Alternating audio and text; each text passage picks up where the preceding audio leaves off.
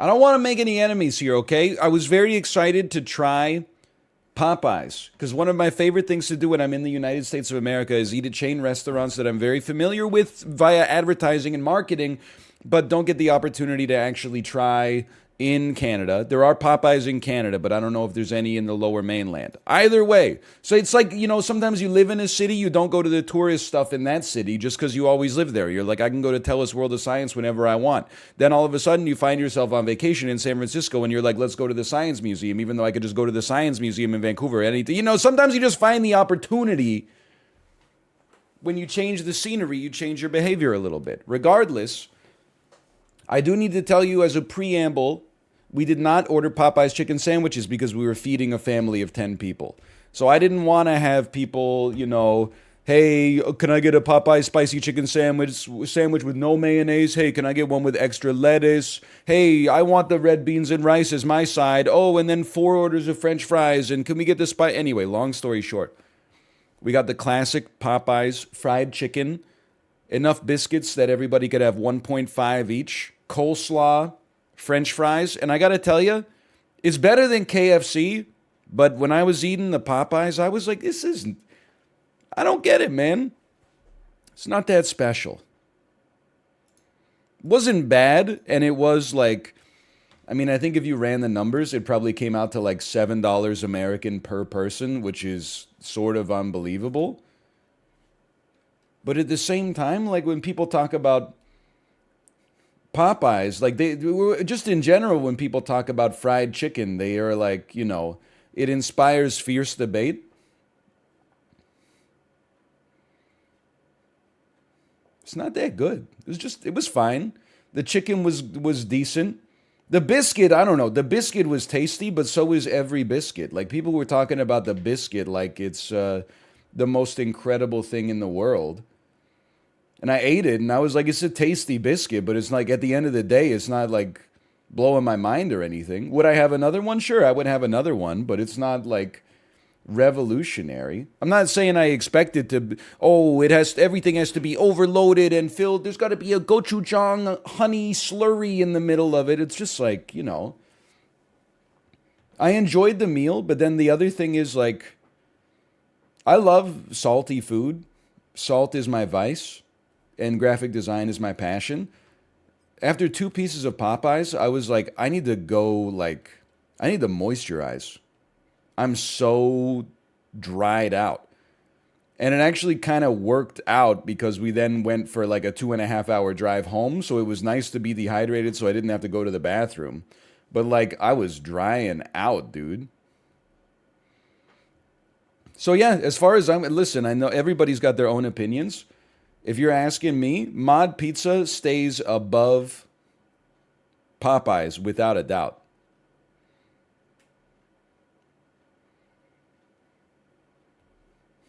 It's not even close for me, just for me. Never had Mod Pizza? Listen, it's not going to change your life either, but I would rather have it than Popeyes. Also, I'm getting pissed off because we had leftover Mod Pizza that we kept in our hotel fridge. You know what? The reheating instructions are so unhelpful. It might as well say on the box, to reheat, build your own 700 degrees Fahrenheit brick oven. It says, for best reheating results, preheat your oven to 550 degrees Fahrenheit. You know what we call that where I come from? Self-clean. If you've never used the self-cleaning function on your oven, it is not a button you press that shoots oven cleaner out of like some jets. It basically just gets so hot that all the shit that's stuck to the sides of the oven like burns and falls off, and then you scrape the oven out later.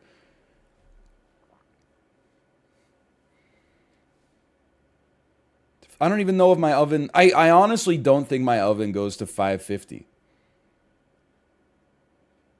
I think it might go to 500.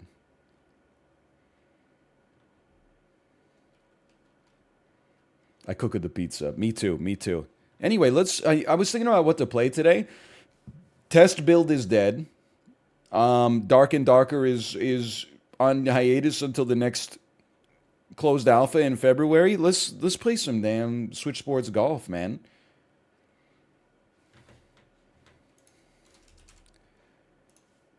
I watched 72 hours of Baby Shark content.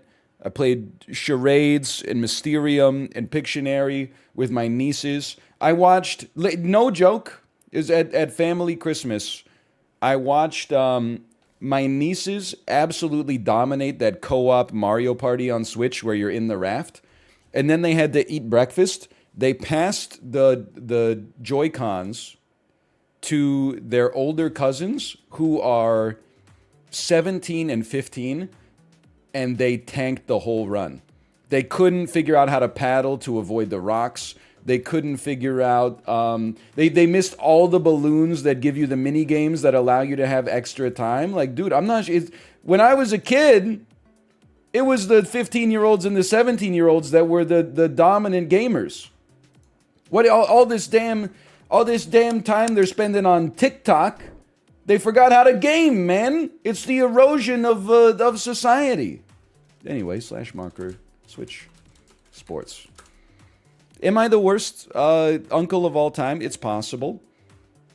My okay, so like one of he's not really like a nephew. So like I'm trying to figure out how to explain this. Okay, my wife's mom, so that's my mother-in-law, has a brother.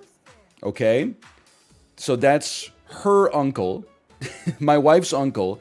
My wife's uncle has two kids. Sorry about the phrasing here, okay? My wife's uncle has two kids.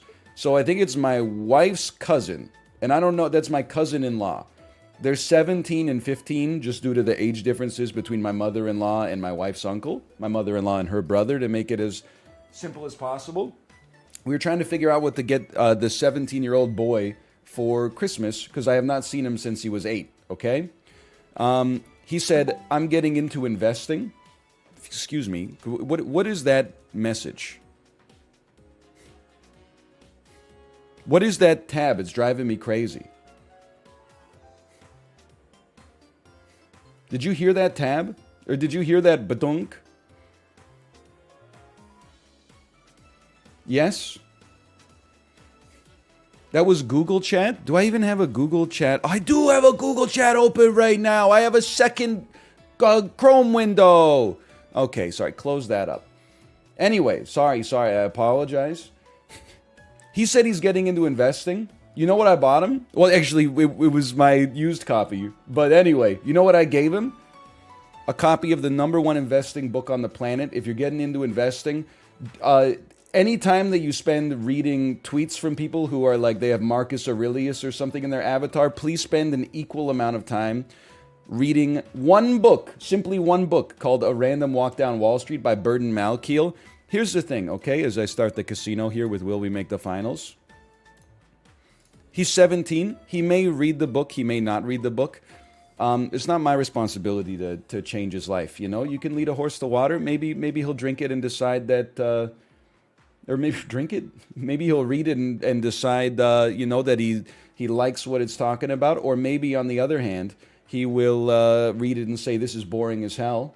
I'm going into 10x leverage long NASDAQ ETFs. Or maybe he'll say the stock market is rigged. I'm just going to buy Cumcoin or something like that. I don't know. But I've read them all. I've read the Peter Lynch's and... I've read, I haven't read Security Analysis, but I can pretend. I've read the Jason Zweig introduction to the revised edition of The Intelligent Investor. The rest of the book is insanely boring.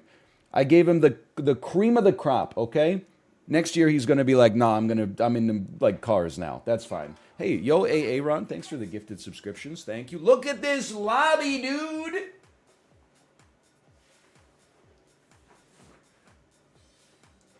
Look at this damn lobby. S, S, S, A, B+, B+. Okay. By the way, Thumb's doing great. Thank you for asking. I just got a little bandage on it now. It's not, the wound is not weeping. There's no odorous element to it. And I can actually, like, click a little bit. It's a new era. Okay, relatively strong wind. Nail's still there? Yeah, but my brother-in-law, who is a medical doctor, said there's a chance I might lose it. Let me get a 3.7 backspin. What the heck? I'm all out of practice, man. Holy cow.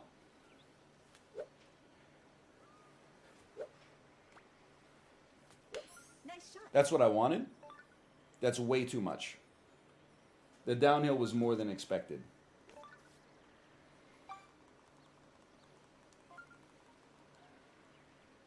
I was the furthest away. That's insulting to me. Is this downhill? Tony Hawk's Downhill Jam? It's a little downhill. I wouldn't mind just getting like a two-piece with some backspin because of the wind.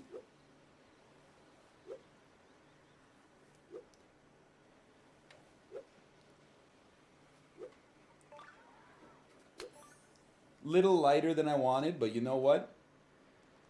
We putt for par.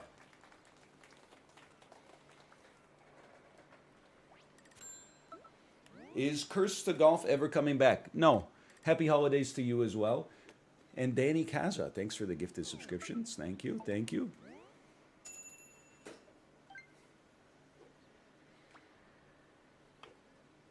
What a putt. He still got it. By the way, I don't really want to go off, but I have like a bone to pick with the Cheesecake Factory. Turns out we were staying relatively close to a Cheesecake Factory because we stayed in a hotel because my in-laws' house was like totally packed. My wife loves the Cheesecake Factory. When I walked to Target, which by the way was like 0.2 miles away, but took me 15 minutes to walk to the Target because there's no way to cross, there's no sidewalks and you can't cross the street in the United States of America. You have to walk 7 blocks this way until you get a light that changes to a walk sign once every 5 minutes. And then you cross the street. They give you 3 seconds to cross 8 lanes. And then you got to walk 7 blocks back the other way. Anyway, long story short, I took a photo of the Cheesecake Factory.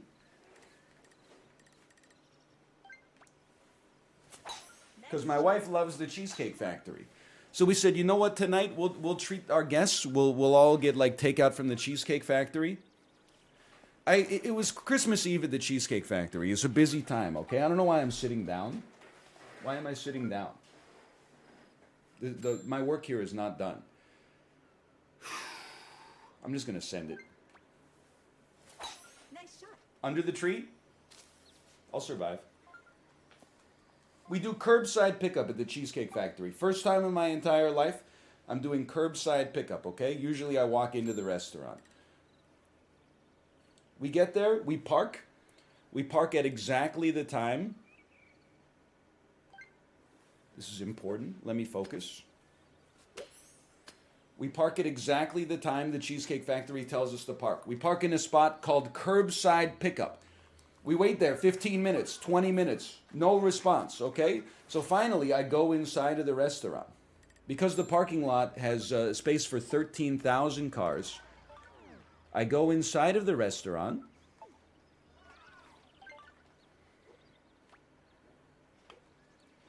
Not a good putt.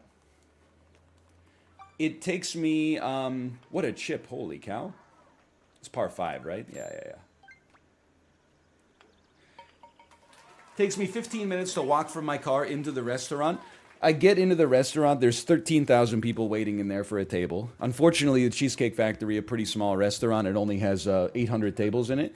So, I get up and I'm waiting in line to talk to the host so he can tell me to fuck myself. And while I'm waiting in line, I got a text, and the text said, hey, your order is ready.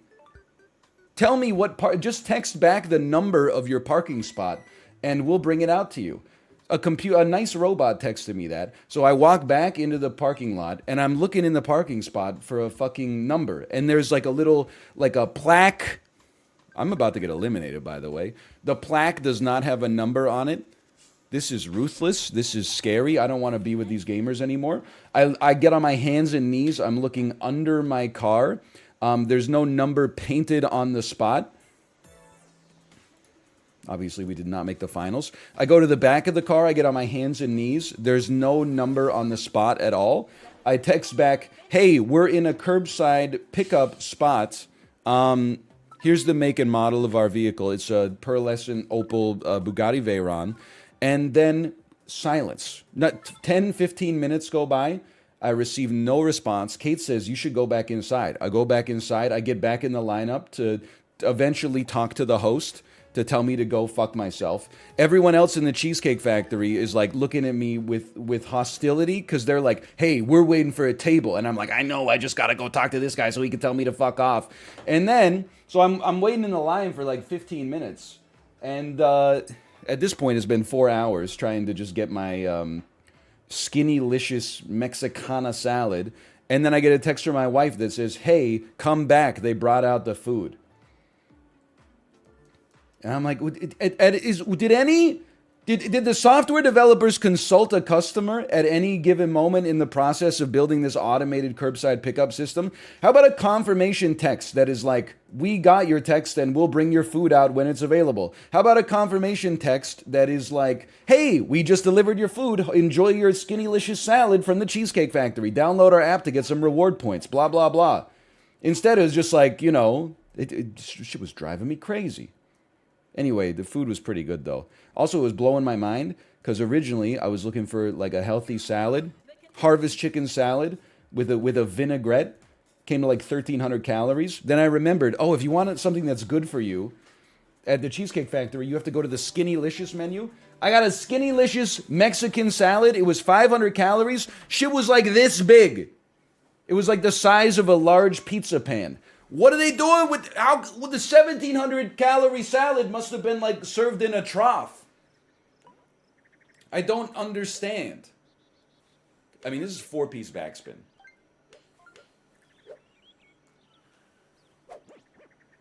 I'm washed. I'm not washed. That's a hole in one. Cut it under, cut it under, cut it, backspin me. It's a hill. We're going to get a lot of momentum. Oh! Oh, what a chip, man. Holy cow.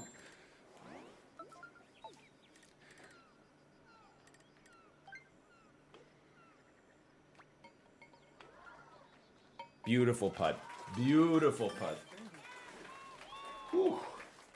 Anyway, the salad was pretty good. So if you're asking, what's better, Cheesecake Factory or Popeyes? Cheesecake Factory is better.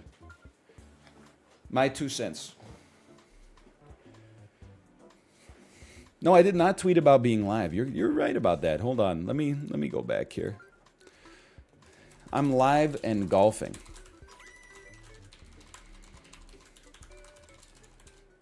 -2, I'm sorry. It's I don't know, man. Just wasn't that impressed with the Popeyes. Yeah, Popeyes is fast food. Is it? I guess it's not an American thing, but you are probably American, so I'm going to say that it's an American thing. People are always like, yeah, of course Popeyes is bad. I eat it because I hate myself. Just stop with the negative self-talk. Of course, dude, of the food that tastes like shit and makes me feel like shit, Popeyes is amongst the best. No, just like, be kind to yourself, okay? You deserve it. Nice shot. Not the bunker. This is why I clubbed down. Oh my god, you got so much of a bounce, you piece of crap!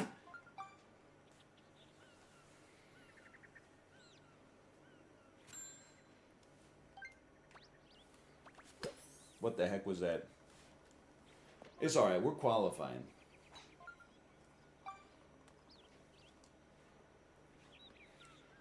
Iron me? Okay, just because we can... Iron is important, because that means we can backspin. I know it's uphill. I think this is full power, no backspin. Because we need to make it past the bunker. Nice shot. Backspin would have been nice. That's why golf is hard. Nice on. Okay, this is for birdie.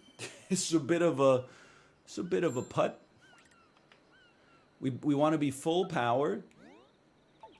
Pretty minor bend, but it's a long distance.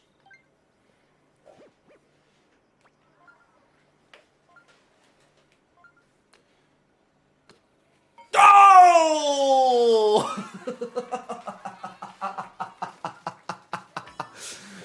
Nobody in the history ever thought this day would ever end. Even with a little style on it at the end of the day. Holy cow. Also, when we were eating the Popeyes, we were talking about American fast food chains. We had the classic In-N-Out versus every other burger chain debate. My in-laws they went to school in California and they lived there for a long time, so they were big into In-N-Out. Cade and I we're on the Shake Shack, the Shake Shack grind. We're eating the Popeyes. My sister-in-law says, hey, you know they opened the Shake Shack like a couple miles down the road. I'm like, oh, son of a... Why are we out here debasing ourselves with Popeyes? We could have gotten a flat of Shack burgers. Probably would have cost us like $400, but, you know, it did. Some things are priceless.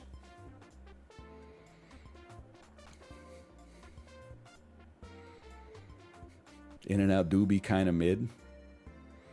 I mean, I think I don't know how many times I've had this discussion, but like, I think that the burger at In-N-Out is pretty good.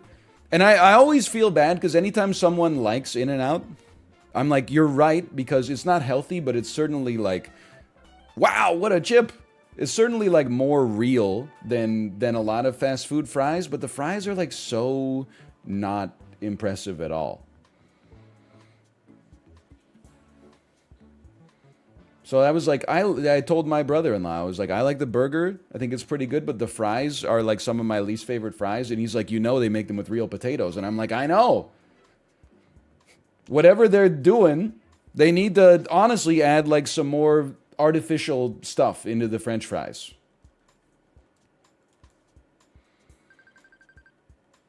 How was driving? Honestly, like, it wasn't that bad. Once we got out of Canada, I mean, okay, actually, so we were driving to the U.S. on Christmas Eve.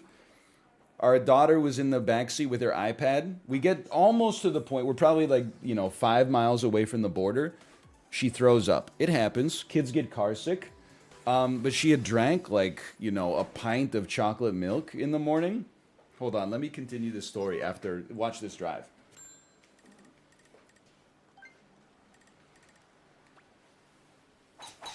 So she threw up like all over herself and all over her car seat.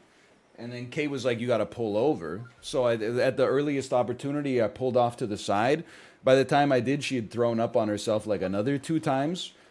So Kate and I took like half an hour at the side of the road in the slush and the freezing rain, just changing her. And all we had to clean up were like wet wipes.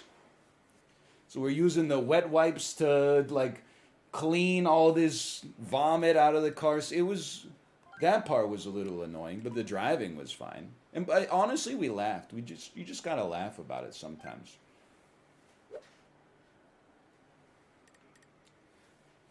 You just gotta have a sense of humor. I'll take it. I wanted 3.5, so this is like a big overshoot, but yeah, it's pretty bad. And then, like, no disrespect to the noble people of Washington, but I made that tweet that was like, how are the roads in Washington State right now? In northwestern Washington State? People were like, I got some honest replies, and then I got some replies from people that are like, they are horrendous, do not drive right now. We crossed the border, it was bare pavement. It was like the most ideal road conditions you could ever ask for. We've all seen the TikToks of the cars sliding around, but like the interstates and the side streets were totally fine.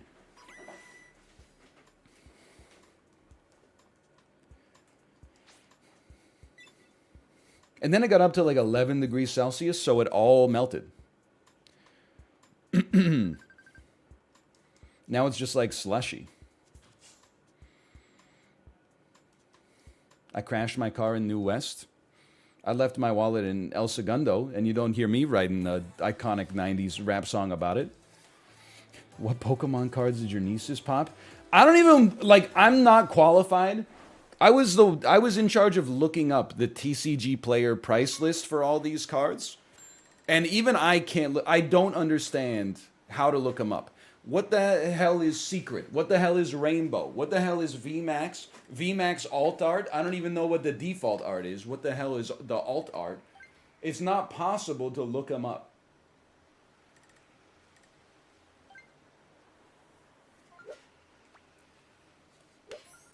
That being said, ooh, baby. I am loving this. Oh! I really thought that could be the one, dude. Oh, I really thought that could be the one.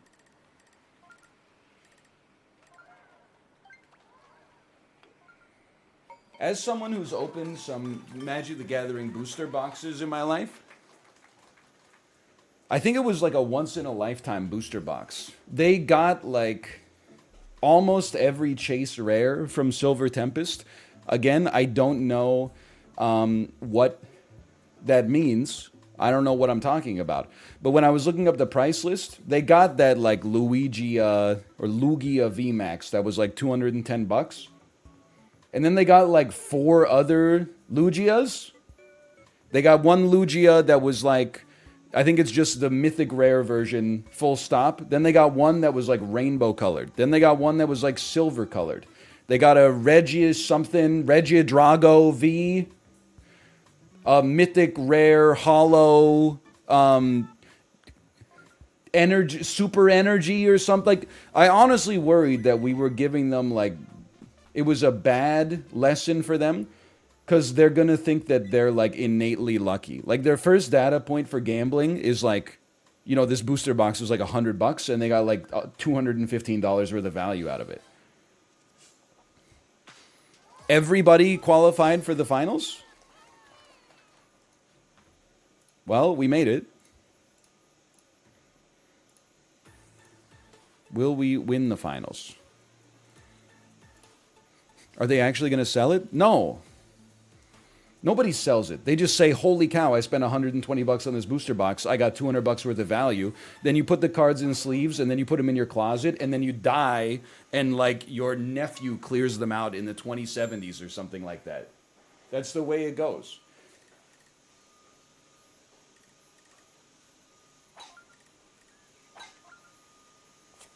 Nice shot. Drop it. Drop it. Drop it more. Drop it more. Drop it more. Thank you. They should make a driver that you can backspin. You ever think about that?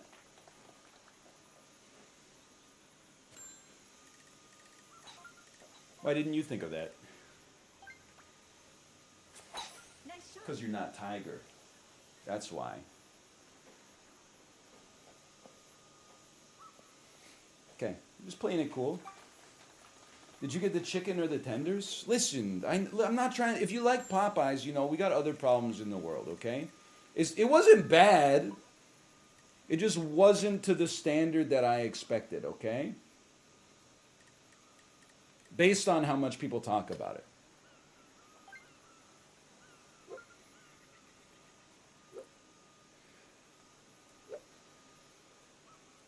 Quiet, let me focus for a second.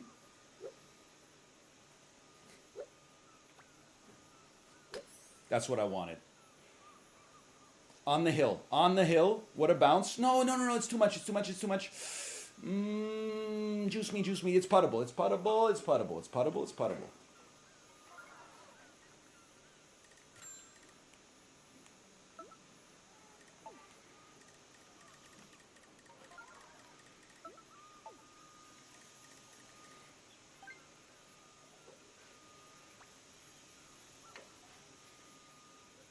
You know what? I'll take that.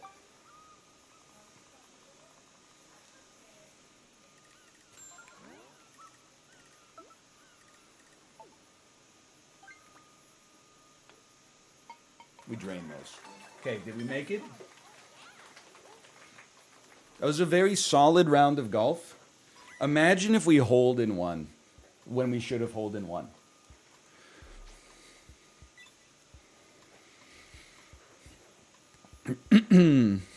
Let's go! Sorry. Hey NL, I drank 3 different kinds of alcohol last night and threw up my cocktail. Thoughts? It's just, honestly, it's a hard lesson to learn.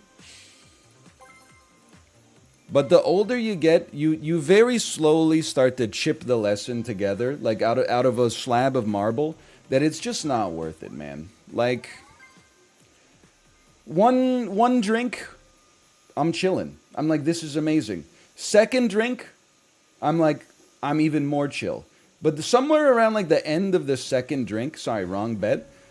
At least as like a man in his 30s, you can feel like the vitamins being leached out of your body, and that's it. Like after when you're 28, you might be like, yeah, I'll take another one. But now that I'm 34, I'm like, no, that's good. I'm good, and now I'm just gonna go home and be like, why am I so tired? And then like just sort of sit there and like watch TV for 45 minutes and work through the alcohol dehydrogenase and then like, go have a productive rest of my day.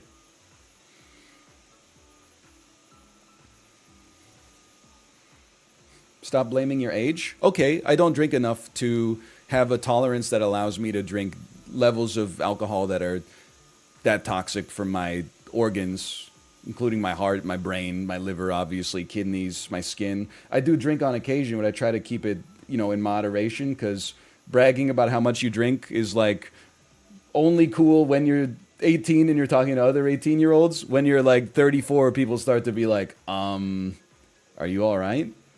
Like it's not even the Christmas party. At the Christmas party, you can go crazy. By the way, I stand by what I'm saying in the title of today's stream. I think, and maybe there's some currency bias, but I feel like this is the best week of the year. Especially because Christmas fell on like a Sunday, Boxing Day on a Monday. There's nothing to do, man. You're telling me that 27, 28, 29, 30, the Tuesday to Friday, that time period does not exist. Like if you work retail, that's a different story. You're probably like in the shit right now. But for me, it's like there's nothing to do, man. It's like I let me put it this way. If I received an important email this week, I would sever my business relationship with the organization that sent it to me.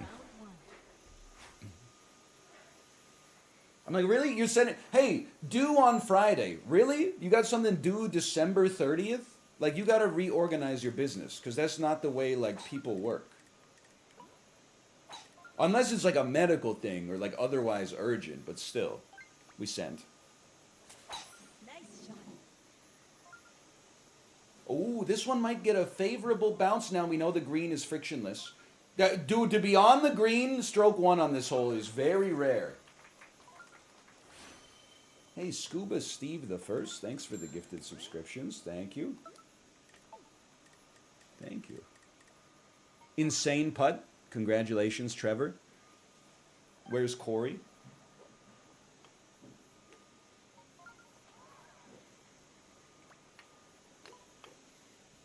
Not even close. Not even in the ballpark.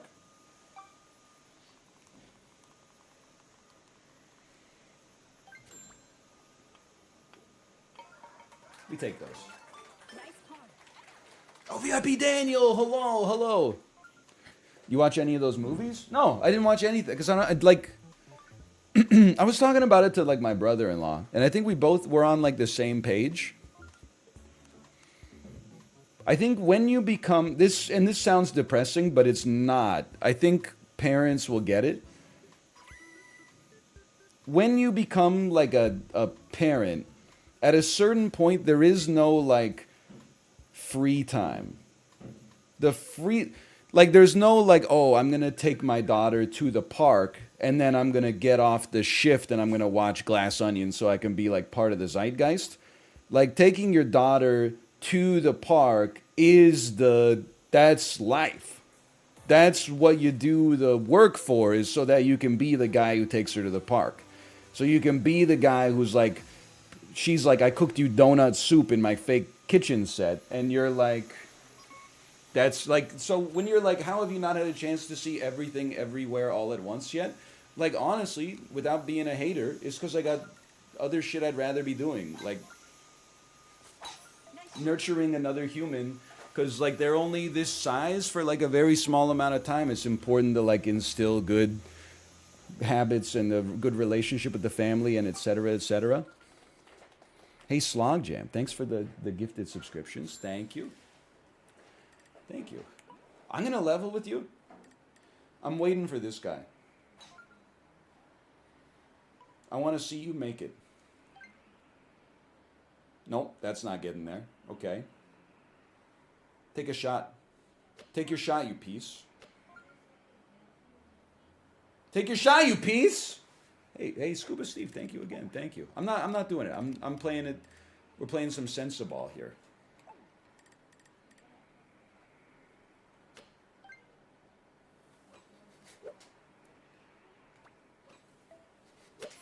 I'll take that.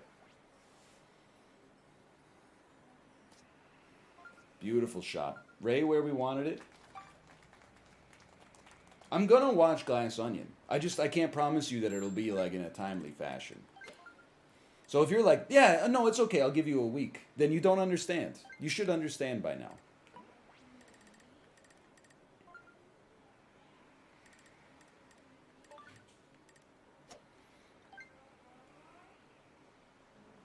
Okay. We don't have a ton of time. That's what I want. That's too much. No, maybe it's okay. Maybe it's completely fine. Whoa! Blue sparks!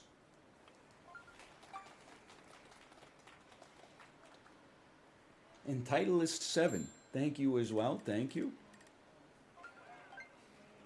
Thank you. Oh, that's too much. This is a putter, that's why. I'm accounting for wind, but we're putting. I can't read. No, I'm chipping. I'm chipping this. It's a one-piece, no backspin.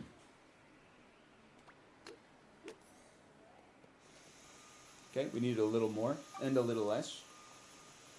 People are so, like, anti-backspin pilled. It's how I know, like, you're not cut out for, like, no offense, but anything. Because you're only looking at the most recent data points. Does backspin occasionally end up being a bad decision? Yeah. Has using backspin made our approach game like 1,000 times better than it used to be? Yes. You have to look at the area under the curve of the graph, not just the derivative of the most recent point.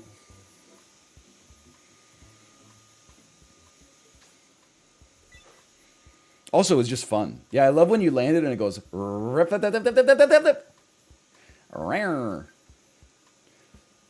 This is kind of a hot lobby itself. We're 6 points back. That's a little spooky.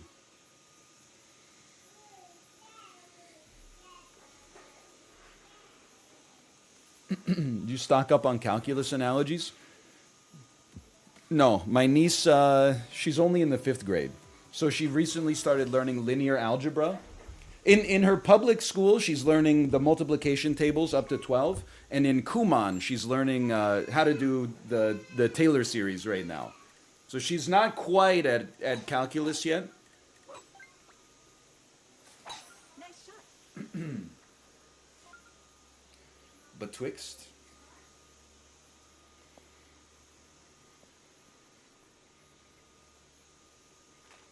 Taylor series is calculus. I was talking about a series of Taylor Swift songs.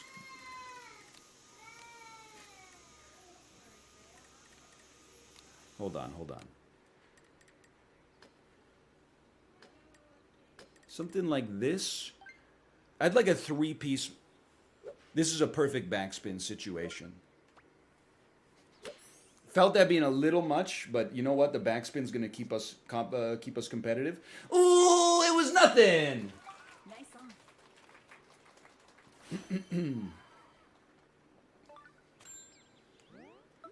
Are you going to put your daughter in those after-school academies?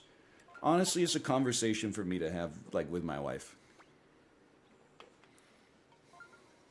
Please roll, you ball. But, like,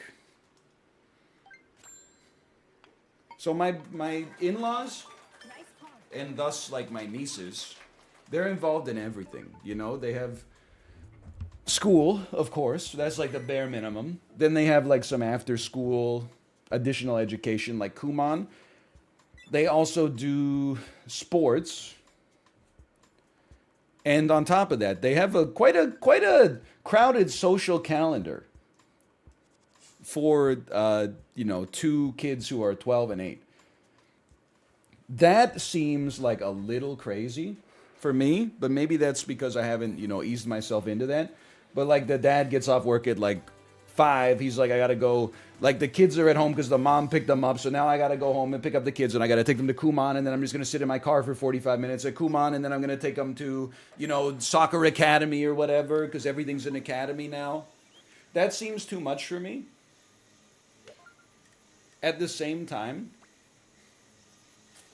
Nice shot. I think I am kind of a tiger dad, and we've talked about it a lot before. Oh!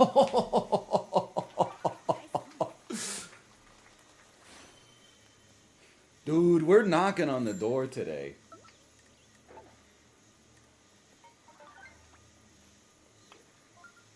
What a putt. Nice birdie. But as a kid, there's like a generational oscillation. My parents grew up without having a lot of money, so they had to help out a ton at home. They had to get jobs when they were able to get jobs, and they said when we are parents, we're gonna let our kids be kids. And then I was okay, I got eliminated after that incredible hole. Good luck, VIP Daniel, and all the rest, So they said, like, when we're going to be parents, we're going to let our kids be kids. So I was one of those kids. And, like, from 13 to, 17, I was doing fucking nothing, dude. Which is fine. But, it's not like those were even, incredible memories or anything. No disrespect to my parents. I love them. But, I was just, playing way too much Halo. So I know how much free time a child has after school if they don't fill it with something. I'm not saying they have to be at, Hagwon for 5 hours after school and then they start doing their real school homework at 10 p.m. and they go to bed at 12:30 because then they've got a Hagwon homework and then they got to wake up at 5 for gymnastics or whatever. I don't see myself doing that. But I definitely do see putting my daughter in a lot of activities. And I know this sounds like this is a bad take and I'm willing to own it because it's kind of what I believe. But I also feel like depending on the school she goes to, honestly, depending on her level of scholastic ability, the public school curriculum is not enough. It needs some supplementation, not to get her to the point where she's ready for society, but just because she's probably if she's relatively bright and she tries kind of hard, then she's gonna be bored. And then your ass is bored in the 11th grade. So weirdly enough, you're this shit is too easy. You actually end up doing worse on it because you're I don't care about it anymore. You're I'm just going to put in the bare minimum level of effort to be at least contented. And then, I just think, yeah, I don't know. That's just my take as someone who, it happened to me. Or she could become a pro Halo player. I'm not pandering. This is my real opinion. If anything, chat's pandering to me because normally I'm kids should have 10 hours of homework a night. And people are I want you to die. Now people are hey, he's right. Let him cook. Check this out. Nice shot. Give me a chance. Okay, it's not making it over the tree, but this is an okay rough. Oh, maybe it's dude, a little bit of a tailwind, and we're making it onto the patch. Now all we got to do is betwixt it. That looks betwixtable.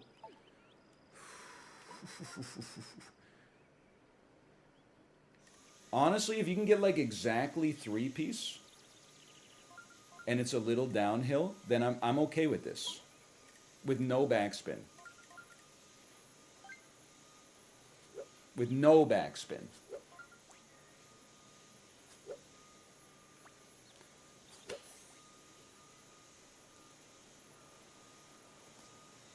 Excuse me, that has backspin. You saw me follow through.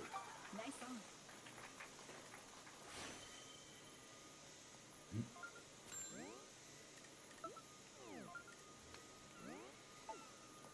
on. I can't tell. My brain is askew. Is this not curving the other way?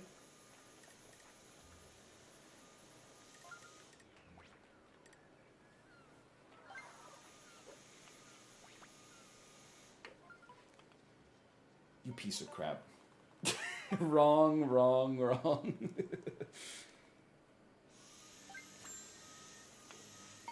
Anyway.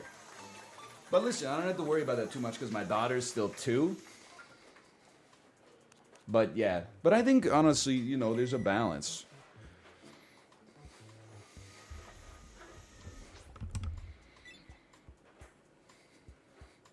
Because I think, like, weirdly enough, Kate is like she's more chill about the school stuff.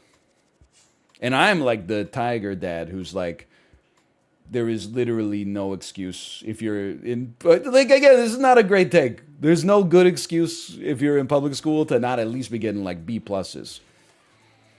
Like if you come home with like a C plus in the 4th grade, it's military school. I'm sorry to tell you, like, but like what it's, bro, it's spelling. It's spelling.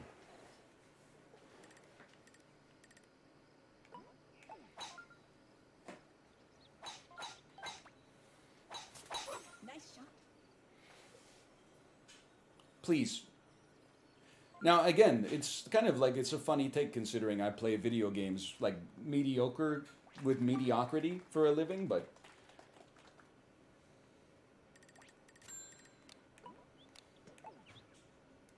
okay, we spoon. There is a spoon. Courtesy of the Matrix.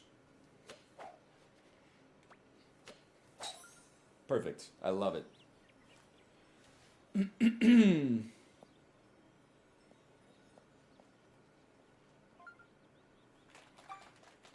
Clean. Very clean.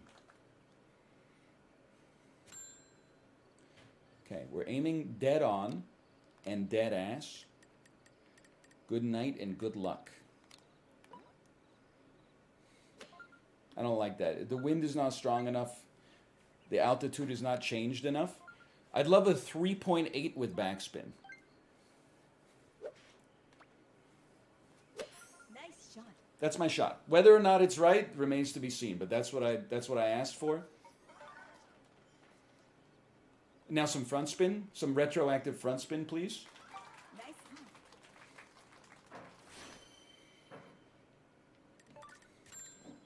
on. This is a nasty one, man.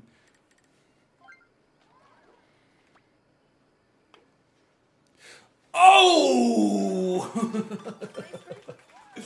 Oh, let's go.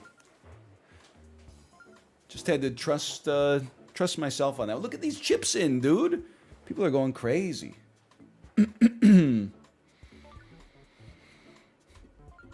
Par. It's good. Don't be sad. Par's good. Would you be able to do that shot if you didn't play Halo for 12 hours a day in your youth?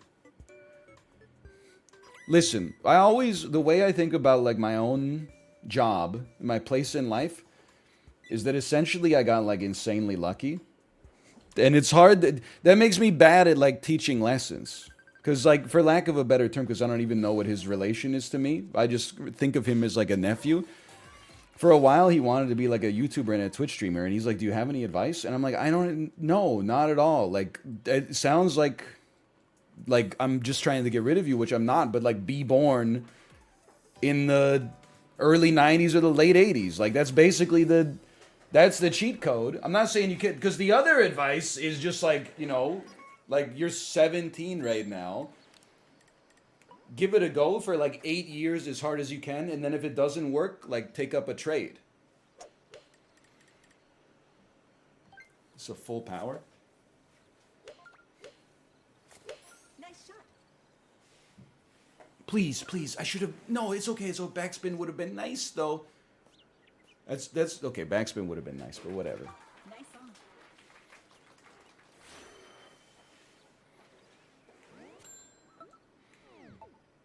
Huh? I think it goes like that. It goes. It goes. Let's go, dude. Nice burn. So like I feel like I pushed back on this. I remember there was like a roundtable episode where like I pushed back on this. I have a respect for education and even to some extent the education system, which I feel like is not a take that a lot of streamers have.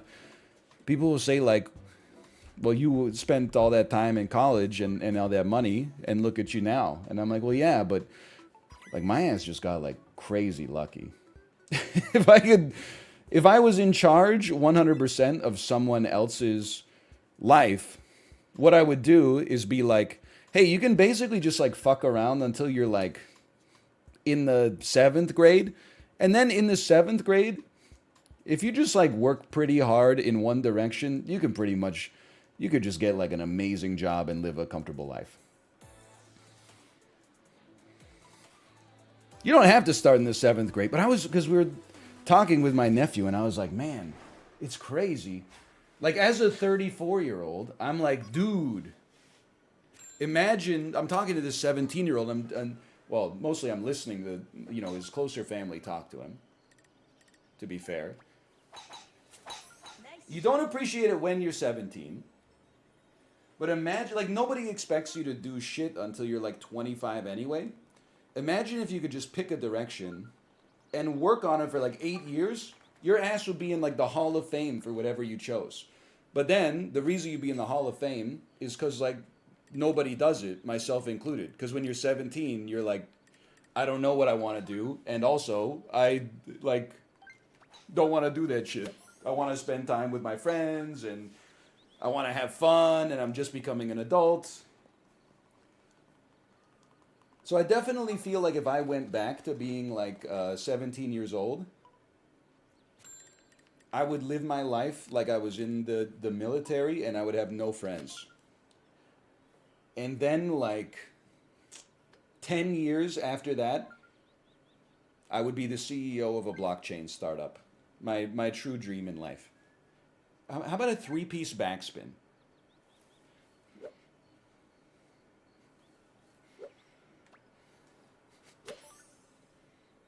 I like that. I like the extra power, honestly.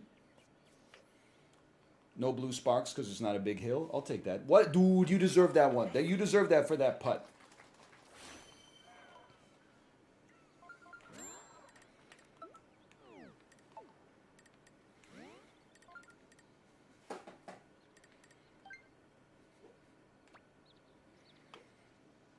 It's in. Oh! The sixth man. The sixth man.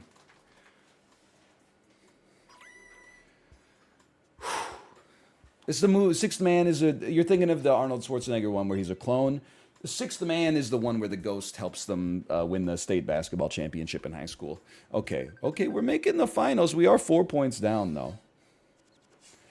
Insane take. Listen, we got to stop calling reasonable opinions you disagree with insane takes, okay?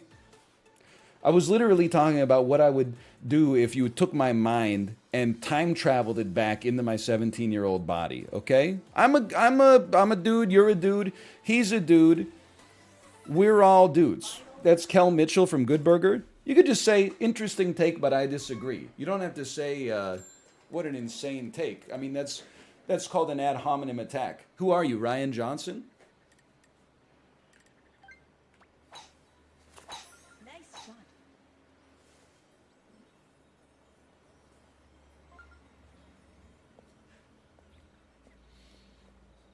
Who? Oh, like you're doing right now? He was a boy. She was a girl. Can I make it any more obvious? That's damn true. He was a punk. She did ballet. What more can I say? Nice shot.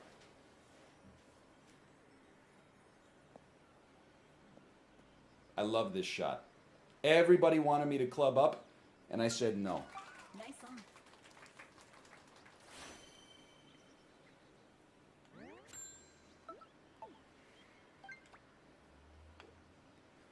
What if Tom Cruise did one of those, like the spots that he's doing now before the movies, where he's like, "Hey everybody, my name's Tom Cruise. Just wanted to say thank you for making Top Gun Maverick the #1 movie at the box office this year. It feels good to be back at the movies. Now, I'm gonna cut off the tip of my penis with a pair of scissors."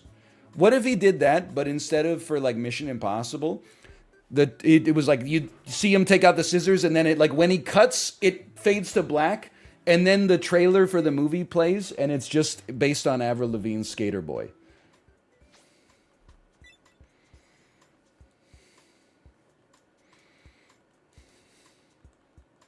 I'm just a boy asking a girl to see if I'm good enough for her. Also, we got a 3-way tiebreaker for first place here, thanks to that eagle. Holy cow. Resort C! Resort C! Resort C! Play.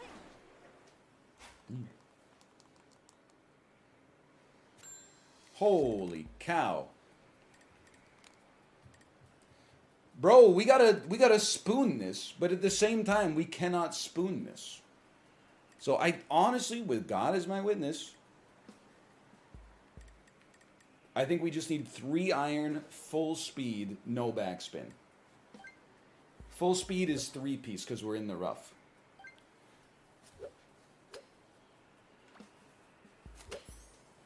Well, that's how we drew it up. I'm going to definitely be further than that individual. Turns out some backspin would have been nice. Well, still, honestly, it's not a bad approach.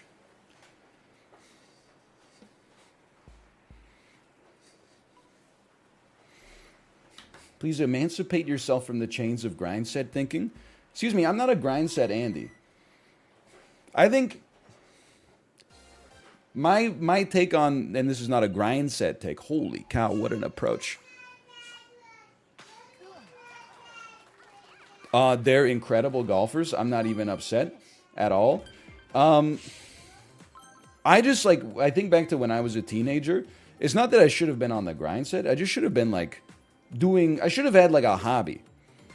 It's not really my parents' fault. We just happen to live in the suburbs. Will we win in the finals? No. And like, you know, I got my driver's license when I was 16, but both of my parents drove to work. So I was like, here I am with like a piece of paper that lets me drive, but I got nowhere to go. I'll just go to, I'll walk to Jumbo Video and then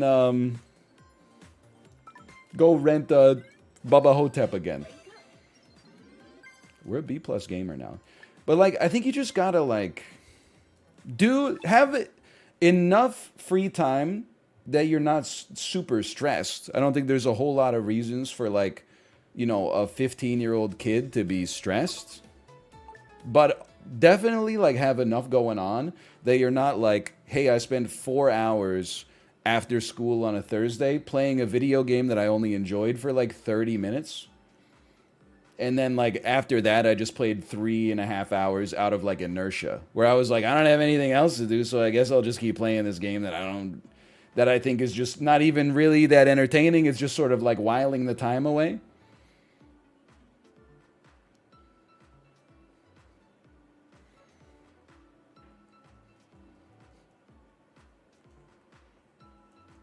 You don't need to be grinding. Like you don't have to have a side hustle when you're 12 or whatever. But like, and it's not even the kid. It's like I think it's the parents' responsibility to try to strike that balance, and it's, you know, it's hard. Why are you describing me? Because it was fucking me too, idiot. So people are like, People are like, I'm 17, but I don't think that's how I'll think when I'm 22. Well, I fucking passed that. I went through the looking glass, bitch. I'm not saying everybody feels the same way. I'm just saying, you know, it's a lot easier to relate once you've actually reached that point instead of trying to shake a Gudetama magic 8-ball and it says ask again later. Golf. Except you're a success now? Yeah, but it was like pure luck. That's what I'm trying to say. It wasn't pure luck, but it was heavily luck influenced. That's why I feel like, you know, if your dad has like a good union job, he was like, I am out here like fitting pipes so that my kid can do whatever they want. As the kid who got to do whatever he want, I'll admit that it worked out, but it was a lot of luck. And secondarily, now as a dad, I'm like, get a good union job, sweetheart. Learn how to do something with your hands. You know, that's not going out of style.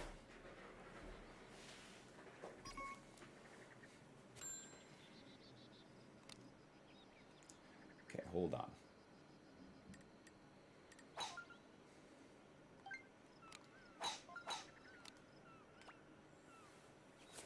Nice shot. Robots, though, listen, I'm not worried about AI. Here's the dude, you see the one that was like, the robots are not going to take our jobs? And it was like, when I was 6, my sister was half my age. Now I'm 70. How old is she? And like the AI doesn't get it right consistently. Why are you asking Chat GPT-3 math questions? You know there's like a little device you can have in your fucking pocket. You know, it comes default with every single smartphone, and you can just put numbers into it and it will spit them out 100% correct every single time. That doesn't seem like that's the sort of thing that you know is really gonna separate Chat GPT-3 from other tools. Anyway, I don't even know where I'm going with this. I just thought it was a bad faith question to ask a robot, okay? Obviously robots are better than us at math. Just because Chat GPT-3 got confused by your slightly ambiguous question Nice one. doesn't mean it's bad. That being said, I know people, they post that Chat GPT-3 stuff and they're like, look at how almost real it looks. And I'm like, yeah, this like, you guys need to, listen, this is an elitist take. Maybe Chat GPT-4 will be better. Ooh! But you gotta like read more books. Obviously you've looked at enough pictures in your life that you understand the concept of the uncanny valley. Nice birdie. Hasn't stopped you from fetishizing it, but you do understand the concept. But people are not well read enough that they have an uncanny valley for text. When the text is like too smooth, you know what it is? When I read Chat GPT-3 responses, I'm like, this fucker talks too much like me. And that's how I know he's not real. Because I'm the only person on earth who gives directions to people who and explanations like I'm talking to a computer. Hey, how do you do the dishes? Well, first, I take my right hand and I grab one of my dishwashing gloves and I insert my hand into the glove and then I pull it until my fingers, the tips of my fingers, touch the tip of the glove. Then, using my gloved hand, I take my other dishwashing glove and put it on my right hand and pull it until the tips of the water, or the tips of the finger touch the edge of the glove. Then you get the idea. But that's not how real people talk. That's how nerds talk. And robots.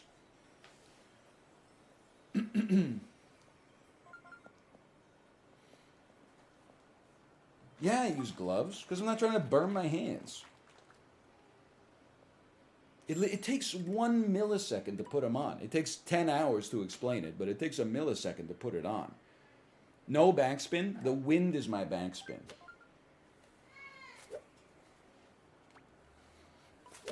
Nice shot.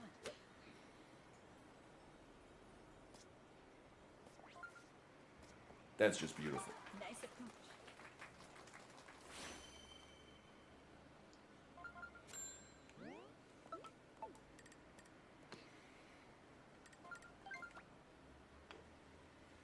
Textbook. Textbook performance. Nice birdie. Here's a philosophy that, because people are like, why use gloves? Why use gloves? Here's a philosophy that has helped me out a lot as I've gotten older, okay? Because I used to be, hey, it's minus 10 outside, but grabbing my winter coat, which will obviously make me more comfortable, would take 15 seconds. That's not what. Is it worth 15 seconds to feel comfortable for half an hour? No, I don't. I'm not going to take that trade. As I've gotten older, having another person in my life, in this case, my wife, is very helpful because she'll say things like, "What are you, stupid?" We're going to be outside for like 2 hours. Are you sure you don't want a winter coat? And then I go, you know what? That makes a lot of... And then I put my winter coat on. It takes 15 seconds. And I'm outside. And I'm like, whoa, the outside feels just like the inside thanks to this winter coat. And then I have a much better time. Same thing with the dishwasher gloves, you know? Why do I need to build like asbestos hands? Dude, this is going in. With some backspin, this is in the damn hole.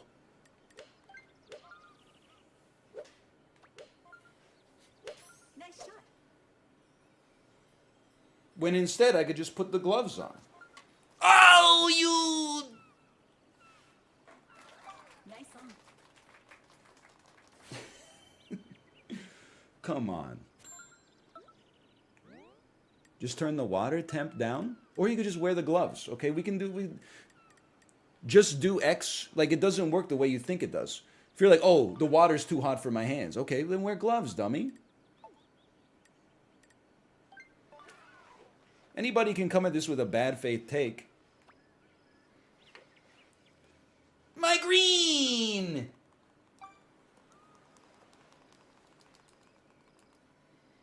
Also, everybody knows dishes wash better in the hottest water you got. So I wear the gloves, and then I crank the water up. And then you go, oh, this is where, oh, the climate emergency. Listen, I use a solar panel during sunny days. That feeds into a battery. And then the battery doesn't get and the battery is not made of lithium. It's made of something that you don't have to mine from Bolivia, okay? It's made of something like, it's powered on sarcasm, which we have in spades. And then I turn it on for exactly the minimum amount of time in order to get the water hot enough to clean my dishes, because I believe in germ theory, okay? So I don't want there to be any caked on grime or grease, because then I might get food poisoning, which I didn't think was real until it happened to me, because I'm a narcissist. Okay, have I constructed a fortress to defend myself from these bad faith takes? I want 3.5 piece.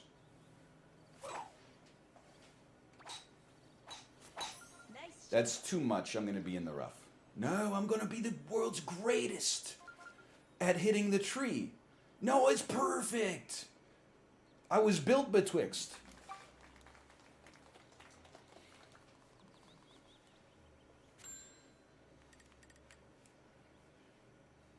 Was I built betwixt? This is tough. I'm going to club up because I'm going to go through the foliage. And then I'm going to hit full power backspin. I know it sounds crazy. Nice shot. You know what? We were in the right spot. Our head was in the right spot on that one.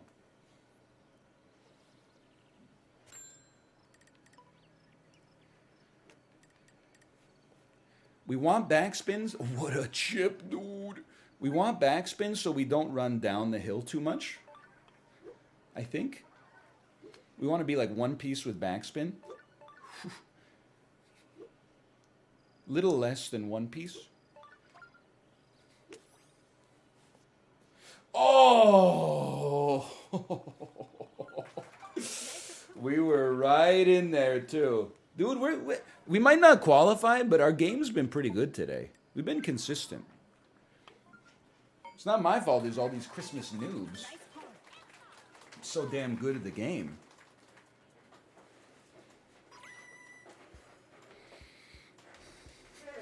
What the heck? Herman Miller's not too happy today. He's doing whale songs. Holy cow, that's a lot of birdies. What is this? How dare you? How dare you? Hey, thanks for getting birdies, you assholes. Now we're all dead. Thanks for making the tide rise to the level that it killed all of us instead of just you. I really appreciate it. Anyway, but that means, golf, you got to do your best. So I acknowledge that that's all you were doing there. I'm not actually mad. Actually, Herman cut ties with Miller. So I'm sitting on a Herman Miller.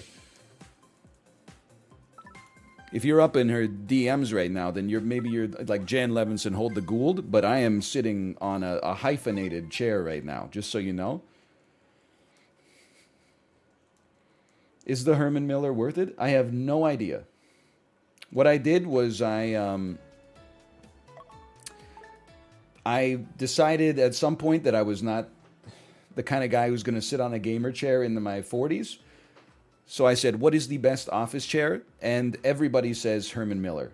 So I trust the ergonomic experts and I trust the spinal specialists, et cetera. But I have absolutely no idea whether it's worth it. My back does not hurt much.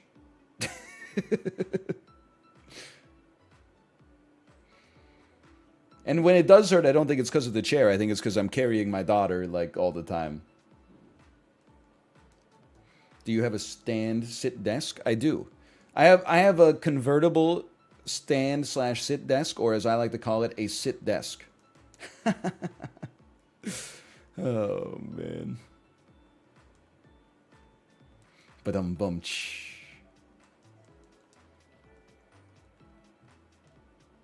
How often do you stand at it? Once when I installed it to make sure the switch worked. Then I plugged in all of my cords, and they're so tight, I would never risk it again.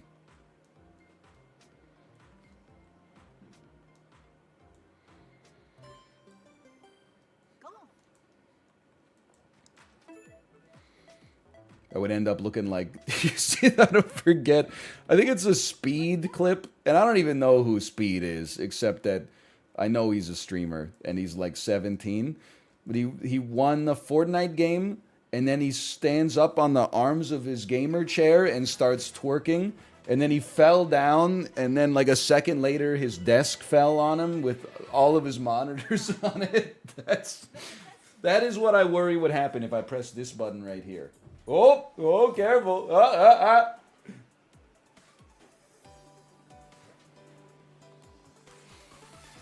Oh, man.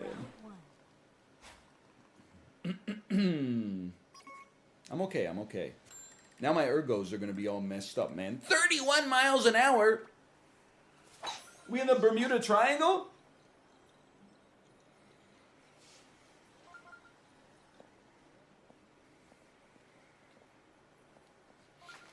Why are you saying mashed potato? Don't say mashed anything, because in my head I'm too Wiggles pilled. Mashed banana, do-do-do-do-do-do-do. You know that one? Mashed banana, mashed banana.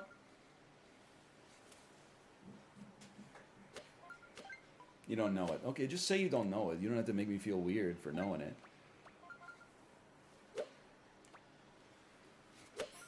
Thought that was a little heavy, but you know what? It's looking... Whew, if it's getting heavy, well, it's probably already as heavy as can be. It's a golf meme. Oh, one of those, huh?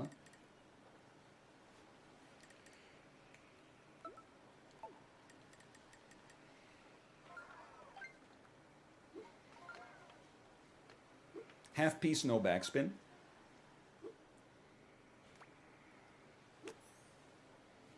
Oh, some backspin would have saved us from this, but that would have been better if it just went in the hole.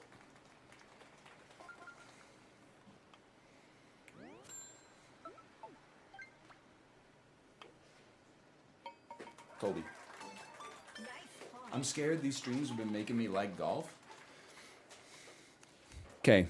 We're like a year away from golf being as canceled as landlords are. So I'm just going to say it. Enjoy it while it lasts.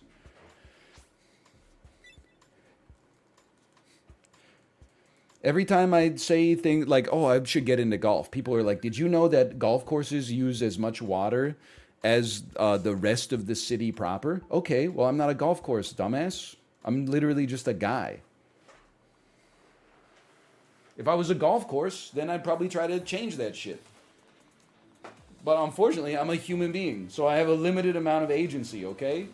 Plus, my ass hasn't even been to a golf course since 2009 or something, and they're still around. So obviously, I have limited agency over what happens on planet Earth. There's lots of shit I've never been to that's still, out there and crushing it from a business standpoint. Anyway, I want a 3.6 with backspin.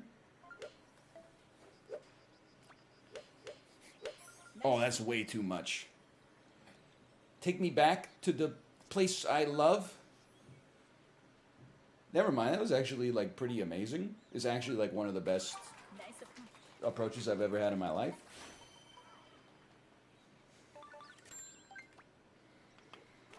Ooh, that was a little heavy. Ooh. See. I got no water, man. That's how I know my Peloton ride was hard today. I basically drained both water bottles.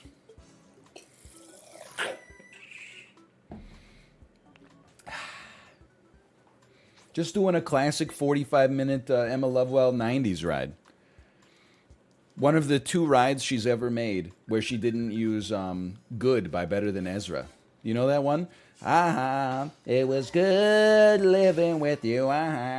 It was good. You know that it's a good song. Don't be a hater. You remember that one that goes, I am barely breathing. She is barely there. Something on a hoodoo, pretending that you care. You know that one? I am belly breathing. Okay, it's someone is common posting from Sesame Street. Nice shot. Whatever happened to treble charger? Don't. That's the same shot I did before. It's on the fairway. Perfect shot.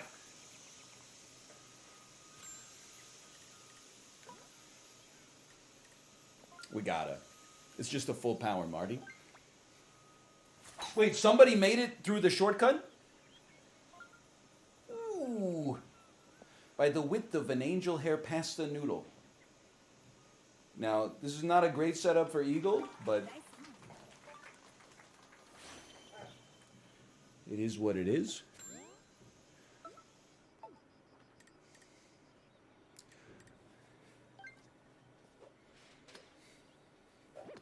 Go full Andy on this one. Go 78% Andy. Okay, not full Andy, go full Andrew. That's better. What the hell? I lost confidence in myself. I hate myself. I'm glad we didn't put more power on it, but it still is a birdie. It's a solid bird, man. I hate myself.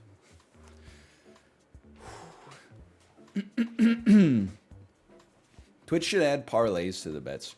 Dude, so true. I honestly think Chib should just become like a psycho, like a DraftKings streamer. I think every day around like 3:30 Pacific, so 30 minutes before the night games start in the NHL and the NBA on the East Coast, he should just make like a 17-way parlay bet and then just sit there and just chatting, watching the results come in. Hey, NL, are you taller than Mats Sundin? Well, he's a Swedish professional athlete and not a jockey. My guess is going to be no. I feel like Matt Sundin is like 6'1". Can I get a check on that? The wickedly talented Mats Sundin. 196 centimeters. Holy cow. This is a bit spooky, but I'm feeling confident. Nice shot.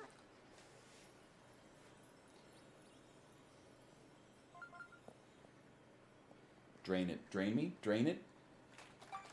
Okay. You're 6'8"? Yeah, but what? I'm not 196 anything's tall. I'm 6'8". That's like not even 7. He's 196. Also, I am barely breathing. Something. That they should bring that song back. Would love your thoughts on this. Let me get a 3-piece no backspin. No backspin. Clean.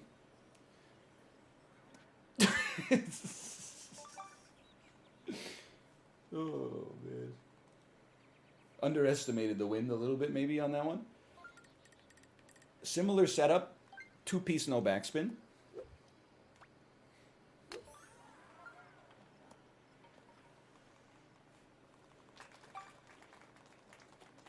Bro, I got a theory about science, by the way. And people are not going to like this one.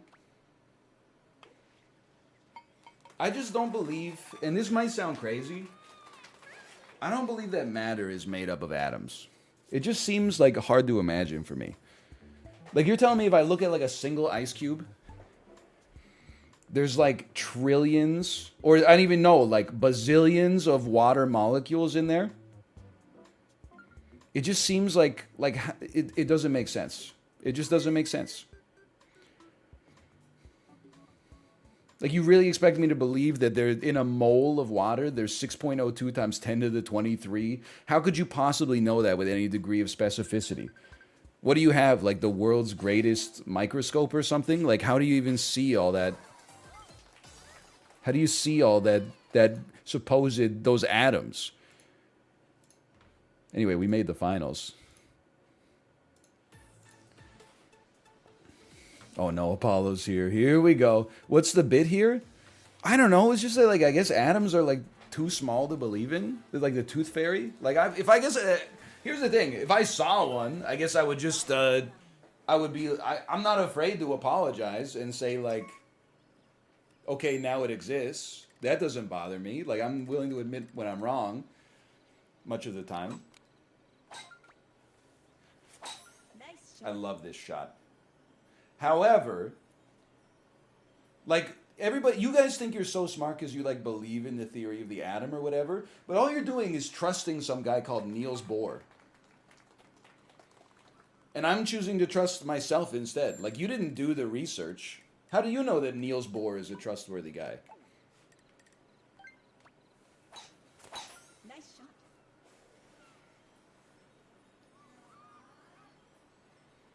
Yeah, I'm doing my own research. Me and your mom are going to do a little double slit experiment tonight. It's a sex joke, not a joke about violence. Anyway.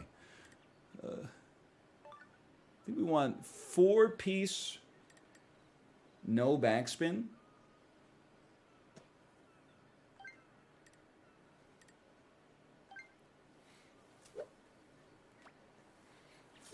Nice shot. I'll take that. Apollo, did you get this game for Christmas, by the way? Are you going to play this? Nice song. I played some Clubhouse with my nieces this weekend.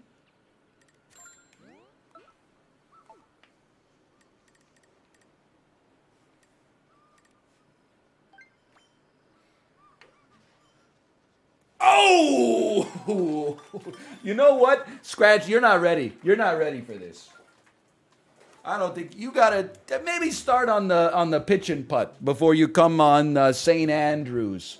72 holes till Graceland. Oh.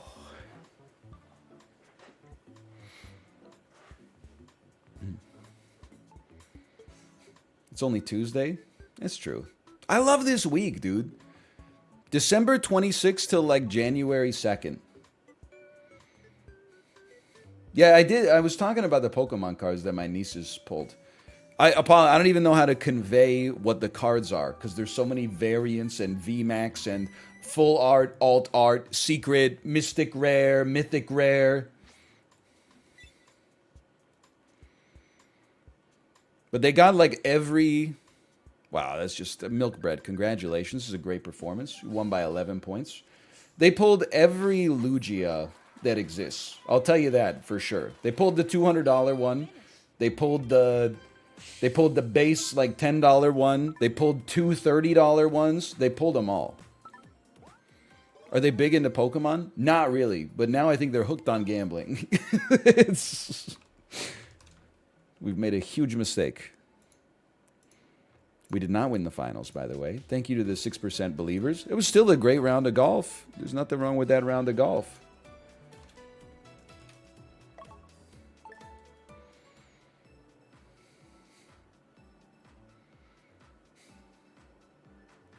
How's your thumb? It's okay. I mentioned it earlier, but I talked to my brother-in-law took a look at it. He's a medical doctor, not of the thumb, but you know, I assume they had some thumb classes in med school at some point. You're right, it's the wrong bet. It's the wrong bet. And he was like, it looks okay to me, but you may lose the nail. So keep an eye on it. And I was like, okay. Then I said, I quote, I said, what do I do if the nail falls off? And he said, I don't really know. It'll probably grow back. So I was like, okay. I'm glad I didn't wait in the emergency room for 8 hours for the doctor to tell me that. I'm glad I had like a back channel. Hello, Cobalt. Hello. Cobalt, I haven't said anything negative about Magic the Gathering, okay? I was just, if anything, listen, I know I've said some negative stuff about Magic in my day, but at least like, and this is, I'm taking a bullet here because chat's going to be furious. At least the cards in Magic are kind of cool. All the art for the Pokemon cards is like pure ass. No disrespect to the artists. I'm sure they did what they could with the material available.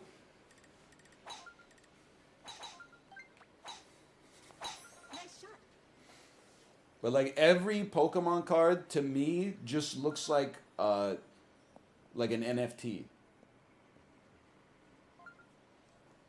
People are like, check out what I pulled! And it's like, it looks like if Han Solo was a plant and he was frozen in carbonite, then people were like, whoa, dude, that looks fresh. And I'm like, well, don't lie to the poor people.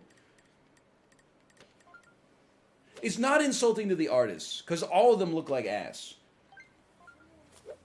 If I said half of them look like ass, that would be like omega insulting. Because to the half that make the ass art.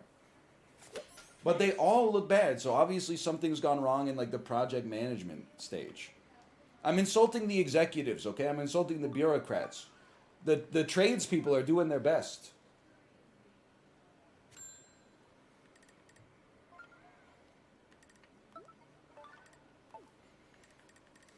Okay, 1.5.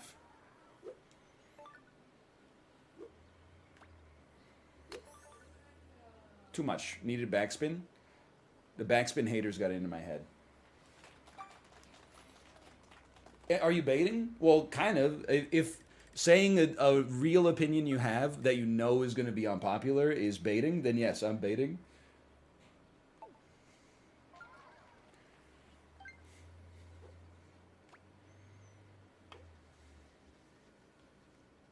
Bogey, please. The Atom stuff was baiting. I believe atoms are real. Simply because I believe Niels Bohr is smarter than me. The Pokemon art, I'm legitimately like, I don't know, I just don't get it, I guess. I guess if you grew up playing Pokemon Silver, like it hits a part of your brain that I never built back then. Don't emote me, okay? Don't emote on me. That's only hole 1. I get at least one more hole. Bro, I didn't even play Silver. I don't know what you're calling me a weirdo. You're the one saying like, oh, you look at a picture of like a airplane dragon looking back, and you're like, oh, this is getting me pogged up. I'm gonna put that shit on my damn wall. It's just I don't know. It's something about the art style of Pokemon. I am not vibing with it. And also not really Magic, but I'll take Magic like in a heartbeat over the Pokemon art. 3.5 with backspin. Nice. Oh, that's way too much. Fairway? Fairway? Fairway? Fairway? Blue sparks. Okay.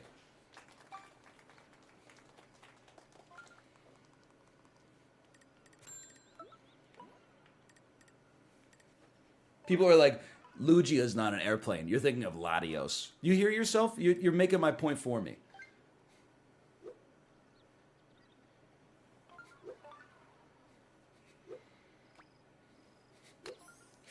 Backspin me, backspin me, backspin. Blue, where's my blue sparks?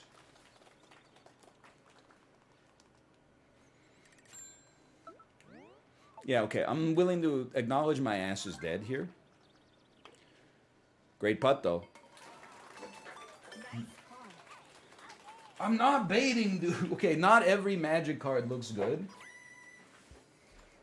Like, if you ever want to have a laugh, Google, like, worst Magic the Gathering art. There's some really funny ones. Like, there's this crappy little card called Black Lotus. I don't even get it. What, like, it's supposed to be like a flower or something? Okay, just me? All right, I guess I'll go fuck myself then. Good luck, VIP Daniel. What a performance. You got two... You got an eagle and a birdie? That's crazy.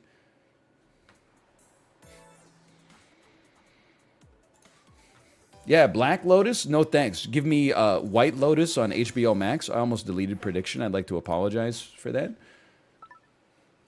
Finish.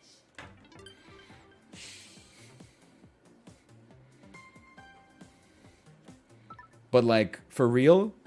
I don't know, man. It's just... I'm not saying the art is bad. I guess what I'm trying to say is that it looks bad to me. Because I have two eyes. I'm not... Who died and made me the arbiter of what's good and what's ass, you know? I'm just saying...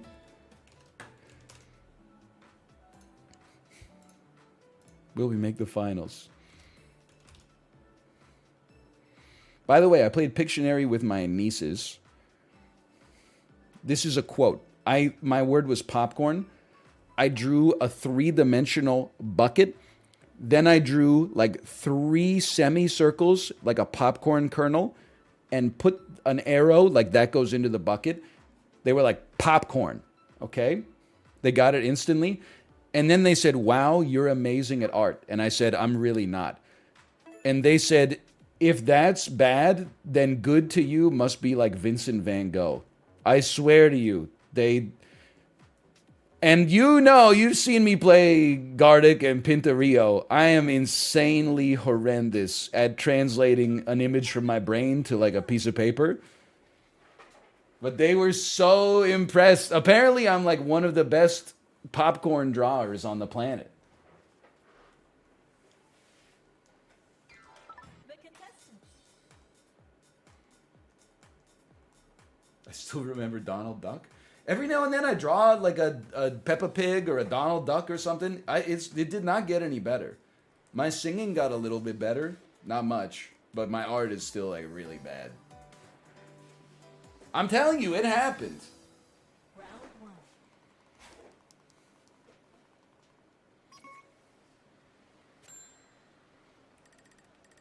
We shoot left here. Watch this drive.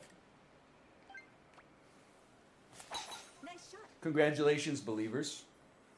I'll see you on our moon colony. That's still really good.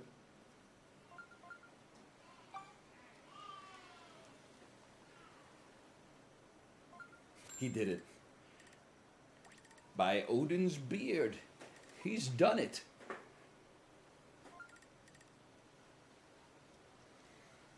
I think we want no backspin. Just want like just a clean 3-piece with no backspin. Okay, well if we'd aimed better, we wouldn't have needed backspin. Bat spin! The ball's moving backwards. Bat! This is so chippable.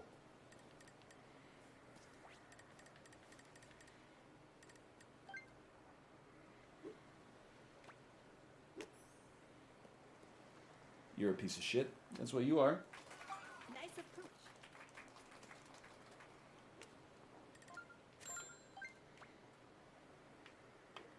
I mean, his Gale Force wins. It's still a good hole, don't get me wrong, but... It's a reasonable attempt. Santa! Bogey, bogey, bogey. Oh, man. Any Marvel this week? Midnight Suns, yes. Snap, never. The more Midnight Suns I play, the more I like it. And I never thought I would say it, but it's true.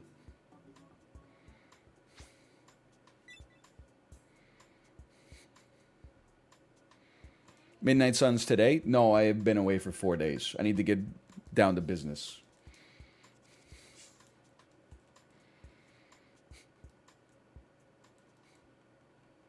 Need to pump those rookie numbers up a little bit. And then, once we've built a little bit of breathing room, then we can, erode it with some Midnight Suns. It's like after you do an 8-minute, 60 seconds on, 60 seconds off climb to closer by 9-inch nails, then you get 2.5 minutes of, just easy pedal, better than Ezra. It was good living with you, aha. Before you have your Possum Kingdom Toadies high frequency cadence section. Nice shot. Just bounce it. Bounce it further. Roll. You're going to roll. You're going to roll under the tree. Beautiful. This is makeable. This is the kind of shot that can win you a championship. Just relax. We're probably not going to be like in a great position, but we're going to give it a try. Nice shot. Just to be close would be a dream come true. Even the bunker would be fine. Even an albatross would be amazing. That's fine. Still just happy to be there.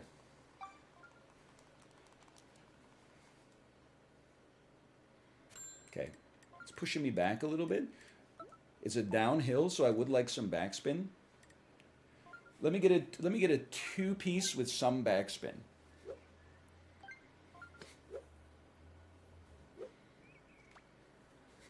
That's a little much. I felt that being, I guess it was a little downhill from the bunker as well. Okay? Nice on. Chance for a birdie. Ooh, I move close to my mic to breathe in. How does this work? How do hills work in this game? I can't tell what direction you're going. I think you're going this way a little bit.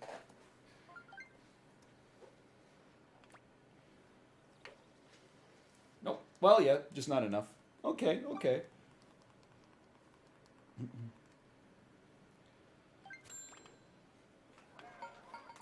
Par. Nice par.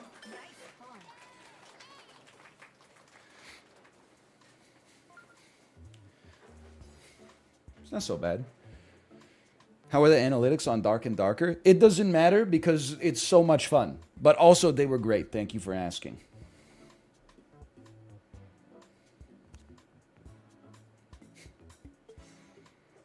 I could tell that they were going to be good because I also wanted to watch Dark and Darker. When I had some time in the evening to make some YouTube thumbnails, I'd be like, who's playing Dark and Darker right now? And I'd be like, oh, Chibley's offline. I'll watch somebody else play Dark and Darker. And then I like watch them and they're just rolling in like a 3-man gang squad. Hey, there's one person by the treasure chest. Buff me. Tung, tung, tung. Okay, we got him. It's scour his body. He had 7 bangles on them. Here's 2 for you. Here's 2 for you. Here's 3 for me. Okay, guys. And I was like, okay, I'm just going to watch Netflix. You're not playing it right. You're playing it too right. You're not supposed to play it like that. You're supposed to go in like a pathetic little rat. And every time you see somebody, you just be like, oh, please, please don't kill me. Please, please. And then they turn around and you go, oh, man. That's the good stuff. I'm just a fucking guy, Batman. Batman, why are you trying to mug me? El Rata Aranya, Batman. You look at me, I'm just a guy. I'm just a guy under several kilos of prosthetics. I'm just a previous Hollywood it guy who's morphed into one of the most reliable character actors in Hollywood who consistently picks incredible roles.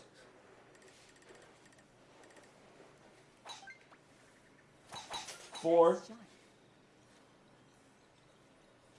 Who? Colin Farrell, you piece.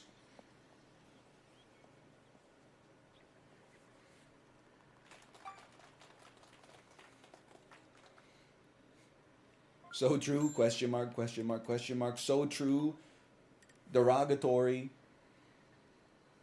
What do you mean he saw? He hasn't had a good year. He's this Colin Farrell. We've been on the Colin Farrell redemption train ever since Horrible Bosses won. Okay, three-piece backspin.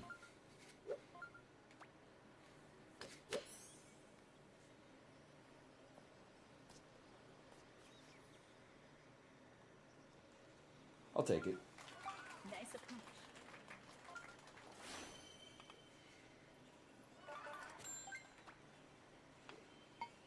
Apollo, tell me you're looking at this and it doesn't tickle a part of your brain. To be 200 yards away from something and use a piece of iron and land it less than 10 feet from your destination, dude. Whoa! It gets something, it's just a certain something that does in your brain. I know you prefer sports where like somebody does that, but then when the ball's about to go into the hole, somebody grabs the ball's face mask and wrenches it down as hard as they can, causing irreparable damage to the spine of the person who was about to catch it. And then the announcers go, Mac Jones with an incredible hit, and then 15 years later, his legacy is completely reevaluated, and the same announcers who were like, that's good old-fashioned American football there are like, he should not have been doing that. We knew at the time he shouldn't have been doing it, but he played to the whistle, and coaches like that.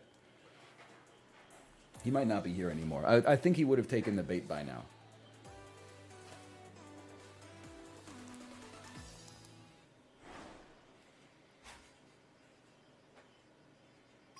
Also hockey. Yeah, no, that's true. Yeah, it's damn right. You're not wrong.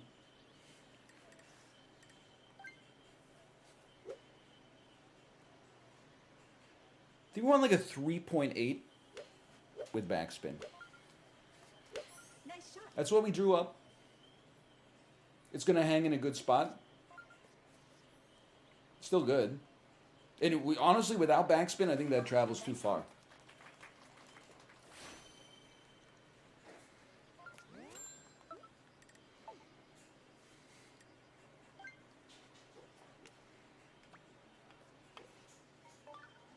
What a waste.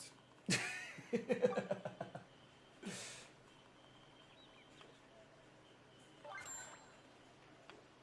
take it. Nice pull.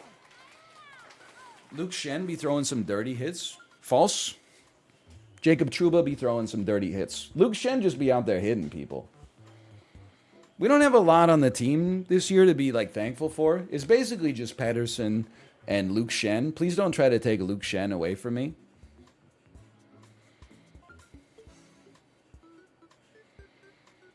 Connor Garland's kind of dirty. Yeah, he's on my team. I don't really like Connor Garland.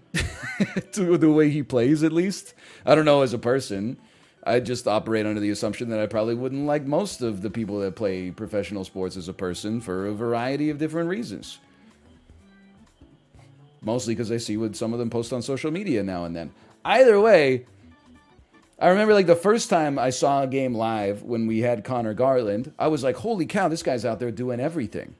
He's losing the puck, getting the puck back. He stole the puck. He intercepted a pass. He passed and it's intercepted. He's doing an ill-advised spinorama in his own zone and giving up a breakaway for a goal. It's just like he's just doing. I prefer someone that's just maybe just doing what they're supposed to be doing. No disrespect. He's probably better at hockey than I am if I had to guess. By the way, we did make the finals.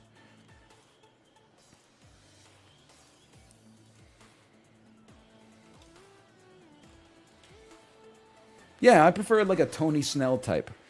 Honestly, Luke Shen is Tony Snell. He doesn't show up on the stat sheet except for hitting. I mean, listen, we're back a couple. We gotta go for it. Even though the odds of hitting foliage is high, we gotta send it. We can't afford to spoon this one. Betwixt me, but slight betwixt. Okay, I would have loved to have actually, because my ball clipped through the tree. It would have been nice if it slowed me down just a little bit.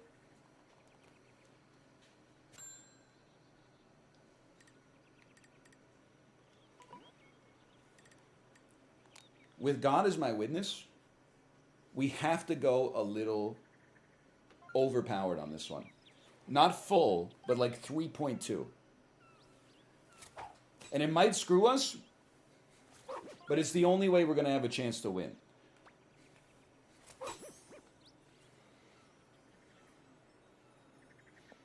Well, we took the chance. It's going to have to be a hell of a chip.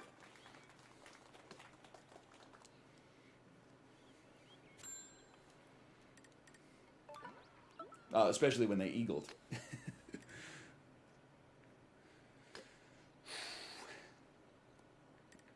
Let me get a 1.5 piece with no backspin.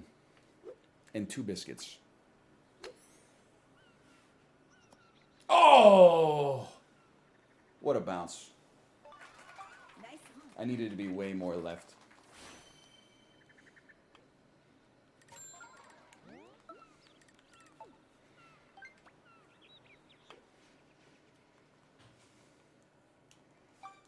Come on, ref!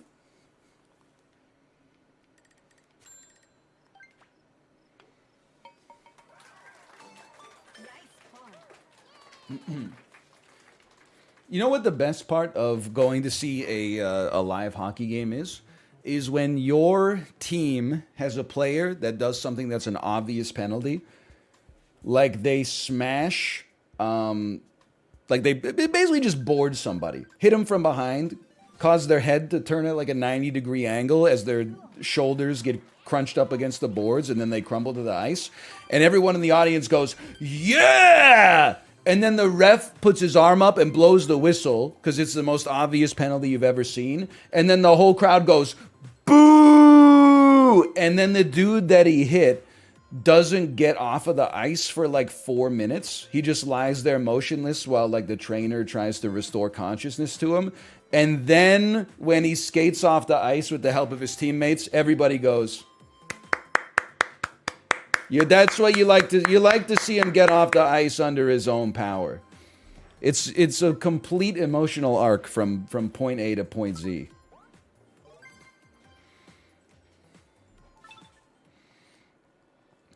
People are like, he killed him. What? That's a penalty? I'm glad he's alive. Like that's the emotional cycle of hockey.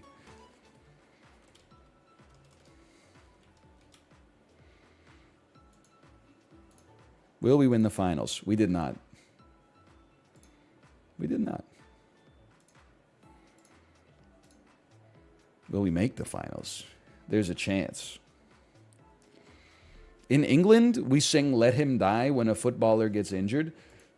Okay, first off, that's like messed up. Second off, that's a little hilarious. Thirdly, I think you can do that in a sport where, like, listen, I'm not saying you can't get a grievous injury in football, but, like, you're not wearing skates and you're not, like, using a piece of timber to, like, push somebody up against a glass wall, right? Like,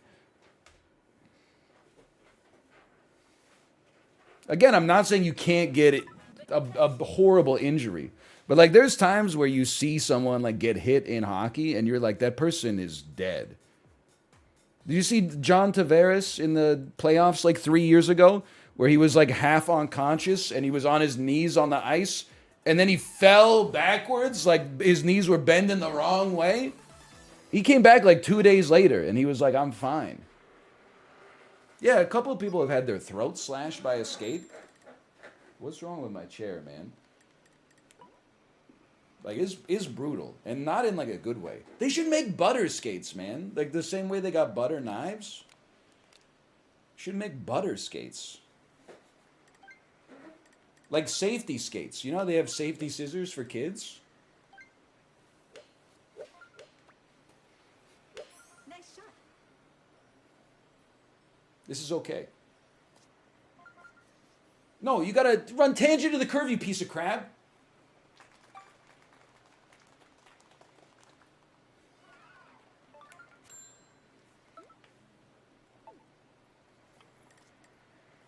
Nice bird. Nice bird.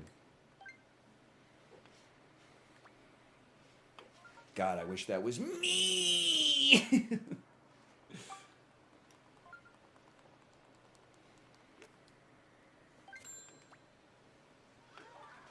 Still pretty good.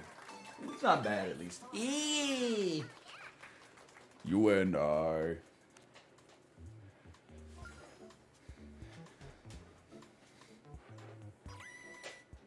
Anyway, what was I talking about? Oh, yeah, sports. Yeah, old hockey's even crazier, which is very funny. You know, like one of the all-time great Canadian sports moments is when Paul Henderson scored the series-winning goal in the 1972 Summit Series versus the USSR. And he just have what is the guy's name who does the broadcast? If you play that, any Canadian over the age of like 65, a tear will come to their eye. What they neglect to mention is the game before where Bobby Clark took his stick like a baseball bat and went Fwah! And literally shattered a dude's leg. Okay, we're not going psycho ball on this one. Like literally gave him like a life-altering tibia injury. Which really gave Canada the momentum to get back in the series. Well, that was bad.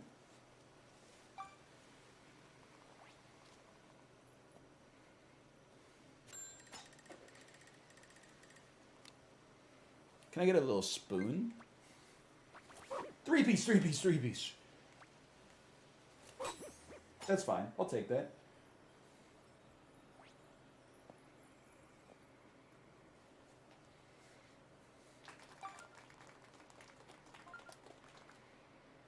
It would be really nice to bird this hole, man. I don't think it's going to happen, though.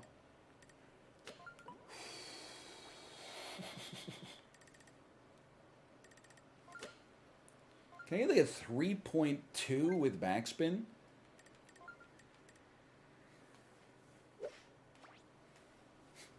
Nice shot.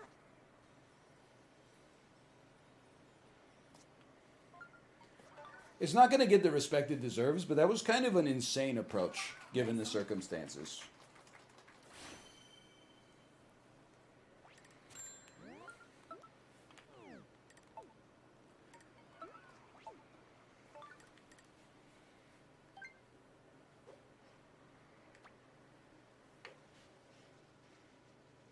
Wow! Wow!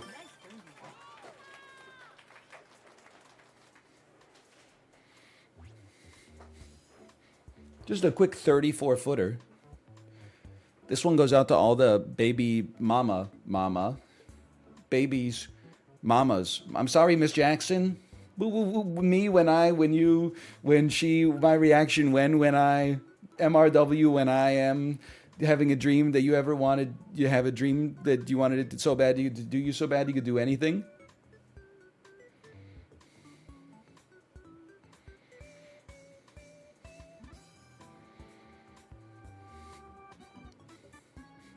How's the bandage on the thumb? It's doing fine. It's doing great. We don't need gauze anymore.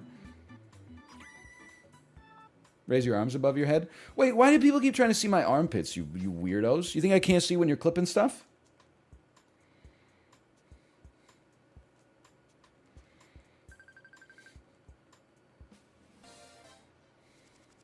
What color is your nail? It's normal color, except at the bottom, you know where they have that little like crescent moon? Half of the moon is dim. So definitely there was like there's some damage done. I mean, it was like, I'm not trying to say it wasn't a shock to the system. It's not as bad as I thought it would be, though. Look at this green, dude. Okay, we want to be on the right a little bit so that we can land it on the edge of that hill and roll it in for one of the most classic birdies you're ever going to see. This is the easiest course I've ever seen in my life.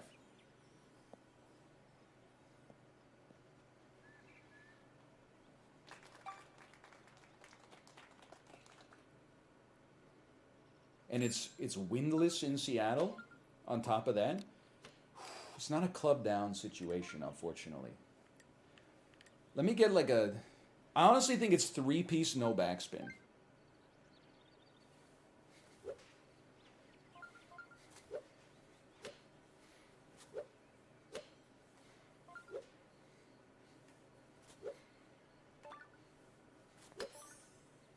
That's way too light. Way too light. You know what? I've changed my kinematics. I can only hit the power I want with backspin. That's not great.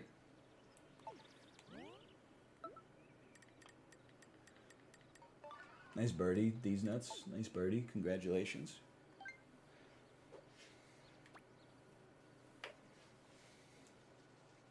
I'll be joining you in the birdie club.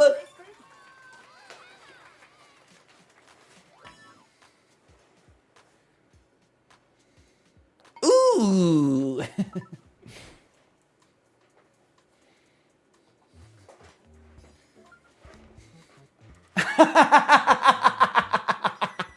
Oh, par. Oh, man. How do you rate the holiday songs from The Love Below? Okay, controversial take.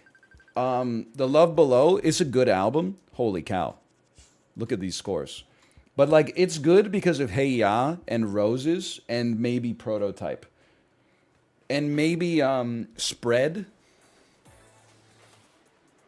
The rest of the songs, I'm not that into them. I'm not that into Dracula's Wedding. I'm not that into Valentine's Day. 3 to 4 songs is enough. Yeah, it does have like a 29 track list, just to be clear. But I don't disagree.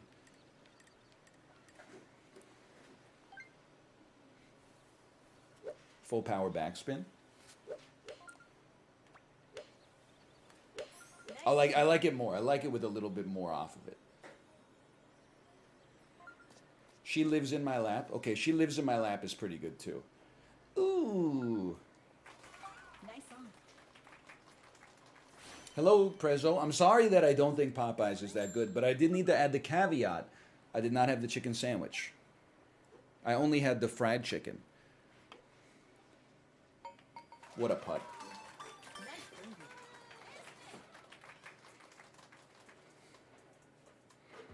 What a chip. Holy cow. What a putt. Dude, this lobby's insane.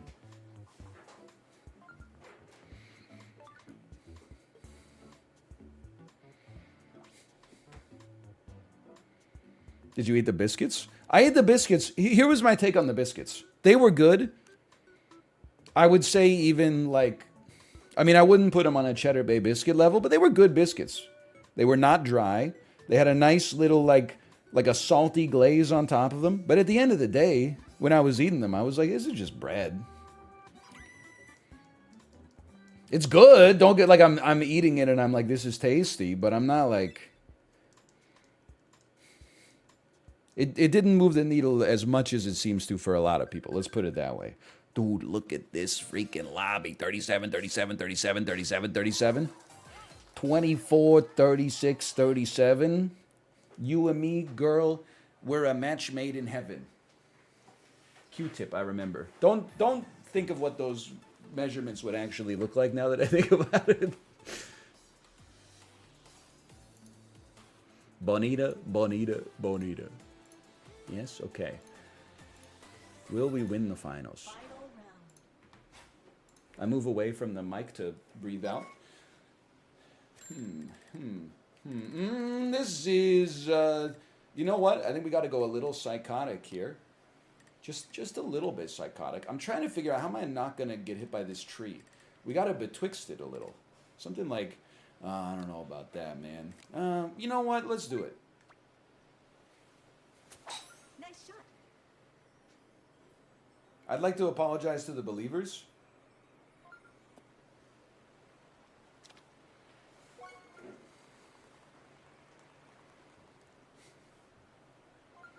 Hang on.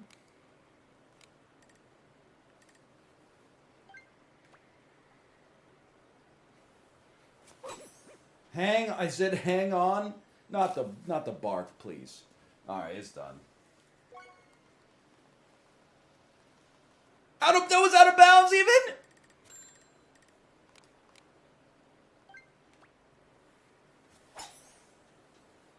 That's what I wanted to do.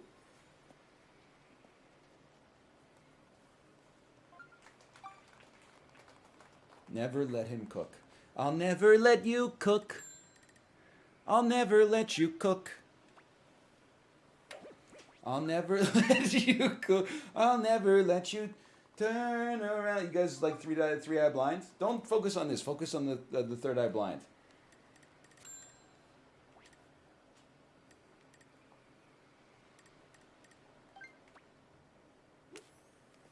That's it.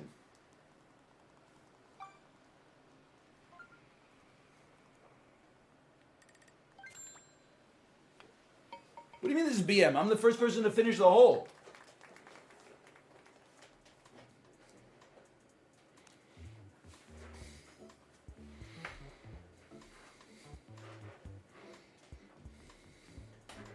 Are bonita salmon big? Bro, how would I know? Do I look like a fucking fishologist? Whatever it's called? Piscologist? What is a fish studier called? All I remember when I was on that bus tour in Ketchikan, Alaska, the tour guide said, hey, does anyone know the names of all 5 types of salmon? Some like 9-year-old kid put up his hand. Was like king, chinook, sockeye. He named like every single one.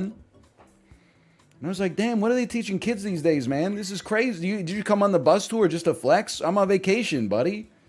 You just relax.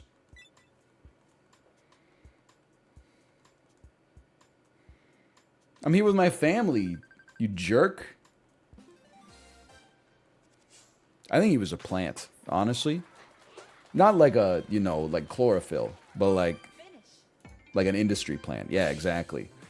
I'm like, oh, I didn't realize I had to study before I get on the damn duck boat tour next time.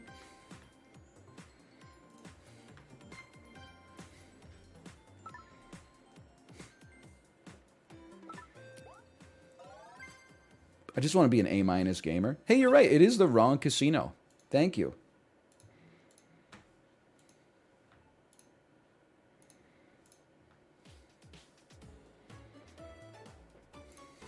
How did you come joint with someone?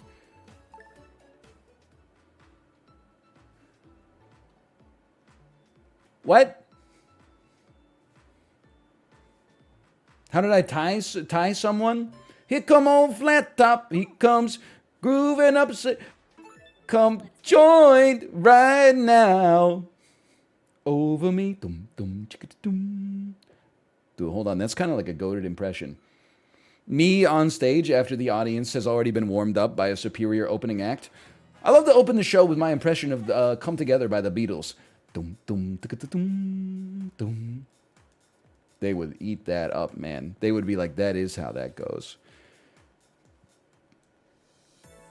Dum, dum, ticka, dum.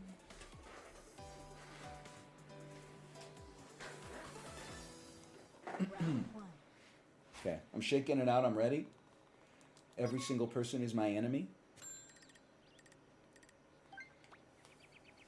Go, go. Why are you wasting your time? You don't practice a drive. This is the S tier.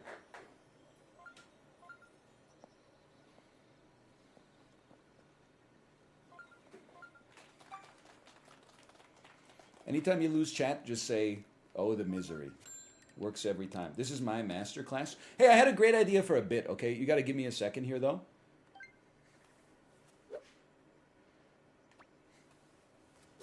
Nice shot. So every... Oh, please. Oh, Elden Ring. More. Blue Sparks. Every hotel you go to, Nice on. there's a Bible and also the Book of Mormon. What if you bought 10,000 copies of Ninja's autobiography and you just started leaving it in every hotel room that you went to? And just put it next to them, next to the other books of power.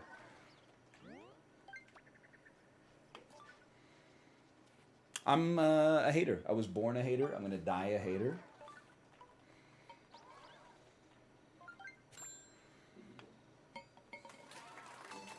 Nice call. What are the first books you're going to buy for Luna? Bro, she has like a 200 book library. I mean, none of it's no classics. Like, there's no Anna Karenina in there. She's not ready for it. But she's got a lot of books that are like $1.99 each that are called like Going to the Dentist.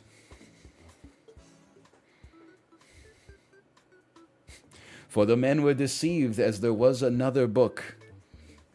Dun dun dun dun dun dun. What a putt. Incredible putt, Chase.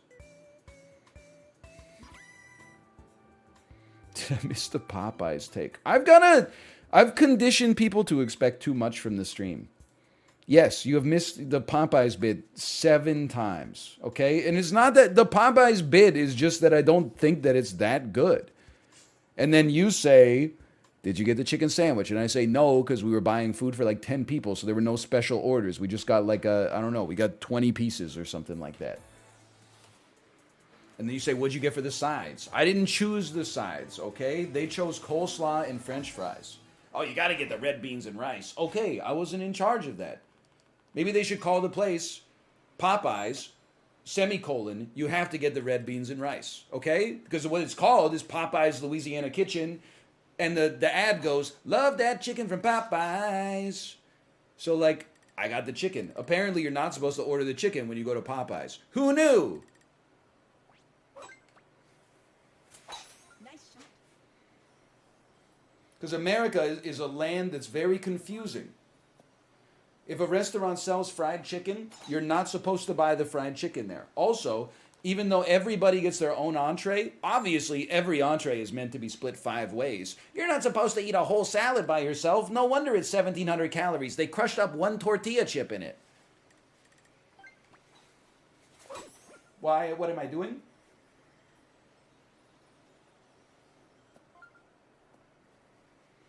You literally post a 1,700 calorie salad from Cheesecake Factory, you get people in your mentions. It's probably the dressing. It's probably everything. You think I don't have a base understanding of thermodynamics?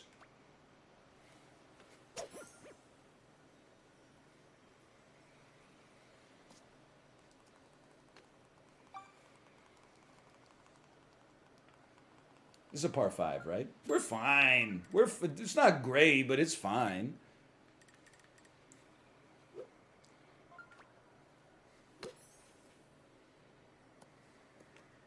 See? It's fine. Nice approach.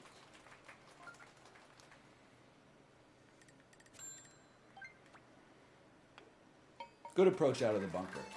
Nice par.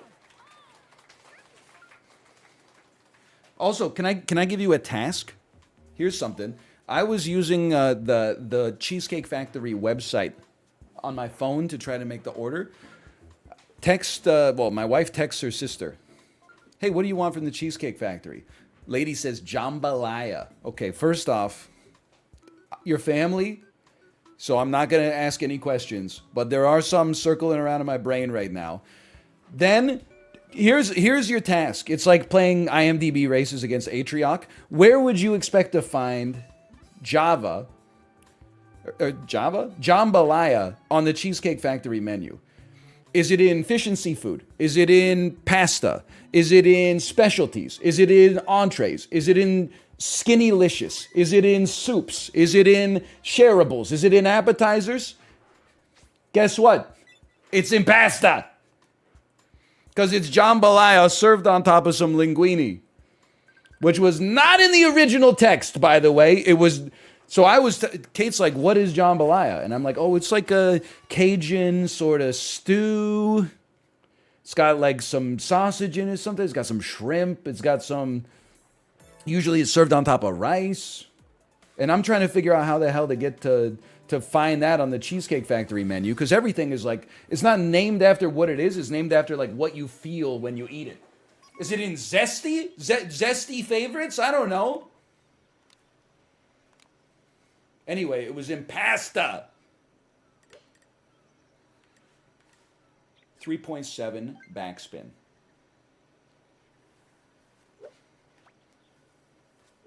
Nice. That's a 4. That's a 4. Blue sparks. Oh, no sparks. That's gumbo, not jambalaya? Honestly, honest question, what's the difference? 2-piece me.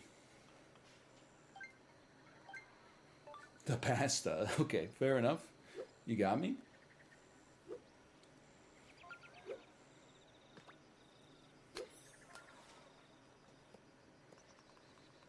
Should have put some backspin on it.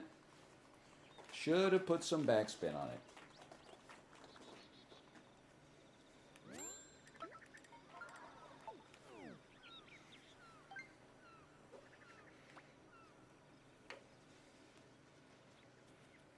Oh, that can happen on a physics context?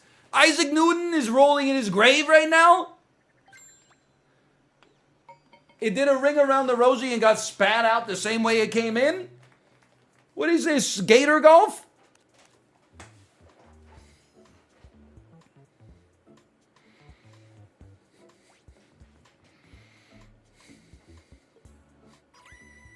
Anyway, that's all I got. I saw someone say effing Canadians, man. Listen, when you have this kind of like, when you have such a large sphere of influence that the world is part of your sphere of influence, you should learn to have a thicker skin and take some criticism about fast casual chain restaurants. Dude, no, leave Cheesecake Factory alone. That's where I take my grandma for her birthday. Oh, I'm not saying we don't eat there. I'm just saying why is the salad so high calorie? And why is the menu needs a sort function and a search function?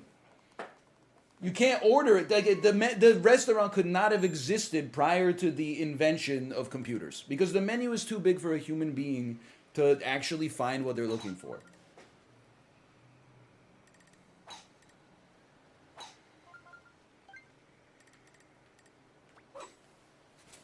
Nice shot.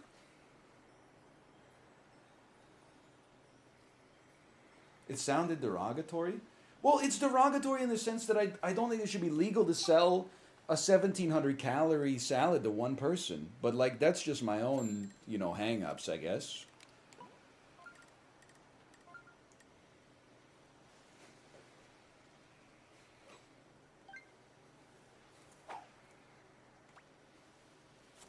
Best shot of all time incoming.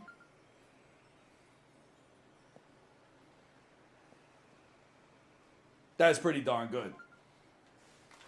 Nice on.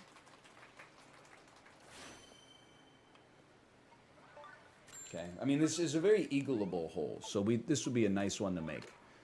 VIP Daniel. Holy cow.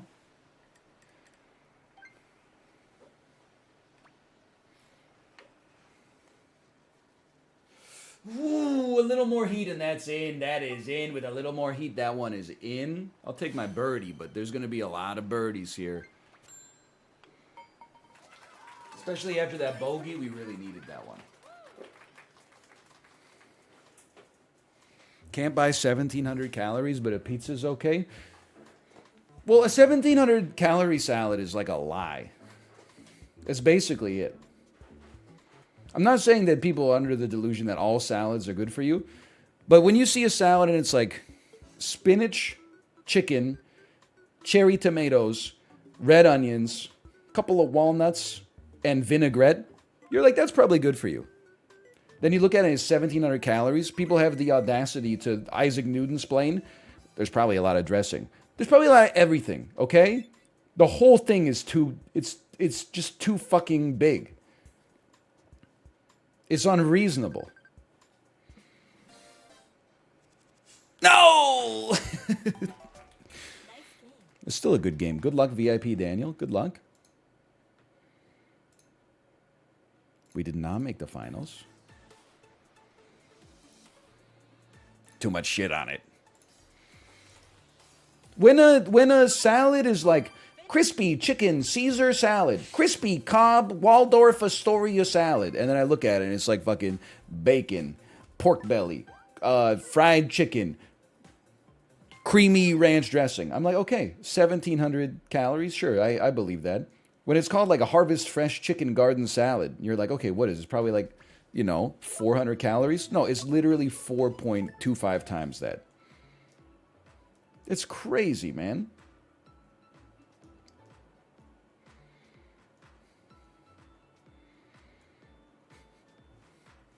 And then they have people have the audacity to say, like, what'd you expect? Everybody, didn't you read the required reading before you went to Cheesecake Factory? Every entree is meant to be split 3 ways. Every salad also doubles as a shareable appetizer that should be split between half a dozen people. I don't know. Listen, It's been a while since I did fractions, okay? I'm more of like a decimal guy.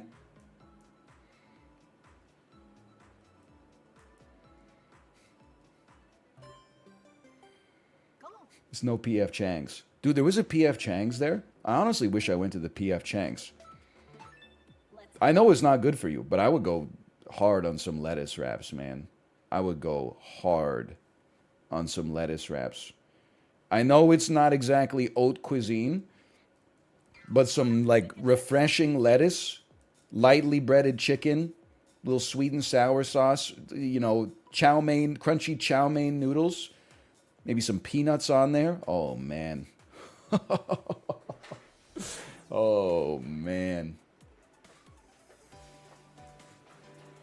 The lettuce wraps. Listen, round one.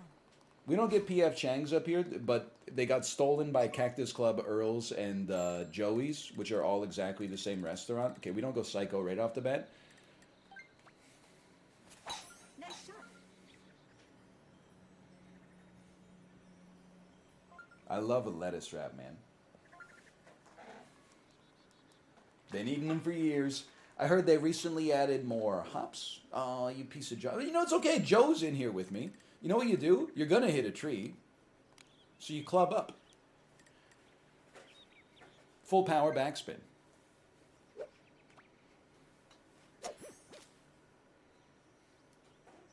Should have used the driver. Let me introduce you. Rider meet horse. Horse meet rider.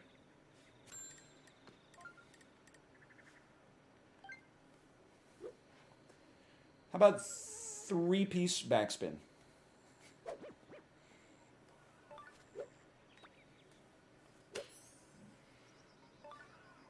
I like it. Tangent to the curve, please.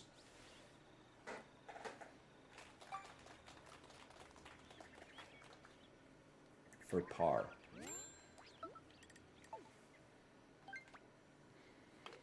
I should have practiced. I'll take it. That was perfect, though. Nice ball. Oh, man. Anyway, I'd like eating food that's bad for me. I just don't want to be insulted. Like, if I'm eating food that's like crispy chicken, Nashville, hot chicken waffle, I'm like, okay, let's go for it. But if I'm I'm like, I'm going to try to be a little bit more sensible. And you're like, hey, yeah, no problem. We have a large variety of 4-digit calorie salads. Like, can you just stop that?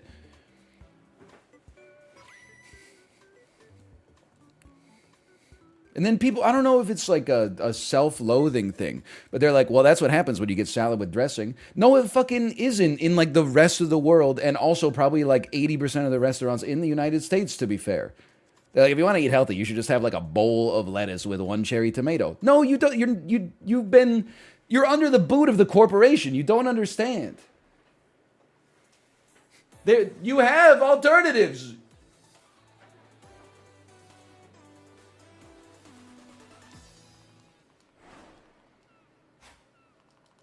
I left for the gym an hour ago. You're still talking about Cheesecake Factory? We went on a journey. There were other bits in the meantime.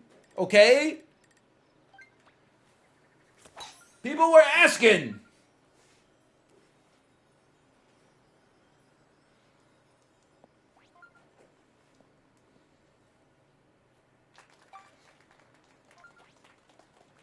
They said, give me the Popeyes bit. And then I couldn't help myself. Oh, dude, this is kind of sick with it, though. This is a full power backspin. Oh, it's a driver. I don't care. Never tell me the odds. Spoon Man. I'm sorry. I'm sorry about this.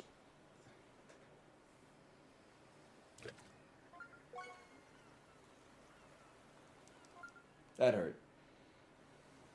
Why? Well, imagine if it had gone in.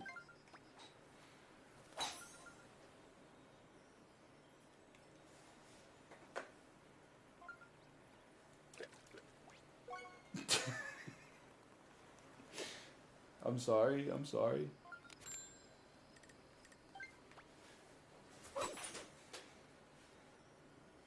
Grip it and rip it, brother. Somebody should can put some sand on the damn green. Okay, so for double bogey. 2-piece with backspin goes in the hole. That's like so much more power than I wanted. Okay, triple bogey.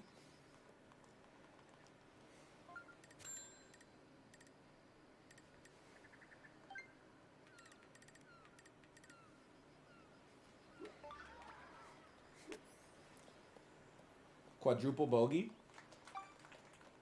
Chad, is it his first time playing? Pardon me, excuse me. Does that look like it's my first time playing? That putt?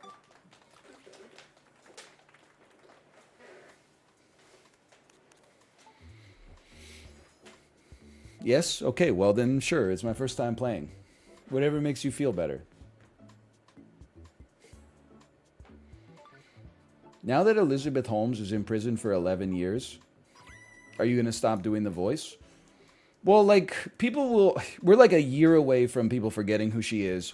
And that means we're like 4 years away from the think pieces that are like, actually, she was girl bossing. We should let her out of prison early.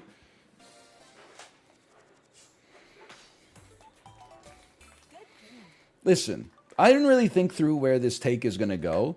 But like, I know she did like some pretty terrible stuff. But like, 11 years, that's like a long time, man. That seems like too long.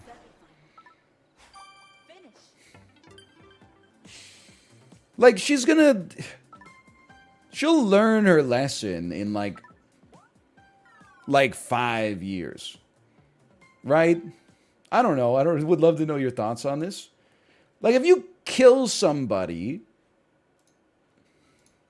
I understand being in prison. Because you're like a danger to society, maybe.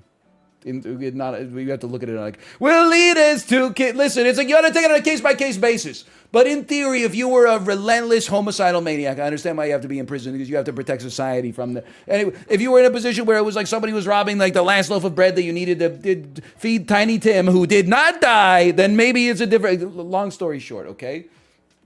But like, all she did, what did she do? She like lost some money. Get over it. But 5 years. I give her 5 years. Let's go.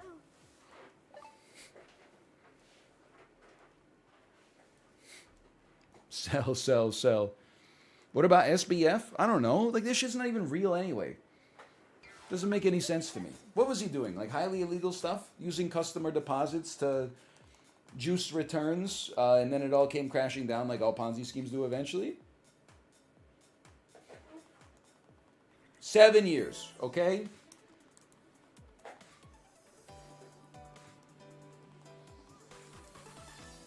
Think of the investors.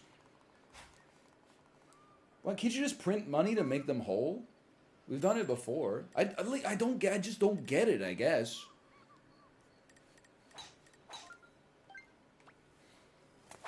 Nice shot.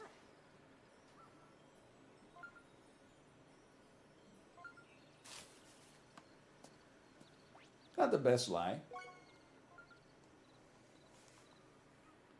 What? Out of bounds?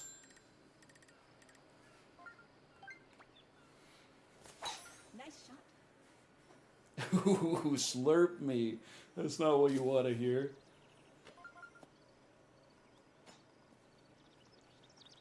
I resign. This is hole 2, right? We're almost free. I resign. Effective immediately. This is gonna hit a tree, so we gotta go through. I don't think it's making it.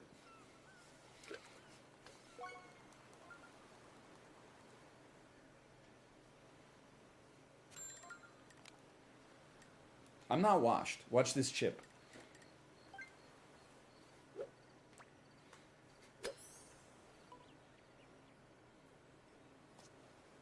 Washed, am I?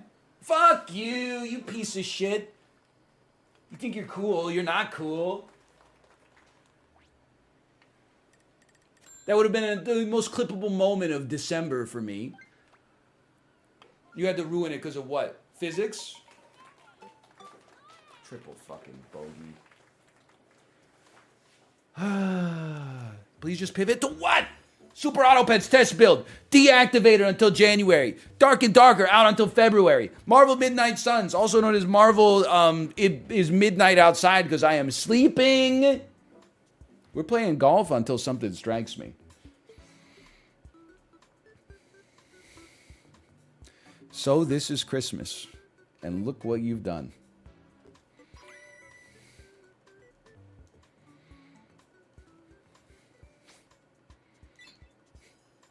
Everybody typing slice and dice. Your New Year's resolution is to get a damn clue. Eliminate me. Oh, I got one more hole of this?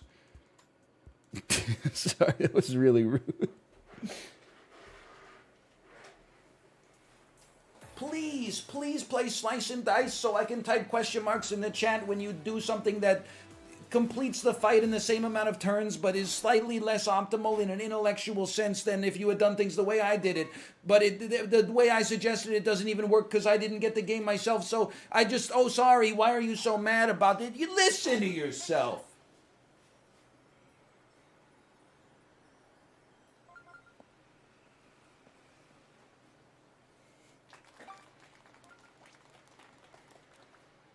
Get a clue. Absolutely. I don't even want to say what I was going to say. I was going to call you I was going to say there is a famous clown named after what I was about to say. And we'll leave it at that. 2.5 piece me. Textbook. Handsome Pansome, thanks for the gifted subscriptions. Full Aces Tennis Simulator 2. I'll meet you out on the clay court if you're not afraid to get Rafael Nadal. This is a tricky shot here. Nice shot. Come on. Backspin. Wow, what a bounce, dude. Nice home. This is the hopium shot.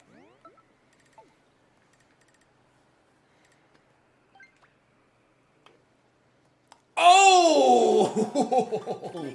Clean. Nice drip. Dude, we might have a chance to make the semis.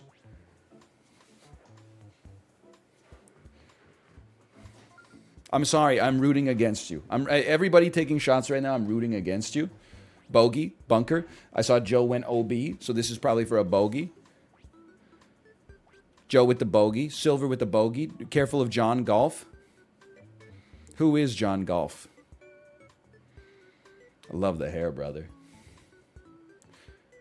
What a chip. Okay, we're watching. It's a... Oh, dude, that was an insane chip. Holy cow. Horrible reference. What, you don't like... Are people... Oh, they canceled Ayn Rand? When did I miss that? Oh, in the 1970s? Oh, okay. All right, if you say so. Like you're perfect. Like you've never written a 1,000-page masturbatory critique of a guy you made up in your head, filtered through an allegory of like only one man has the skills and shoulders necessary to build a railroad. It's not like it just literally takes like money and a pen.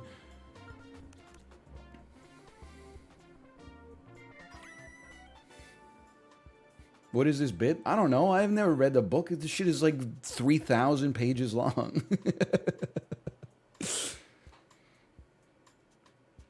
I'm back, baby! I'm only 1 point back of the lead. I can't believe it.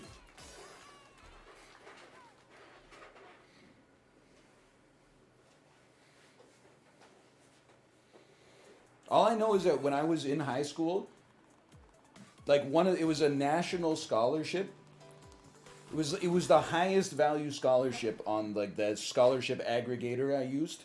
If you won the Ayn Rand Atlas Shrugged essay contest, you got like a $10,000 scholarship for your first year of school.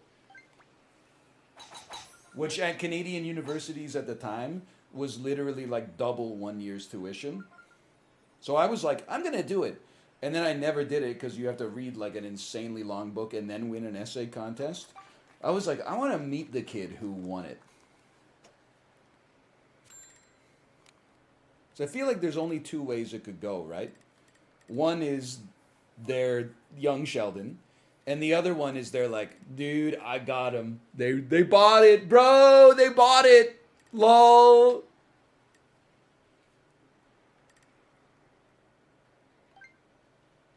I think this will work with no backspin. Nice shot. It needed to be full power, obviously. What the hell was that?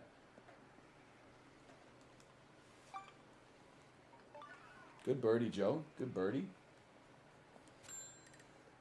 Well done.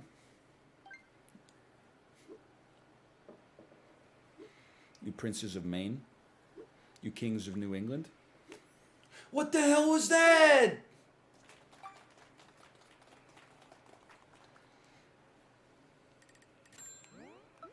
Ref. Par me. Pretend I'm at the Olive Garden and I just ordered a minestrone soup and parm me. Hey, ooey doo. Thanks for the gifted subscriptions. Thank you, thank you. Get your libertarian dad to write it for you? Bro, my dad is not a libertarian. I don't even know what he is. He complains about everything. We're just alike. What a putt.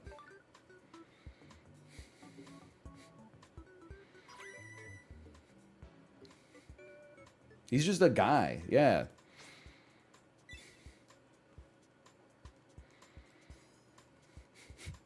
He's just a guy who doesn't eat mayonnaise. You're exactly right. He's just a guy who, every time we go to a restaurant, he orders like a hamburger, but he has to grill the waitress first and be like, hey, so there's a special sauce on this. Is this like mayonnaise based? And they're always like, yeah, I think it's like an aioli. And I'm like, I'll stop you right there. He doesn't know what that means. We'll get it with no special sauce, please.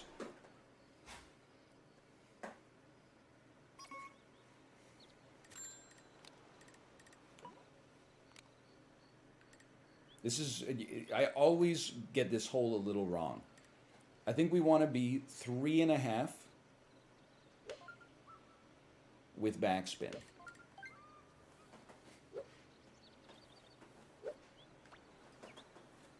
Nice shot. Little heavy on the aioli on that one. Can you drop me off and then pick me up? It's a tough shot. I know people got on the green, but that's a tough shot. What's his beef with Mayo? I don't know, honestly. It's like, I think it's just gone on long enough that that's like, it's who he is now. And that's fine. He ain't heavy, man. He's my brother.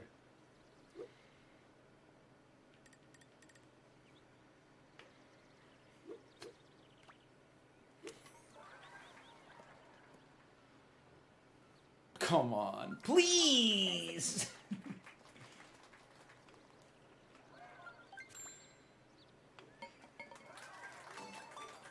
I don't think we're making it to the finals. I'm just going to say it, Toddzilla 3000. Thanks for the gifted subscriptions. Thank you. I don't think we're going to be in Rush Hour 3 here.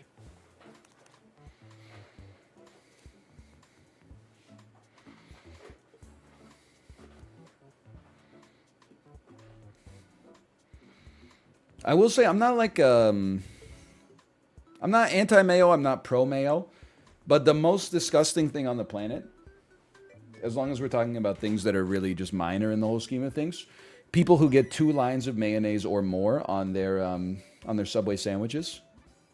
Hey, Katie likes eggs. Thanks for the gifted subscriptions. I hope you're not a 2-line mayo enjoyer, but thank you. Thank you. We're not making it. Best of luck to Joe in his quest against John Golf. Like 1 line of mayo. And listen, I don't make the rules. 1 line of mayo I think is fine, even though I don't get it. I'm a 0-line mayo enjoyer. But I also feel like a flavored mayo is not additive. Like you can get 1 line of mayo and then like 1 line of like a ranch or like a chipotle or something like that. And for some reason, I don't make the rules, I just observe them. That doesn't feel like that's too gross, even though obviously they're made up of like the same ingredients. Oh, we're moving up, man. But like, oh, dude. 2 lines of mayo. It's just something about the way it sits, man. Hey, a random guy 90, thank you as well. Thank you. You know what I think? For me, it's like if they Tezonde, the celebrity Tezonde.eth, if they had like the bread and then they put mayo on it and they took one of the Subway knives and went like scrape so that it was like a layer of mayo. For some reason, that doesn't bother me as much. But when it's like 2 rails of mayonnaise and they have a contour, they're beveled and embossed, and they're just sitting there like, here I am. I'm like, that is gross, man. Shit grosses me out. I don't know. I know it doesn't make sense, okay?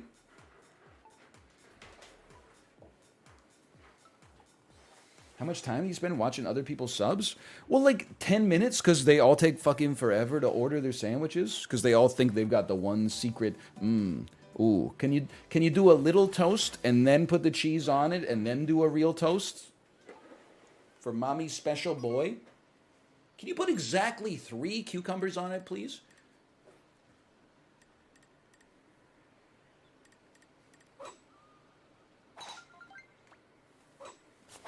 Nice shot. It's OB! I thought I would just be in the rough. Listen, one of you motherfuckers an hour ago said, try going left on this hole. I did it, it worked out, and I've fucked it up every single time since. You piece of garbage.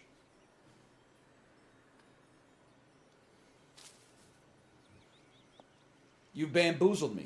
Like in Bedazzled. You bedazzled me. I said I wanted to be in the NBA. You said, guess what? You're in the NBA, but now you have a tiny penis.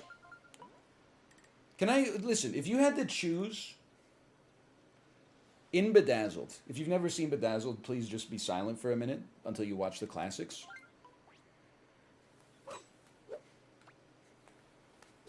If you had to choose which cursed Brendan Fraser you would be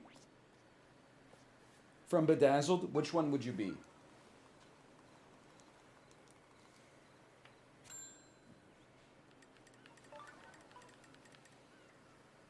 The author who's incredibly rich and beloved but happens to be gay. Okay, that's a great answer, honestly. The drug lord? What was his problem with being a drug lord again?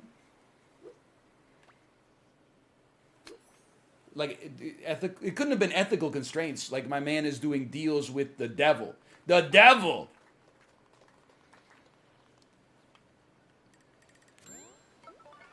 He's like, I'm making a deal with Beelzebub, the Lord of the Flies. But, also, selling drugs is too much for me. Oh, Jesus Christ.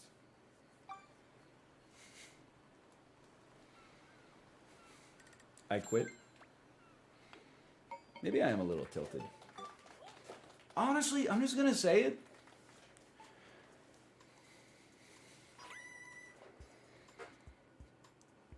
Why didn't he just stick with the NBA one? I forget why, like, didn't he say he wanted to be a professional basketball player? She could have done a lot worse. She could have put him in, like, you know, the G League or something like that and then given him a huge penis. Instead, she put him in the NBA and he was like a celebrity. But he just had he had a tiny, you know what? So what, brother? You got nobody's got everything. He was also dumb. Dude, that's a bonus.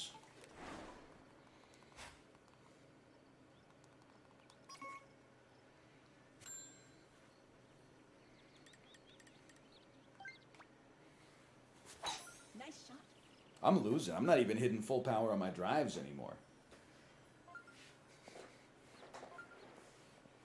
I'm just saying, that one didn't seem that bad. Anyway, I guess at the end, he outsmarted the devil, so it kind of like worked out for him. Listen, you're going to hate this, but the only way we're making this is if we drive it. Do you think our drive would stay under the tree? We triple bogeyed. Like, we have no shot unless we go for it. So let's try to miss the tree and just go ham.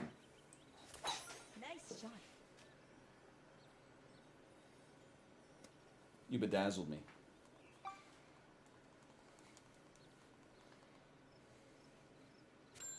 It's not under the tree, is under the sea. Okay, +2, +2.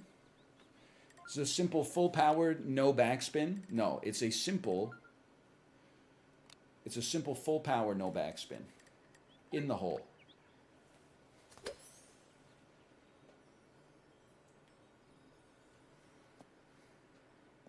That extra 0.1 would have been real nice there.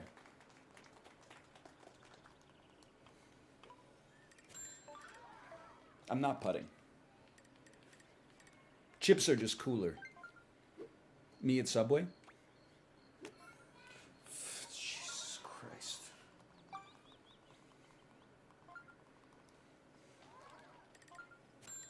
It's a par 5.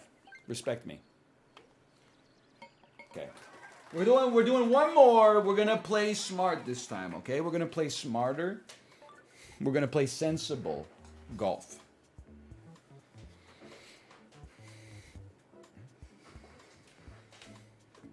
That's it. Just sensible golf.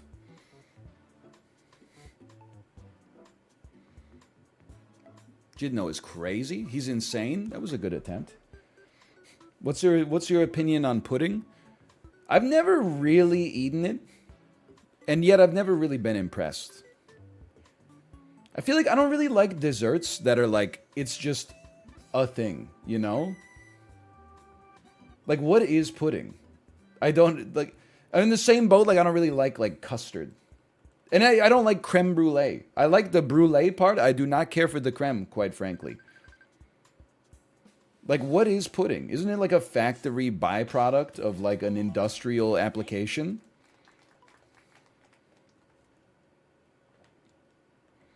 Isn't it like while they're making Little Debbie snack cakes, like some pudding gets crusted around the gears, and then they gotta, like, you know, scrape it off, otherwise it'll grind to a halt?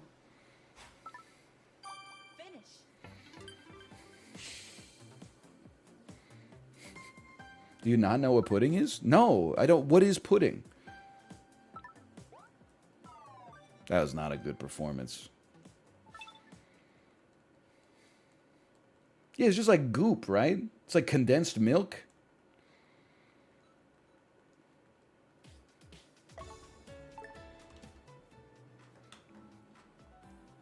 Honestly, my ideal dessert, you don't have to agree, by the way, but my ideal dessert is something like a small pastry, like or maybe like a little tart, or like or a tartlet for that matter, or like I don't like a cake that's like this, but occasionally I'll eat a cake that's like a thin rectangle. You know what I mean? I'm not like a big triangular slice of cake guy, but like a tall, slim, rectangular piece of cake I can get down with. Or even, honestly, just like a little, like a mint, like an after-dinner mint or something like that. No, there's a difference, dude. There is a difference. It's not the way they cut it. Dude, nobody's cutting a 9-inch cheesecake from Safeway like the same way that they're cutting these tall, thin rectangles. You listen, if you don't know what I mean, you can just shut up, okay? Nobody's cutting a tiramisu into a damn triangular prism. Looks like a Trivial Pursuit piece. U-piece. Okay, we want to be 3.8. Let's restore some belief. Nice shot. That's 4. Still might be good. Good bounce. Bad bounce. It's not bad. It's not bad.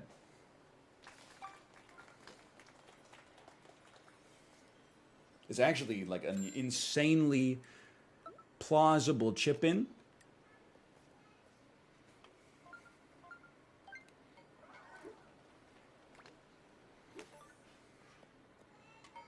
What did I tell you? Extremely chippable. Oh my god, I just got it. They yell 4 in golf because they're filling up the full golf meter. True. Very true. I finally got that. +2.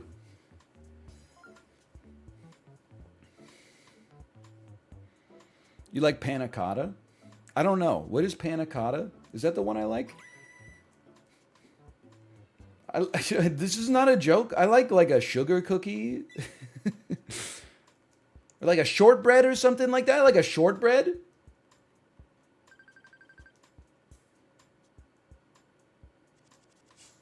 It's not a bid. This is what I like for dessert.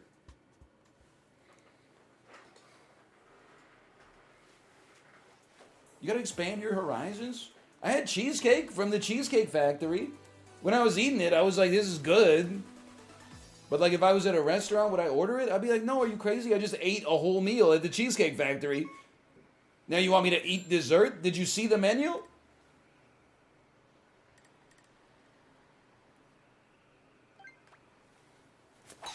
I like an ice cream for dessert.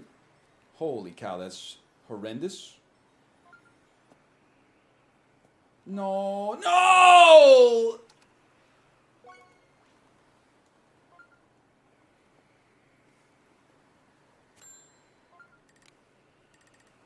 That's not making it. Don't be an idiot.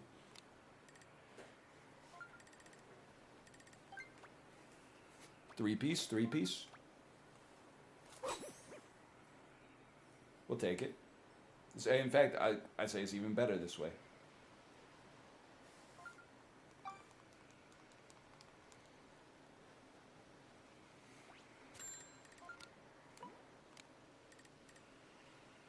Okay, 33-mile-an-hour wind.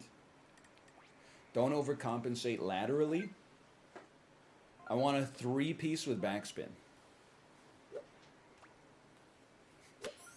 I'll take it.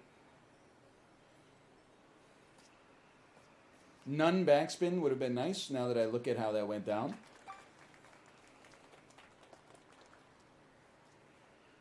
Very, very insanely important shot. Green is unreadable.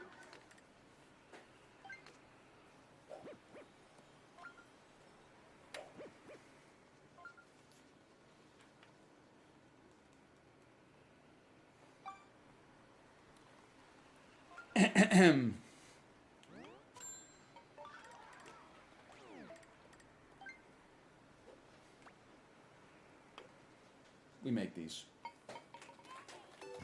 A single bogey could make it. Just got back from watching Bedazzled. The movie looks pretty bad.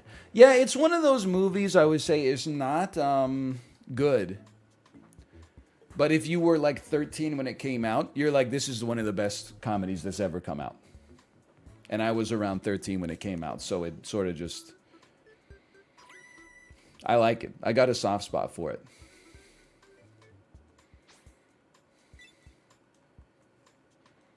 What can I say?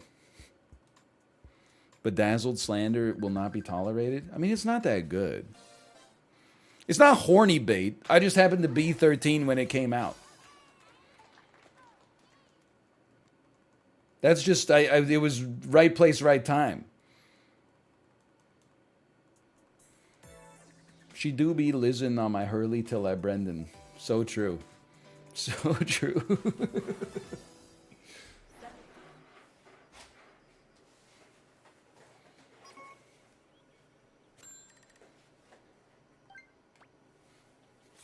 Nice shot.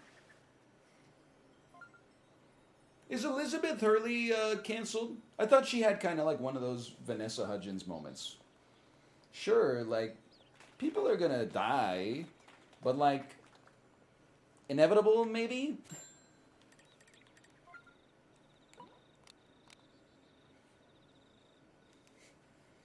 No, she did not own slaves. Just stop. Not every bad person is that bad, okay?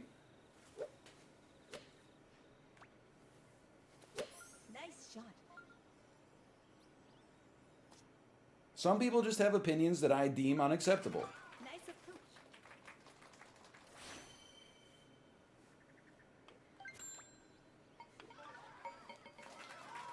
Good approach. We're still hanging.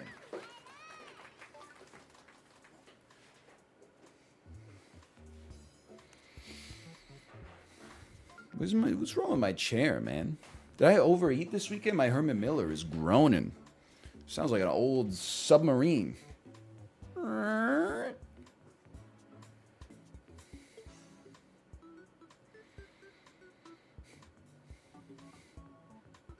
No, I believe Vanessa Hudgens did an Instagram live around COVID popping off in March 2020 where she was like, I don't get it. People are gonna die, but like inevitable maybe? She thought about it for a second and then she went, it's the best way to phrase this. She was mad that Coachella was canceled. Oh, well, no, listen. I don't hold it against her then. I thought she was just making a stand for no reason. I didn't realize there was like, you know, an underlying trauma behind it.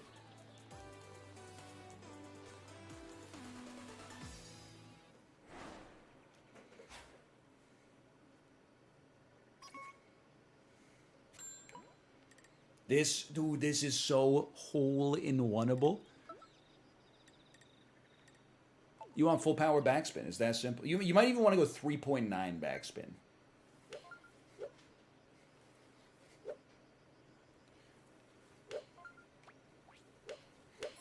That's 3.9 with backspin.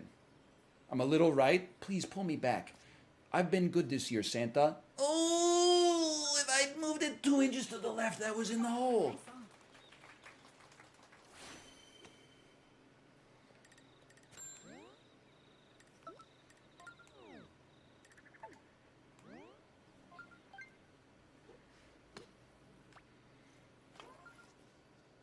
By the way, if I lived in America, you could catch my ass at Target every damn day. Does Target have a patent on the only good shopping cart ever made?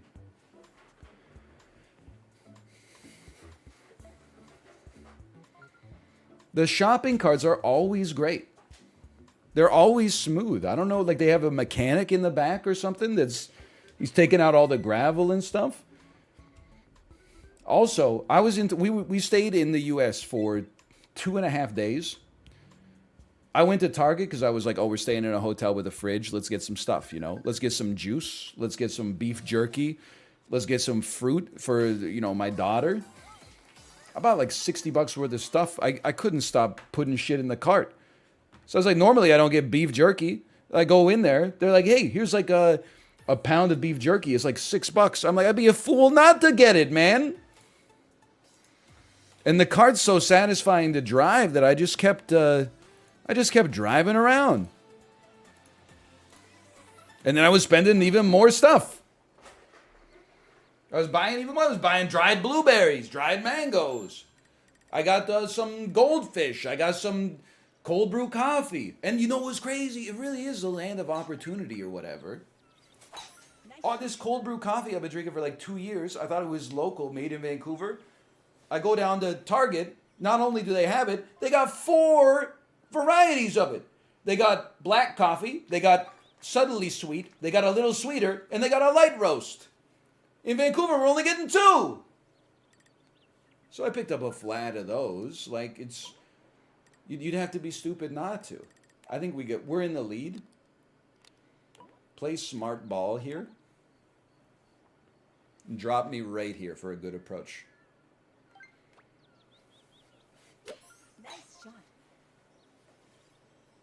I love this approach.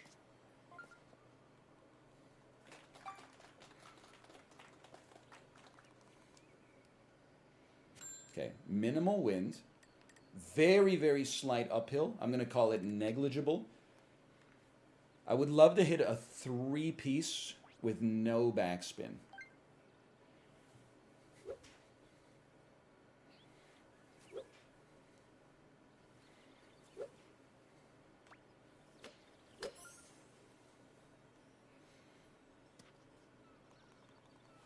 That hurts.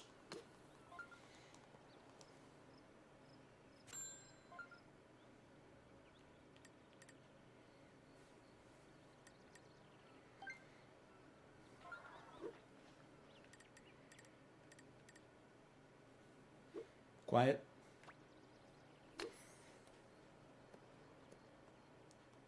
I said quiet on the backswing.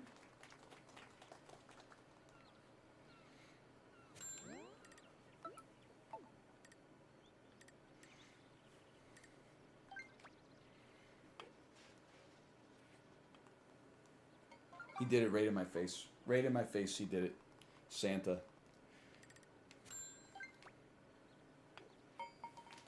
Son of a bitch. Bogey +1.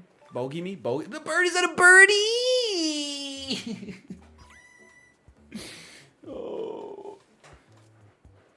Just tap it in, Happy.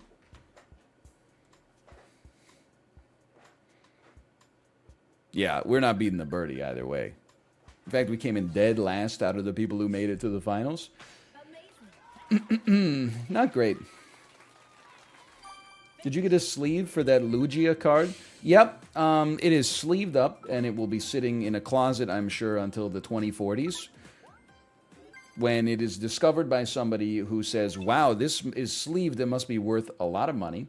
And then they look it up, and they found out that sometime in the 2020s, the bottom fell out of the Pokemon market. Kids are really into, like, vintage Paw Patrol merchandise. Turns out that the Pokemon trading card company actually was printing 10 times more mythic rares than they said they were going to print.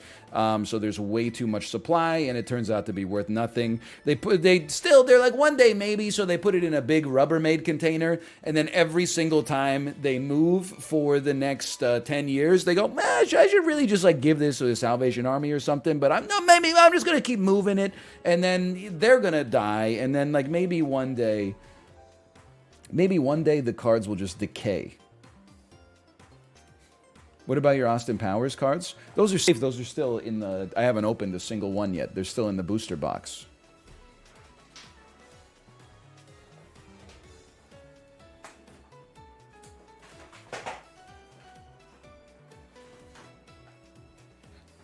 A lot of people don't know. This is the Austin Powers collectible card game. It's rated PG-13, open parentheses, not for the kids. There are 30 11 card booster packs in here. So this is, you can see Seth Green. Seth Green, of course, played Scott Evil. And that's Kristen Johnson from Third Rock from the Sun. She played Ivana Humpalot. And then, of course, we can see Mike Myers and Vern Troyer as Fat Bastard and Mini-Me. And then there's another Mike Myers as Fat Bastard there. I forget who plays Frau Farbissina. I knew her name at one point. I don't know it anymore.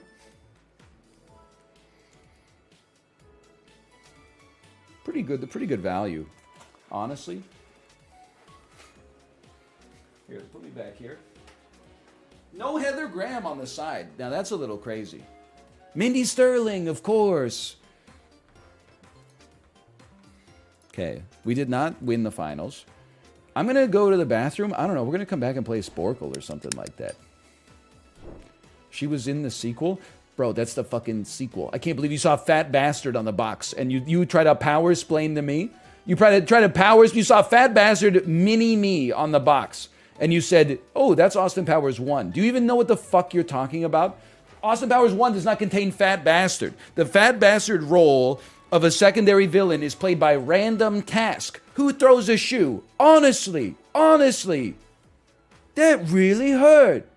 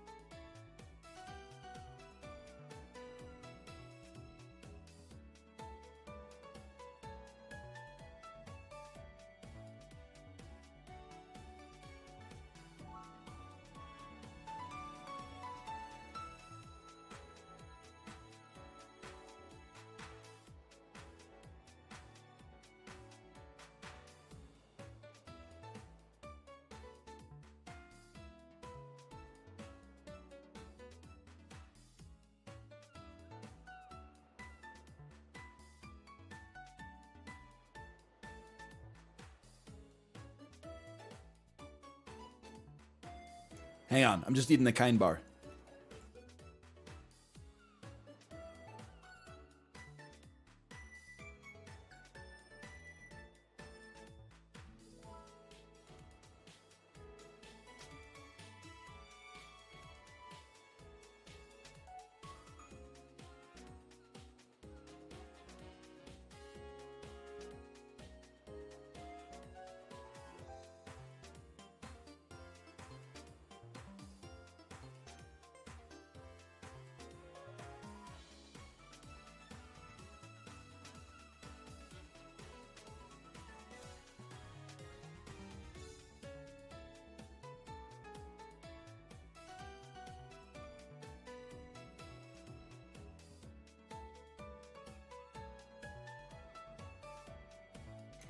They should get Richard Kind to do the Kind bar ads. But here's the thing.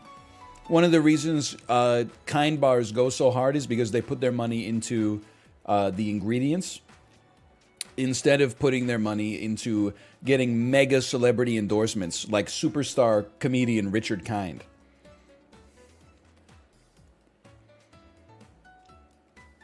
I know that there are more quote-unquote real granola bars than Kind bars, but like I've had those RX bars, the ones that are like there's 6 almonds, half of a tablespoon of cashew butter, and an egg white in this, and they taste like fucking garbage. They taste like compost. Now, a Nature Valley granola bar, I'm pretty sure they just drizzle some honey on some sawdust. And I don't really know what's going on in the Builder's Bar Factory because, like, whatever's inside of those bars is not real. I eat them now and then, but it's like, I don't even know. It's like protein nougat or something like that. For me, the Kind bars are like right in the middle of like, it's got real stuff in it, but it's fake enough that it still tastes good.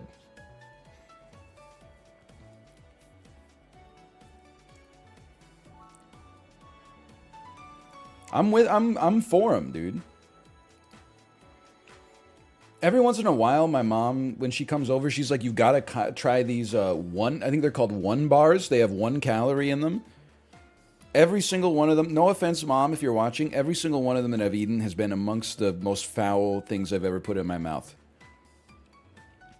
They're not like, it's like a quote unquote like diet food. So they're like, you can't eat like waffles with maple syrup on your diet because that's not good for you. So what we'll do is we'll make like a loaf that kind of tastes like waffles and maple syrup. And my mom will be like, you got to try it. It tastes just like waffles and it's 1 gram of sugar. And then I eat it and I'm like, it literally tastes like, I don't even know. It's like someone put sorbitol on like a little paintbrush and they like just paint your tongue with the sorbitol. I hate it, man.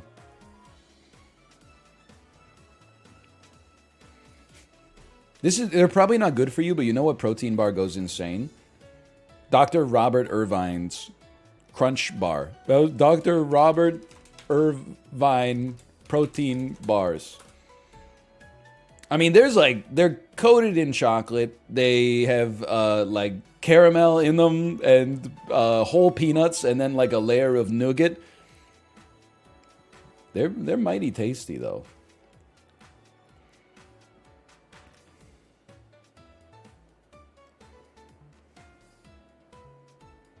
That's just candy? Yeah, but it's like they sprinkled some whey protein on it. It's like a candy bar with 35 grams of whey isolate.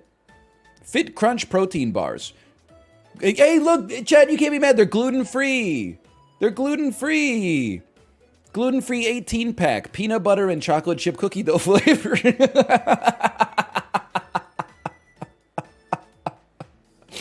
Oh, man. That is so good. Get serious about your health with Dr. Robert Irvine's gluten-free peanut butter and chocolate chip cookie dough flavored protein bars. Hang on, I'm sporkling. Yes, I'm very pro gluten.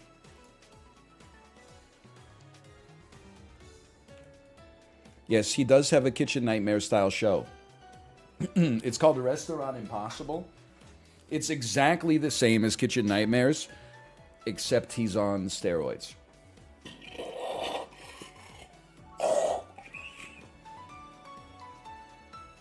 Sorry, he's old. He's on testosterone therapy. No, dude, he's just been working out for his whole life. That's how he had 24-inch biceps with one vein thicker than my aorta that goes down the middle of each one.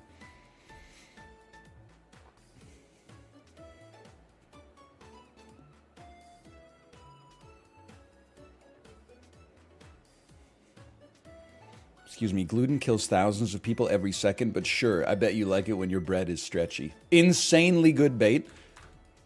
As the smartest streamer, I will not fall for that bait, but I will endorse your bait because other streamers will fall for it.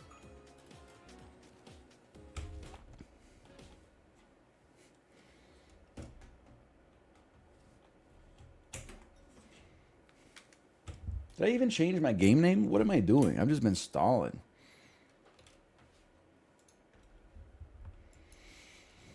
Sporcle.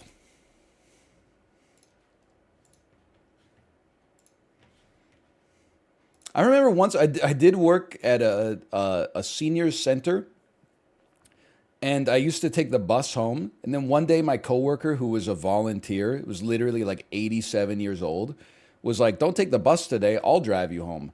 I got in the passenger seat of her like 1986 Dodge Shadow. She's driving me, and I'm like, I don't know if I'm safe right now. Then she starts telling me about how like if she literally eats like a piece of bread, she has to go to the hospital. And I'm like, okay, this next left up here. Okay, that's good. No, it's close. We're in the neighborhood. Thanks so much. I don't want no, because if you get stuck in the cul-de-sac, you'll never get out.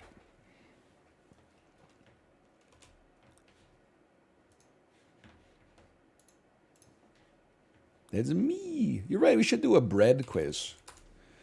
Can you name the types of bread? Pictures, please. Can you pick the bread containing dishes? Yes, they're the ones with bread in them. Hold on, I'm finding one. Can you identify these breads from around the world?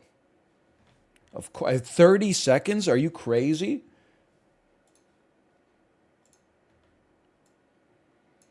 I got to answer 8 of these in 30 seconds.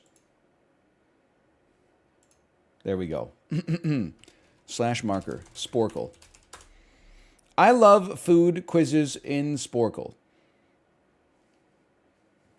This one is bread around the world. It's part of a series of 5 quizzes called, pardon me, Food in Pictures.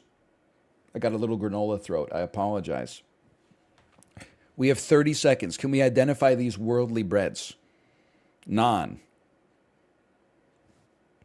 Is this the honor system? I could identify naan. Yes. You're gonna think that I'm putting on airs. I could identify injera as well. A bagel is on lock. Tortillas on lock. Challah, easy mode. Baguette, absolutely. Pita, pretzel. That's 100%. That's a 100% right there. I think there's supposed to be a picture at some point on this one, but I'm telling you, I would have gotten 100.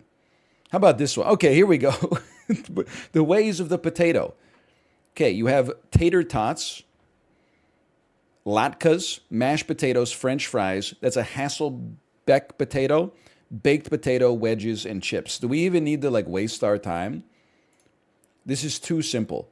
I do not want to see what the average is on this. I guess, okay, those are hash browns, I suppose, but you know what I'm talking about. Average score 84. Have you lost your mind? These are horrible quizzes. I would like to apologize for how we started this. You may also like find the Whole Foods. Almost useless food trivia. Pick the kitchen utensil. I can do. There we go. Pick a bread dish. We were looking for a bread quiz. Dude, these are too easy. A calzone. This is impossible. This is a calzone. A Reuben sandwich. Bruschetta. It's right here. Has bruschetta had its moment yet?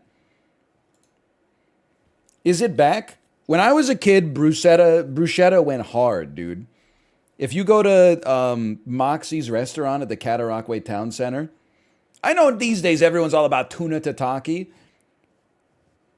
You're having a date that isn't really a date at age 16 at Moxie's. Hey, do you want to start with the bruschetta? Oh, man. Okay. Khachapuri. This is from Cook Serve Delicious, but I don't know which one it is. Chili dog. Sucking off chili dudes inside the tasty freeze. This is fairy bread. Pan de muerto. Yeah, maybe if it's got some gluten in it. I don't know. Bread pudding. I've heard of it. I'm going to assume it's you. Summer pudding.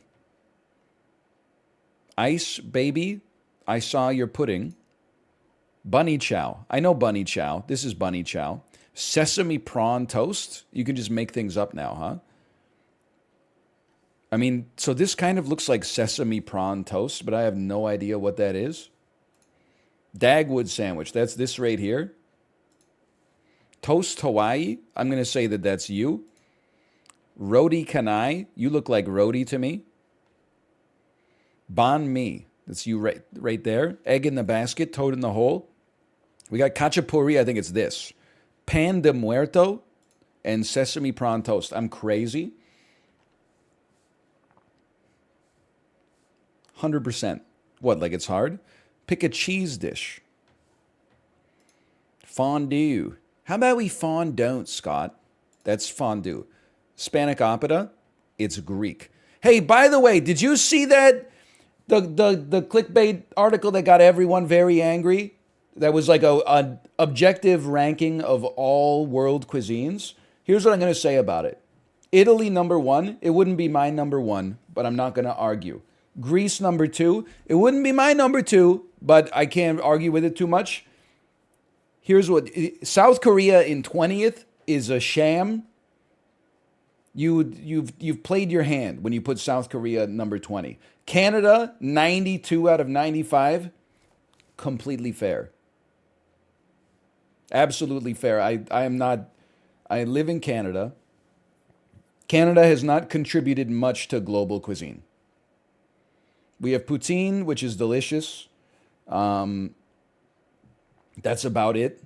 Tourtière, like, come on.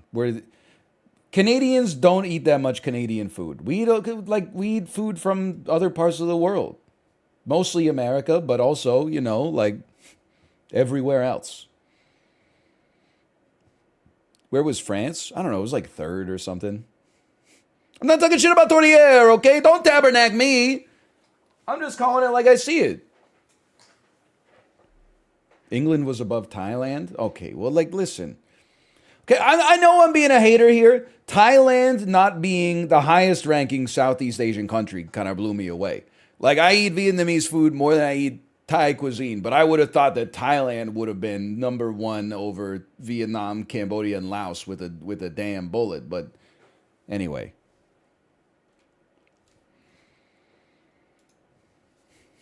Hispanic opera. It's this. Tiramisu. It's this. Chili con queso. Great question. I'm going to pass. Pizza. I've heard of it. A croque monsieur. Poutine. That would be you. Mac and cheese. A caprese. Caprese? We went through this last week. Caprese. Croquettes de jamon. These are ham croquettes. Sag paneer. Welsh rarebit. Here we go. I'm pretty sure that this is Welsh rarebit. I'm just going to call it like I see it on this one. This is not a good looking quesadilla in my opinion. Where's the goop? The cheese has got to be a little gooey. Why is it all... This looks like When we were staying at the hotel we stayed in, they had a continental breakfast. I was so excited because I actually wake up for the first time in my life, like at 5:08 a.m. when it's open. They said hot breakfast every morning. I go down, I pull up the cloche. You know what they got in there? Individually wrapped Jimmy Dean breakfast sausage sandwiches. I was expecting at least like some scrambled eggs or something like that, maybe some potatoes. Disgusting. In the plastic, inside of like a sous vide water bath or something. Oh man, what a disaster. Anyway, I had one every single morning. I wasn't happy about it. This is what is reminding me of this, because I was like, it's supposedly made of real meat, real eggs, and real bread. Why is this shit so uniformly circular? Like there's not even there's no deviation from the radius, you know? Everything is a damn circle to the extreme. It was too perfect. Pau de queijo. Pau de queijo. Cannoli. This is cannoli. Aligot chili con queso. You are chili con queso. This looks like bread to me. And I don't know what this is, just cheese, I guess. I'll take my 100 and I'll move on. Pau is bun. God bless every language but English.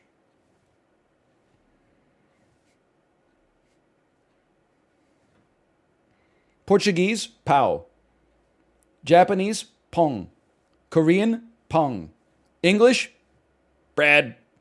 Fuck you. French, pain. English, hamburger bun. Shit drives me crazy, man. Pick a potato dish. I'm just messing with you, okay?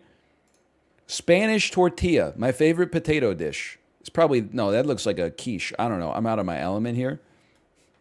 We did bread. I don't know why I didn't save my score. I got 100. Oh, no. Bubble and squeak. Hasselback potato. Tater tots. Gnocchi. Poutine. Too easy so far. Patatas bravas. I'm going to say this is... I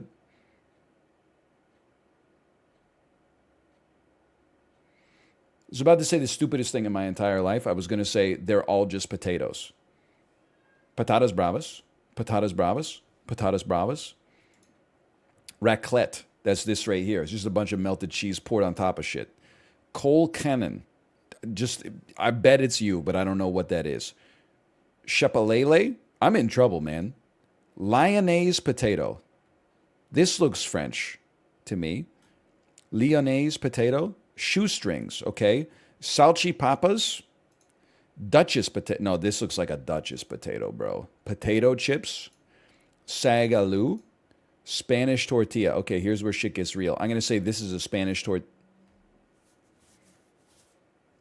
I'm going to say this is bubble and squeak. These are patatas bravas. Cole cannon. Chapelele. The Lyonnaise potato, and the salchipapas. Nah, listen, that was harder, okay? 88% still pretty good. We crushed the average. I know a lot about potatoes. Pick a chicken dish. It's getting harder. Chicken paprikash. I thought that was something that Wanda Maximoff ate in Marvel. Okay, listen. This is samgyetang. It's a Korean chicken and red ginseng soup. I know that one. Put me in the motherfucking clip. Buffalo wings. Familiar with them? Coq au vin. Drunk chicken. Something, it looks a little bit like this. Looks a little bit like that. What the hell is this, by the way? Is it just a big coffee bean? Chicken parmigiana, just like Mama used to make. Beer can chicken. Kung Pao chicken. I'm going to say that is you right there. Coronation chicken. Sounds like a ritual that you do to somebody in midsummer. Coronation chicken. I'm going to pass on that one. The name scares me. Beggar's chicken. Beggars can't be choosers, so I'm going to assume that it's this. This is when you bury a chicken in the dirt and dig it up next year. Chicken Kiev. That's this right here, a wedding staple. This is satay yum yum. Chicken cordon bleu, right there. Arroz con pollo. Great question. Jamaican jerk chicken. It's right there. Kakaliki soup. Chicken tikka. Oh!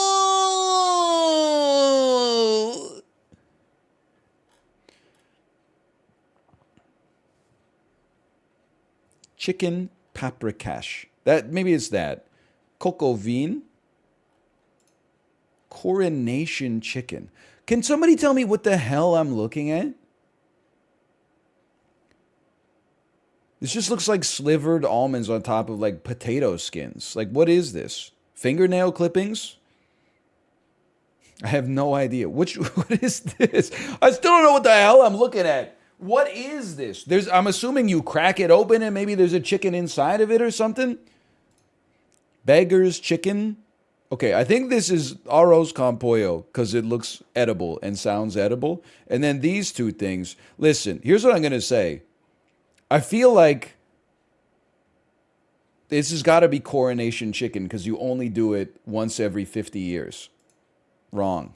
This is the beggar's chicken. Was this like a ritual or like a punishment? Like if you're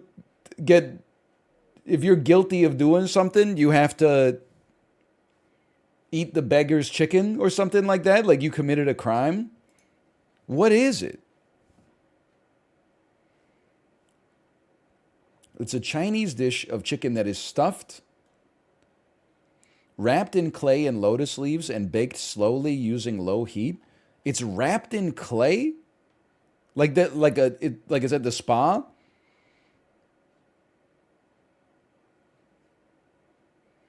You're not wrong. That is terracotta pie.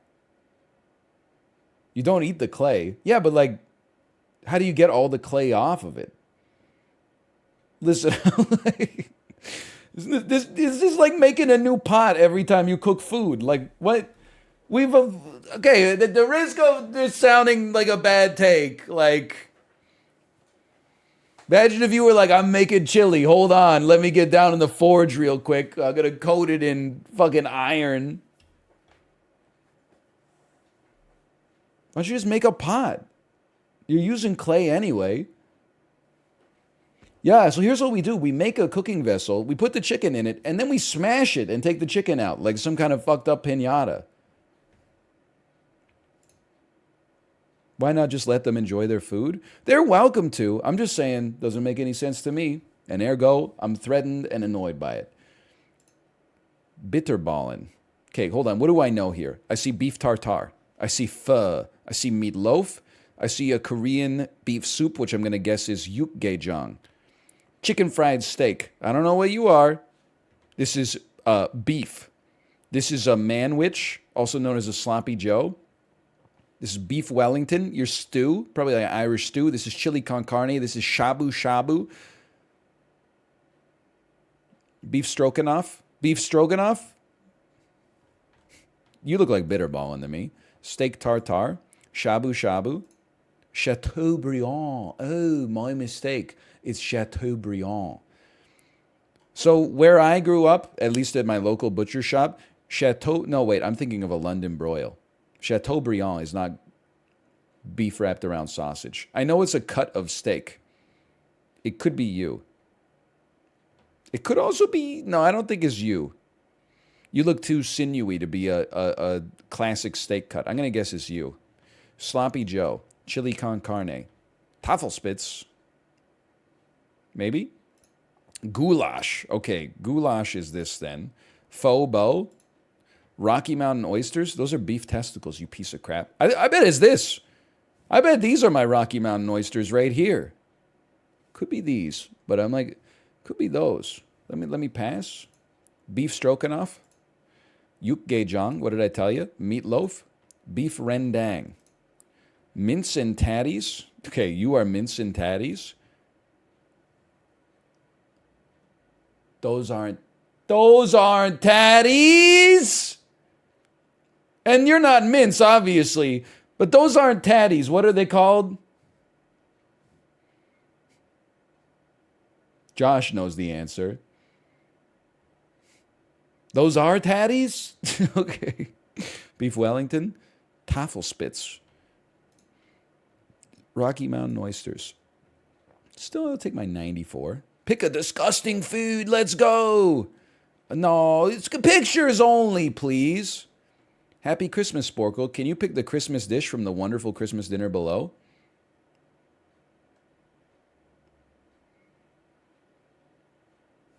I hate to do this, okay? Looks delicious. I don't know what the hell's going on right there. Looks delicious, delicious, delicious. What's this?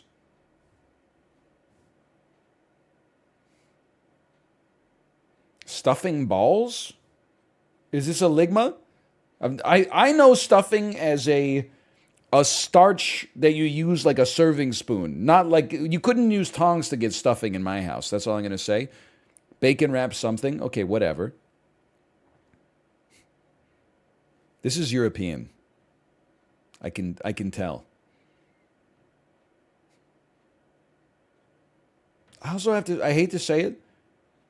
I'm not big into the bulk batch Brussels sprouts. I love a Brussels sprout, but I am not that into the, hey, we boiled a bunch and then threw them all in the oven for a bit. You got to have, I know we've said it before, every sprout needs to have a little bit of attention, okay?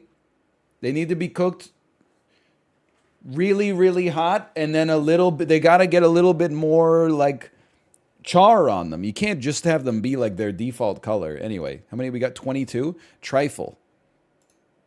Okay, I'm moving on. Chihuahuas in blueberry muffins. Probably not going to do that one. Pick a celebration food from around the world. What might be eaten at Hanukkah in Israel? I'm going to say it could be latkes. What might be eaten at New Year in Thailand? That's a tough one. I'm going to say that it's Burberry squares.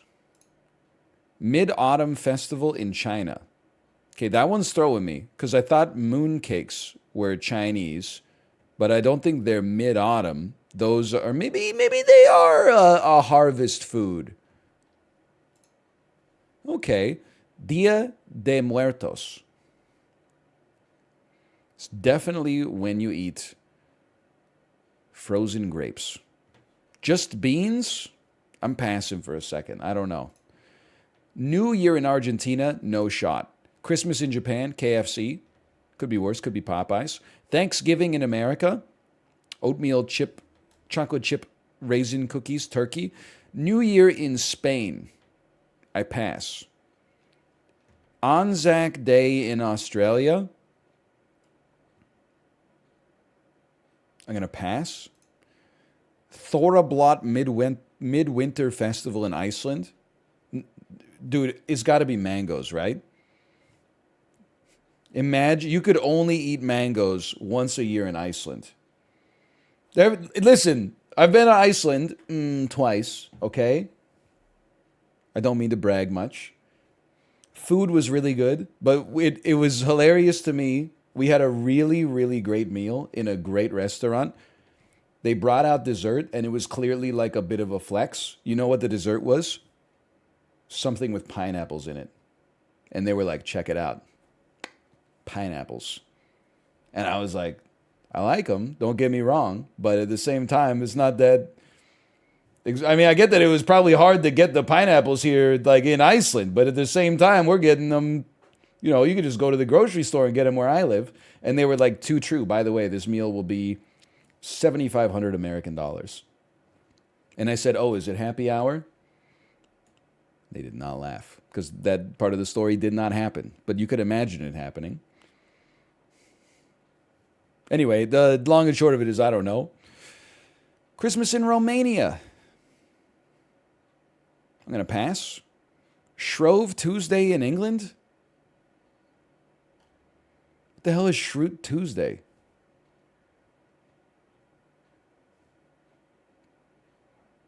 I have no idea, dude. Burns Night in Scotland. Robbie Burns. That's going to be haggis. Tet in Vietnam. Kind of just something tells me it's grapes. New Year in Iran. I'm going to say it's whatever this is. Wrong. It's kuku sabzi. Eid in India. Give me some gulab jamun. New Year in Thailand. Give me the mango. Dia de Muertos. Give me pão de muerto. New Year in Argentina. Give me beans. It was. I can't believe it. I thought it would have a more fancy name than that. New Year in Spain. It's going to sound a little crazy. Give me the cookies. Wrong. 12 grapes. I'm not laughing at the tradition. I just didn't know it was so specific. 12 grapes. Okay, this is Australia then. Yeah, it's at biscuits, of course. Midwinter festival. I believe in Iceland they eat cubes of fermented halibut that have been drying out over the mossy roofs over the previous several months. And it's to celebrate that the Lord of the Moon has become exhausted and his shift in the sky is going to end soon. And thus the days are going to get longer. And of course we know the longest day in Iceland, the sun comes up at 1:35 p.m. and it goes down at 2:30. And Christmas in Romania, dolmades, sarmales. What? Okay, Shrove Tuesday, they're eating some pancakes. Tet in Vietnam, Burberry squares. That's a pretty good performance. I'm from Iceland. We do not eat hakarl on New Year's. I do it. Listen, countries that don't, and I know how this sounds. I'm not insulting Iceland. I'm actually insulting Canada, believe it or not. You could probably believe it. But, like, when your country has, like, one or two foods that is emblematic of your country, people not from there get the wrong idea. Like, I don't know anybody who eats poutine more than once a year. There's tons of them, I'm sure. They're all in like middle school and that's all their cafeteria serves. So like people eat it, but they don't. Like I've had poutine like once this last decade. I don't know if my parents have ever had it like in their entire lives. Even Mouth, he doesn't eat any meat anymore. I think, do you see what he's making? He's making like vegan lasagnas in his, he's wrapping them in clay and then throwing them in the fire. Hi, honey. You just want to see me? Yeah. Hi, honey. Did you have a bath with mommy? Yeah. Yeah, thank you, mommy. I want it. You want to sit on daddy? Yeah. Okay. Mommy's been a super mommy. While mommy was looking after baby, I cleaned daddy's bathroom, and then I ordered her favorite food, then gave her a bath while I was cleaning the upstairs bathroom. Wow. How does she do all three things at once? They what you want. What do I want? Well, first off, I'm going to say thank you, mommy. Thank you. About that food. What food? This one right here? What's that? That's just nugget. Those are chicken nuggets. What's this? Right? Grapes. What are these? Cookies. Cookies. What, do you know these? Quesadillas.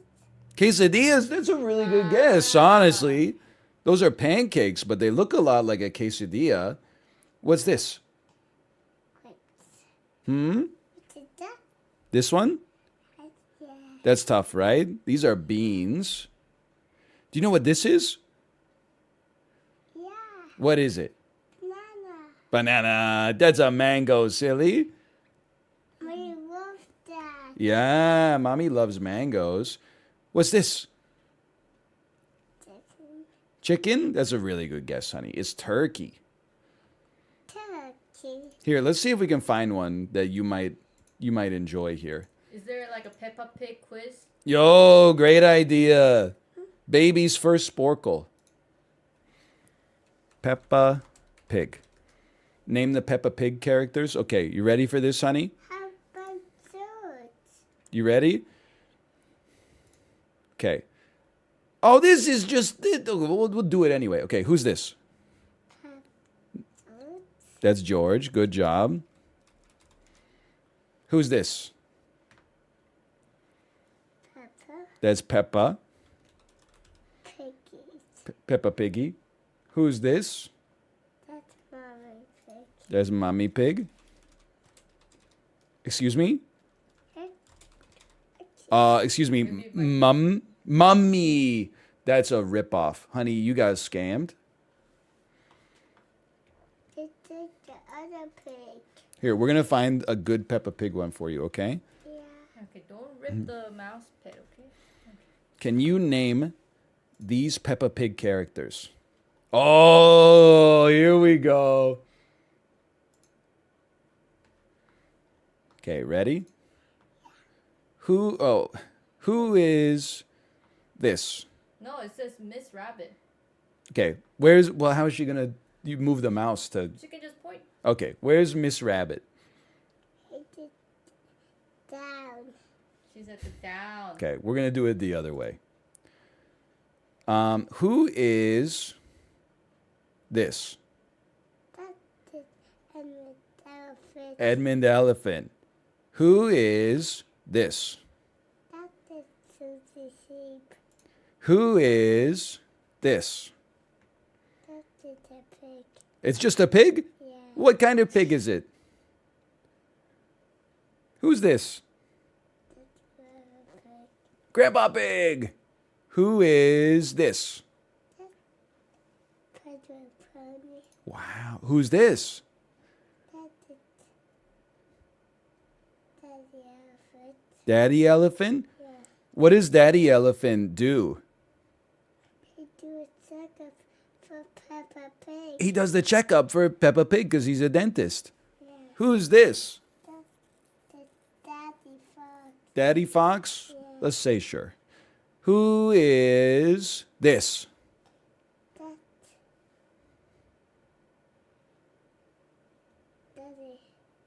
Take a guess. We'll pass, okay? Who's this? That is Peppa Pig. Good job. Who's this? George. Dinosaur. Who's this? Candy Cat. Who is this? That's Mommy Zebra. Who is this? No, that's not it. Oh. Who's this? That is it. That is the sheep. That's fun to watch. Zebra's right. Who's this? Who's this? So zebra. Zoe Zebra. Who's this? That's Daddy Zebra. Daddy Zebra. Who's this? That's Freddy Fox. Good job. Who's this? Twins. Two zebras. Those Yeah. are twins. Twins. They're in like one episode. That's not bad. Yeah, Zaza Zuzu. That was really good. And honestly, she would get Daddy and Mummy. And Richard and Rebecca and Madame Gazelle for sure. For sure. Let's make the other one. Wow. Daddy, Daddy's on display capture. Let's not touch the keyboard. Daddy. Come here. Okay, let's go eat some pasta. Yeah, pasta time. No, out this one. Look one. You want to do another quiz? No, she said she wants the nuke one. Ah. That was amazing. She was cheating. She was reading the answers. Bro. That would be amazing. She'd be even smarter if she was cheating. I don't know if she knows how to read.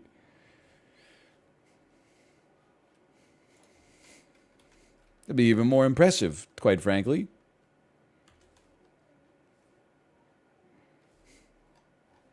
You don't know? Well, how am I supposed to know? Because sometimes she'll like pick up a book and like read a page, and I'll be like, that's perfect. Do you know what it says, or are you just like repeating what you remember from me reading the book to you? So then I'll like point to a word and be like, what is this what does this say? And she's like, like Constantinople. And I'm like, too easy. What does this say? And it's like and she goes, Timbuktu. And I'm like, no shot, no shot.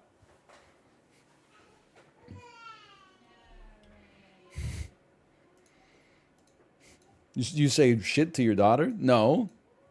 But if I did, listen, I don't turn down the music if it has swearing in it, okay? You know why I don't turn down the swearing? Because it's just words. Like, I think it's less offensive for her to hear a song that says the F word than it is for me to lie to her and have her listen to some garbage like pentatonics. I'm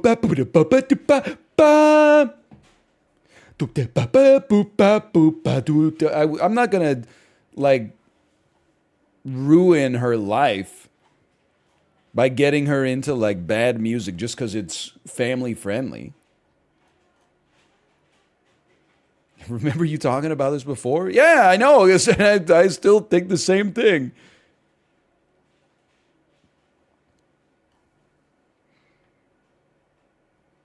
Faces of songs too. What does this mean? What does this mean? I don't know what this means. I'm looking for pictures. Tracks on the back, debut albums. Can you name the artist or album title for these debut records when given a track list from their back covers? Sure, okay. I can try. Side 1, Good Times, Bad Times, You Shook Me, Dazed and Confused. This is AC/DC.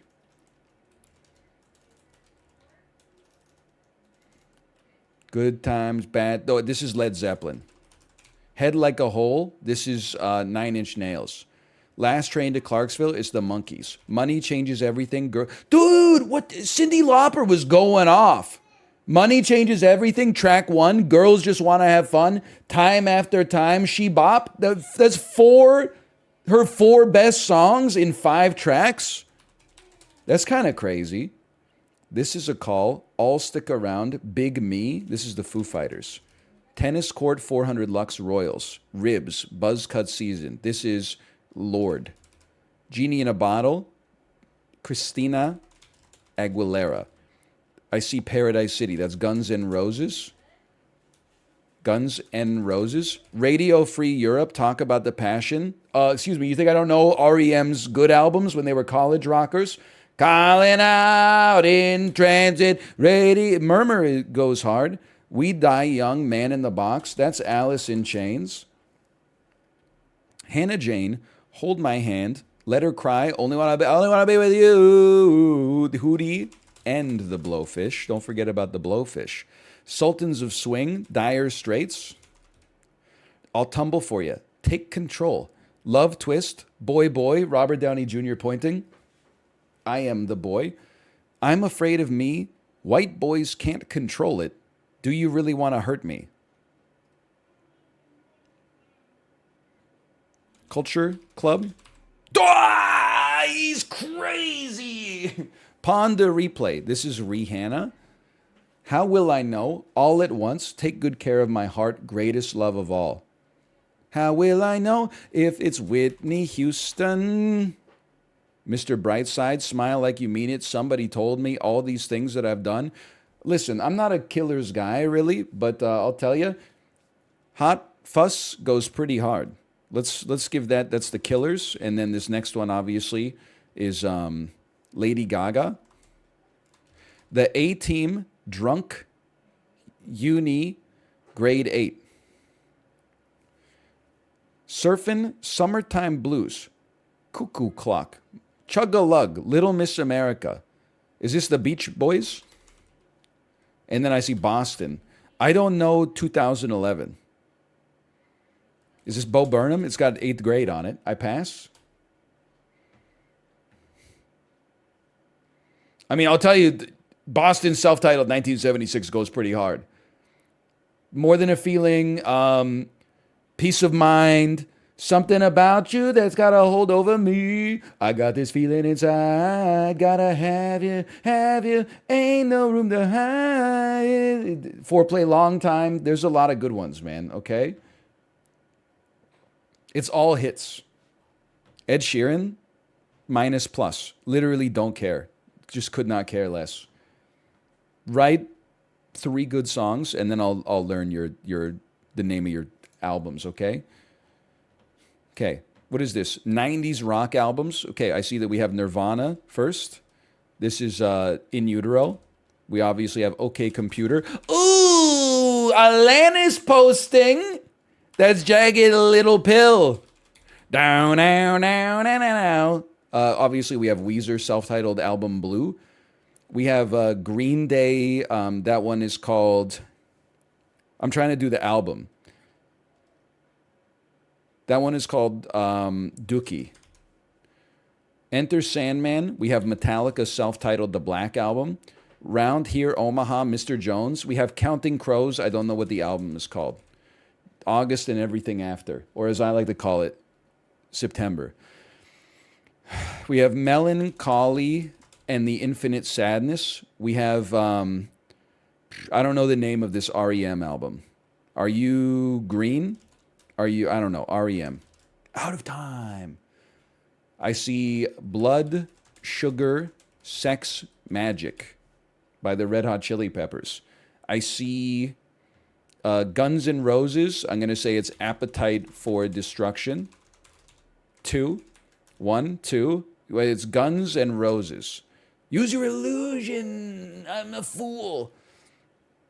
I see The Battle for Los Angeles by Rage Against the Machine. I see the other classic Rage Against the Machine album, which I can't remember the name of. Self-titled.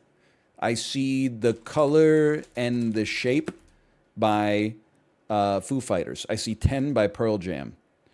I see What's the Story, Morning Glory. I see Soundgarden, Super Unknown. I see Stone Temple Pilots, The Elegant Bachelors. I see The Cranberries. And then I gotta be honest, everything's Zen. Swim, Bomb, Little Things, Come Down. You Moby, you piece of shit. Somebody to Shove, Black Gold, Runaway Train, Keep It Up, Homesick, Get On Out, New World. I don't know these two. I give up and I pass. Soul Asylum, no shot. Bush, honestly, no shot. No shot. I would never have gotten them. I don't know if I know a Soul Asylum song. Do they sing? Yeah. Whoa, heaven, let your light shine down. Yep, that's Collective Soul. Is that a song by Soul Asylum, or is that the band that sang Let Your Light Shine Down? No shot. No shot, sorry. Tracks on the back, 80s pop albums. Dancing in the Dark. Okay, well, that's Bruce Springsteen, but I don't know if I'd call it a pop album necessarily. Spirits in the Mat. Every Little Thing. This would be The Police. Burning Down the House. This is the Talking Heads. Speaking in Tongues. Uptown Girl. This is Billy Joel. It's called Billy Joel. Presenting Billy Joel. Billy Joel. An Innocent Man. Papa Don't Preach. This is Madonna. Like a... No, okay. This is Madonna. True Blue. I knew that one. In the Air Tonight. That's Phil Collins. In the Air Tonight. Who can it be knocking at your door? Dun, dun, dun. Don't go away. Come around here no more. This is Cargo, the Best of Men at Work. I forget what it's actually called, but it's the album itself. Business as usual. I can't get to sleep. I Want a New Drug. That's Sports by Huey Lewis and the News. Hungry Like the Wolf. That's Rio by Duran Duran. Another classic. Who Wants to Live Forever? It's something by Queen. Maybe A Night at the Opera. Maybe it's the Highlander soundtrack because it has Princes of the Universe. This is Queen, Kind of Magic. Let's Go Crazy, Computer Blue. This is Prince, Prince Purple Rain. Straight Up, Next to You, Cold Hearted, One or the Other.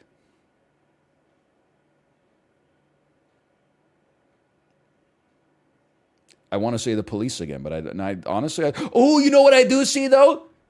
I see the best album of 1986, Paul Simon's Cultural Appropriation, but also it's a masterpiece, Graceland, featuring Ladysmith Black Mombasa. One of the albums of all time, without a doubt. Okay. Let It Rock, Give Love a Bad Name, Livin' on a Prey. I'm going to say that this one is Slippery When Wet by Bon Jovi. Nasty, What Have You Done For Me Lately? You Can Be Mine, The Pleasure Principle. Are you Janet Jackson? I don't know how I knew that, honestly, considering that everything I know about Janet Jackson comes from Peloton rides and her role in the Nutty Professor 2, The Clumps. Talking about a revolution, Fast Car, Across the Line. Across the Lines, that's Tracy Chapman, of course. Sunday, Bloody Sunday, this is U2. Freedom, this is Wham. What's Love Got to Do with It? It's Whitney Houston once more. I mean, Tina Turner once more. Never Gonna Give You Up. Oh, you memer. You memer. I don't know this one. Cold Hearted, One or the Other. The only Next to You I know is by The Police. Paula Abdul. Paula Abdul from like American Idol. She makes music now. Okay, 70s rap, 70s rock albums. 70s rap albums would go hard though. The song is called, the track list is Basketball. It says, basketball is my favorite sport. I like the way they dribble up and down the court. Okay, first one, we got, it's Black Sabbath. Huh? Custard Pie, The Rover, In My Time of Dying. I don't know. But you know what I do know is that the next one is Who's Next? Getting in tune, right in tune. I'm in tune. I'm gonna tune. Right in. That's a classic. I Don't Want to Be a Soldier. Mama, I Don't Want to Die. Give Me Some Truth. Oh, My Love. How Do You Sleep? How? Oh, Yoko. This is the Plastic Ono Band. This is John Lennon. Riders on the Storm. It's The Doors. It's God Save the Queen by the Sex Pistols, which is called Anarchy in the UK. My mistake. Which is by the Sex Pistols. It's called Introducing the Sex Pistols. Never mind the bollocks. That's right. Okay. I see The Police again. I don't know what any of their albums are called. I see Paul Simon, of course. Oh, you know what? Excuse me? Simon and Garfunkel. I see one of the best albums of the 70s, of course. Everybody loves to go on their longboard and drink ocean spray cranberry juice to Rumors by Fleetwood Mac. Who Loves the Sun? Of course, that's the Velvet Underground. This is this would be Loaded, I think. Yeah, okay. Because it's the only one that came out in the 70s. Dust in the Wind. It's Kansas. I don't know this next one, I think. Panic in Detroit. Cracked Actor. Time. The Prettiest Star. Let's Spend the Night Together. The Gene Genie. Lady Grinnin' Soul. Is this Kiss? They love Detroit. Okay. I see Santana after that. I see Blondie. I'm going to say that's Heart of Glass. I was just trying to flex. I didn't know the answer. The next one looks like Chicago, just from the font, but I don't know any of these songs. Are you yes? It is yes. Listen, I'm pretty much like a Close to the Edge head. You know what? I should have looked at the fact that it has a 22-minute long song and been like, I bet it's going. Anyway,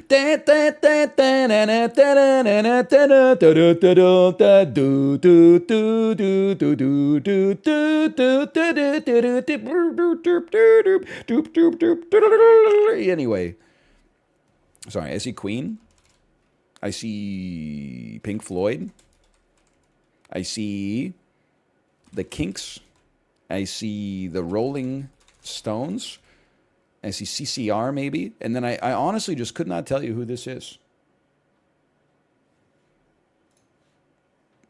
That's embarrassing. And Led Zeppelin, Physical Graffiti, of course. Listen, I blame David Bowie for not putting like a single timeless song in the last 6 tracks of Aladdin Sane. He couldn't have put like Life on Mars, track 8 or something like that. Moonage Daydream, Suffragettes, just something. What about Genie? I dream of Genie. That's all I know about that. Tracks on the Back in Black, Hit the Sack, Been Too Long, I'm Glad to Be Back. Chasing Pavements, that's Adele. I see Folsom Prison Blues. I'm going to type Folsom Prison Blues. Wanna Be Sedated, that's a Ramones self-titled. Yep. Eruption, Van Halen. New Kid in Town, Life in the Fast Lane. This is the Eagles. What the hell is this? Wasted Time, track 4. Wasted Time reprise right after that? Give it a break. Living on the Edge. This is Aerosmith. Get a Grip. What an album cover. Sharp Dressed Man. ZZ Top. 99 Problems. This is Jay-Z self-titled. What happens if you just type self-titled? The Black Album is not self-titled. It's called the Black Album. Selling the Drama. Lightning Crashes. An old mother dies. Her placenta falls to the floor. That's live. Visions of Joanna. That's Blonde on Blonde. Don't fuck with me. I know my Dylan, okay? Highway Star. This is Highway Star by Deep Purple. This is Deep Purple by Deep Purple. Machine Head. Always Be My Baby. This is Mariah Carey. Tom Sawyer, Red Barchetta, YYZ, Limelight. I forget what comes after, but it ends with the camera eye. And there's, what else you got in there? Hold on, let me think. You got some Vital Signs, and then the one that's like, I forget. It's Moving Pictures, though. But honestly, it might be my pick for the best first 3 tracks on any album of all time. It goes in. You ever going for a drive? You don't want to be in the car? Just put on Moving Pictures and go to town. What's wrong with Limelight? It's a little too pedestrian for me, quite frankly. Like, I would like Limelight more if it was like 9 minutes long. Or if Geddy Lee went, eyes wide open, heart undefended, innocence unvarnished. I see Back in Black. I see Def Leppard. I know this because, like, I'm going to be honest, I love Sam Yo as a Peloton instructor. I had to stop taking the Sam Yo classic rock rides because I know too much about Def Leppard, and honestly, I do not care for them. And I've heard every single one of these damn songs. Probably 10 times. Like, you know, this song is called Armageddon It because it sounds like I'm a getting it. I hate it, dude. Rocket kind of goes hard. And listen, I'll give you some credit for it. And I want, and I need animal. But anyway, Purple Haze all over my brain. This is the Jimi Hendrix Experience. Sweet Leaf, After Forever, Embryo, Children of... I should know Sweet Leaf. I should know Sweet Leaf, dude. Stan, Paul, Who Knew, The Way I Am. This is Eminem and Lil Wayne. 3 Babies, The Emperor's New Clothes, Nothing Compares to You, Sinead O'Connor. Where Eagles Dare, The Trooper. This is The Trooper. This is Iron Maiden, The Trooper. Sweetly, I gotta hit an X on this one, but I'm gonna, yeah, I should have known. I should have known. Those are great quizzes, though. NL, I got to see Def Leppard over the summer. I'm not a Def Leppard hater. It's just that I would be content to just be agnostic to Def Leppard, except for the fact that I'm exposed to them all the time. Like, at least they're not AC/DC. where you can't go anywhere without hearing gang, da-da-dam, da-ga-dang. But like, I don't like them. If you like them, then I'm glad that you saw them. If you don't like them, then that I apologize. Debut album cover or not. We can't do that because they always give us Nevermind by Nirvana. It drives me crazy. It just pisses me off, man. See? What did I tell you?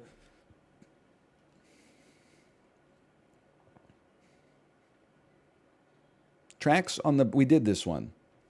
Pick the correct studio album for. Aerosmith, Toys in the Attic. God, I fucking hate Aerosmith, dude. Look at this shit. And this doesn't even have... Is it Get a Grip?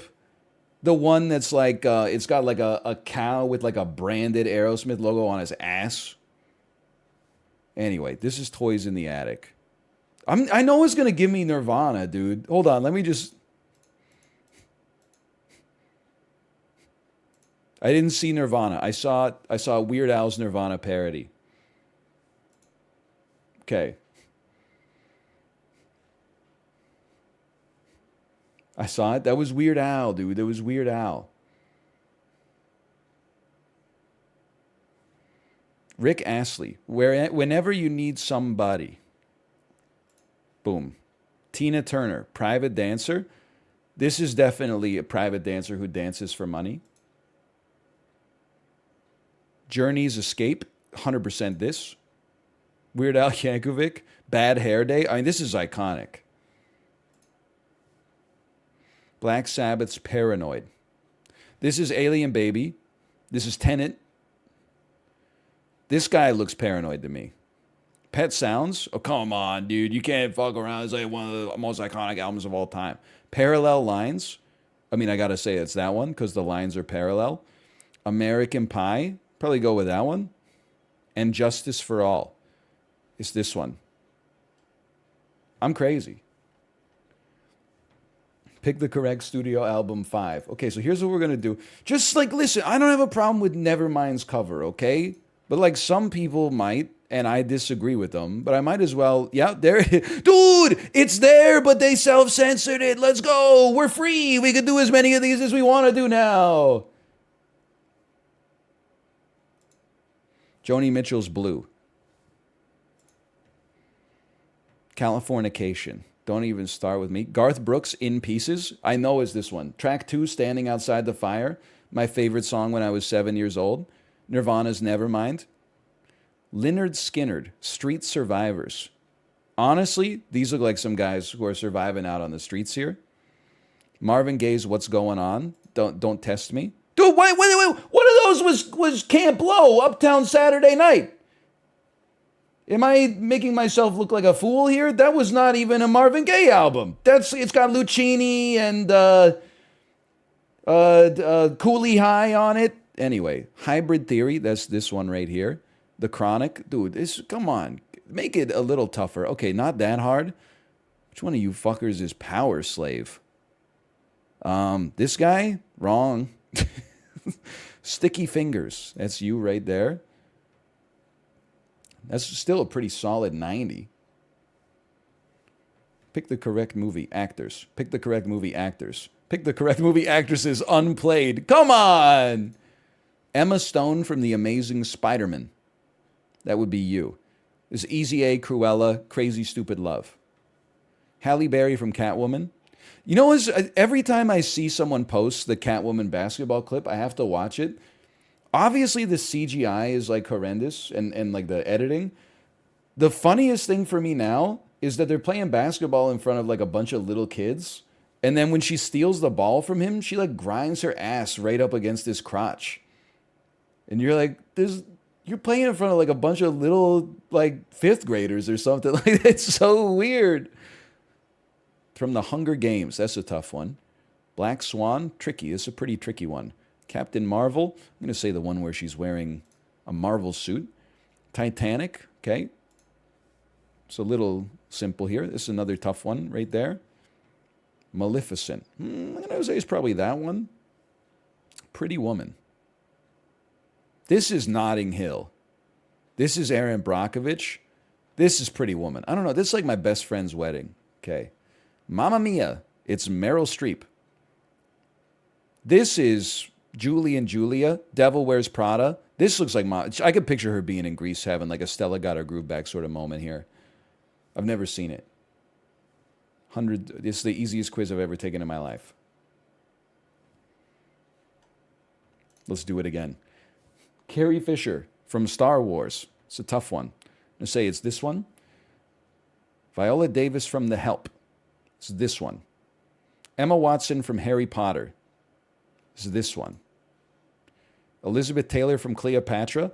Are they just insulting me with these questions? I mean, I'm pretty sure it's this one. What were they thinking, man? Grace Kelly from Rear Window. Okay, I have no idea. Wrong. Pride and Prejudice, Keira Knightley. It's this. This is Atonement. Fuck. Cameron Diaz from The Mask.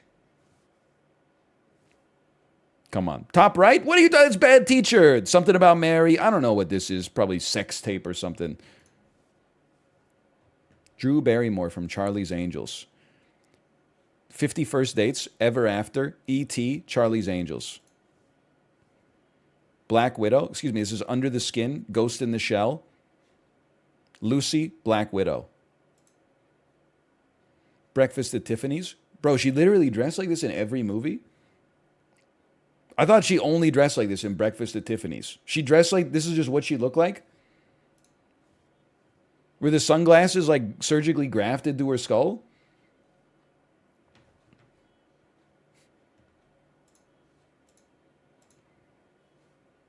She was an icon, I guess. Yeah, whatever. Sure. How about pick the Angelina Jolie, pick the Halle Berry, pick the drama movie posters. Okay, do it. I like a slideshow, personally. When we're talking about movies, I like a slideshow. Click my movie mom. Can you click a movie character's mom when given an image of their child? This is What's Eating Gilbert Grape. This is your mom. I don't know what that is. I don't know what I'm looking at. Forrest Gump's mom is you. You know what's crazy? This lady, Sally Field, looked 117 years old to me when I first watched this movie. Now I'm looking at, she's Forrest Gump's mom. I'm like, damn, she's kind of a baddie, dude. I'm old. I'm ancient, dude. That's crazy. Bro, you see Forrest Gump? Yeah, what about the chicken Forrest Gump? Jenny? Nah, dude, Forrest's mom. Yes. Tongue rolls out of mouth, then you gotta reel it back in. Anyway, this is E.T. I didn't even know there was a mom in E.T., to be honest with you. But, like, it's the right era to be like, I'm passing. This is Linda Carpenter. Ferris Bueller's mom.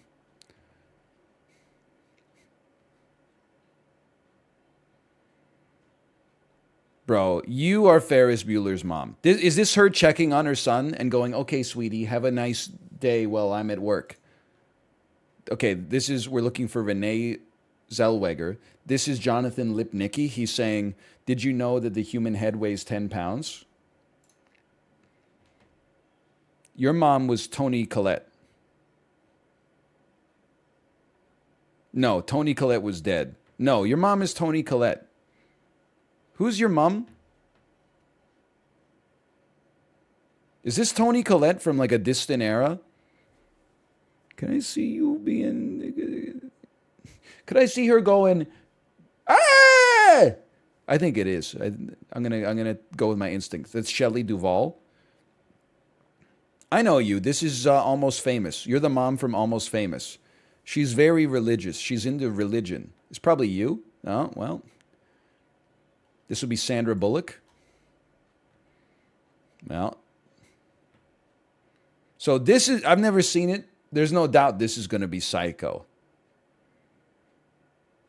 And I got to say, me watching Psycho? Yeah, what about the chick in Psycho? Oh, you mean Janet Leigh? The shower scene? Nah, dude, Norman's mom. That's how old I'm getting here. Anyway, I've never seen it, but I know enough about Psycho to at least make the joke coherent. This is Room. This is Brie Larson from Room. This is Psycho. This is Carrie. You're Carrie's mom. It's Kevin McAllister's mom, Catherine O'Hara.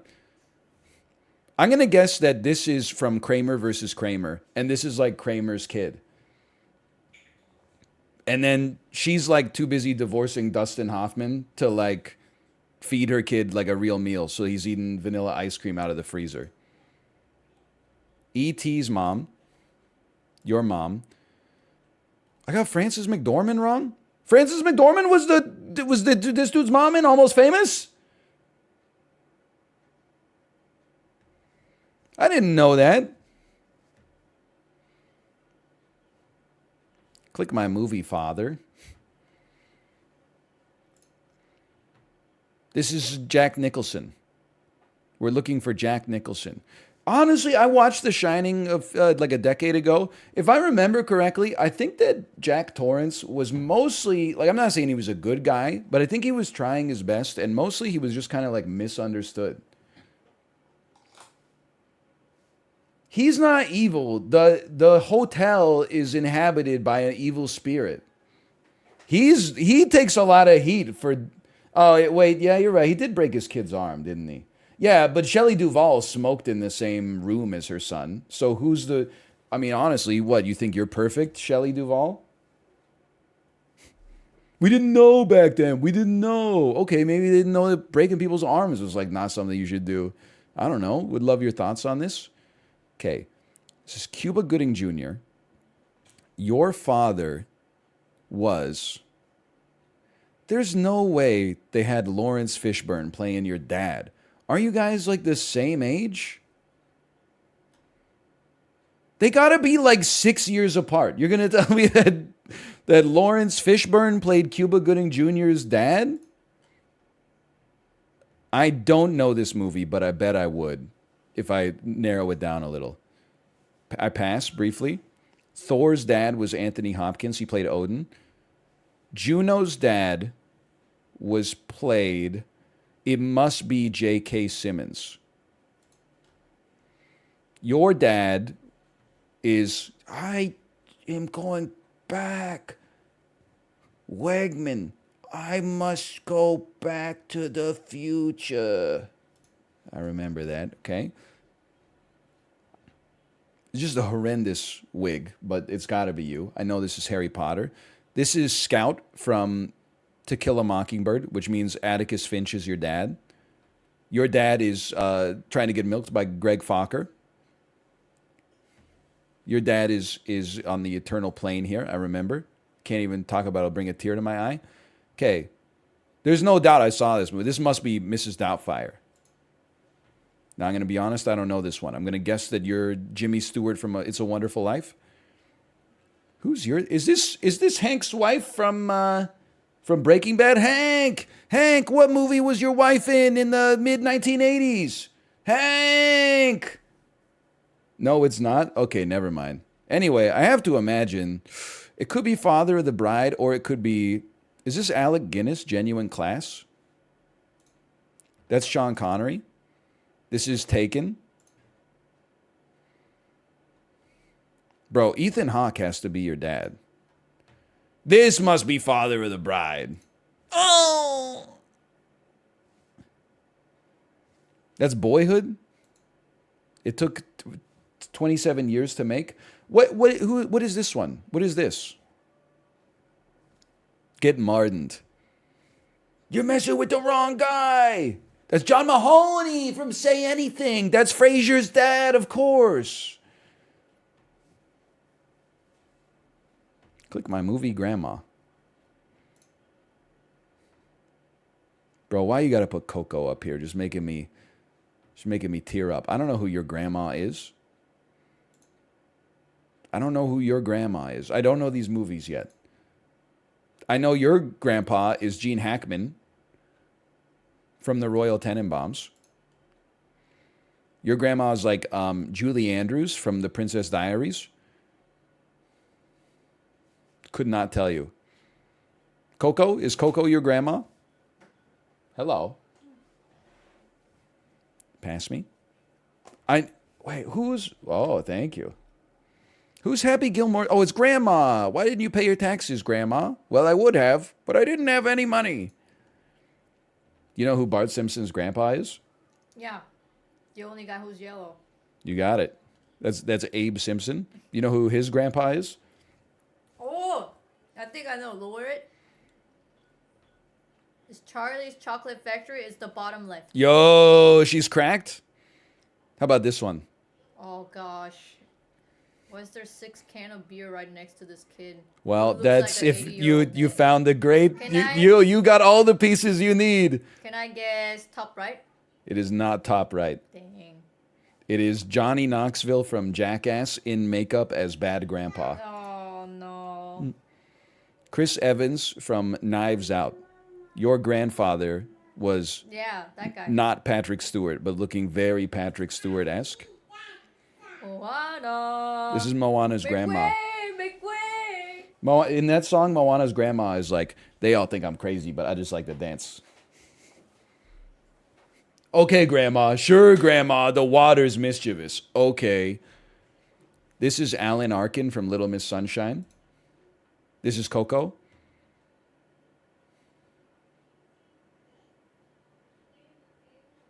Medea? Could this be a Medea? Could this be Eddie Murphy in costume as Grandma Clump? Saying, makes me feel a little frisky. It must be Betty White. It's the only one that makes any sense. It's Hercules, man. That's Grandma Clump. This is Peter Falk as Columbo.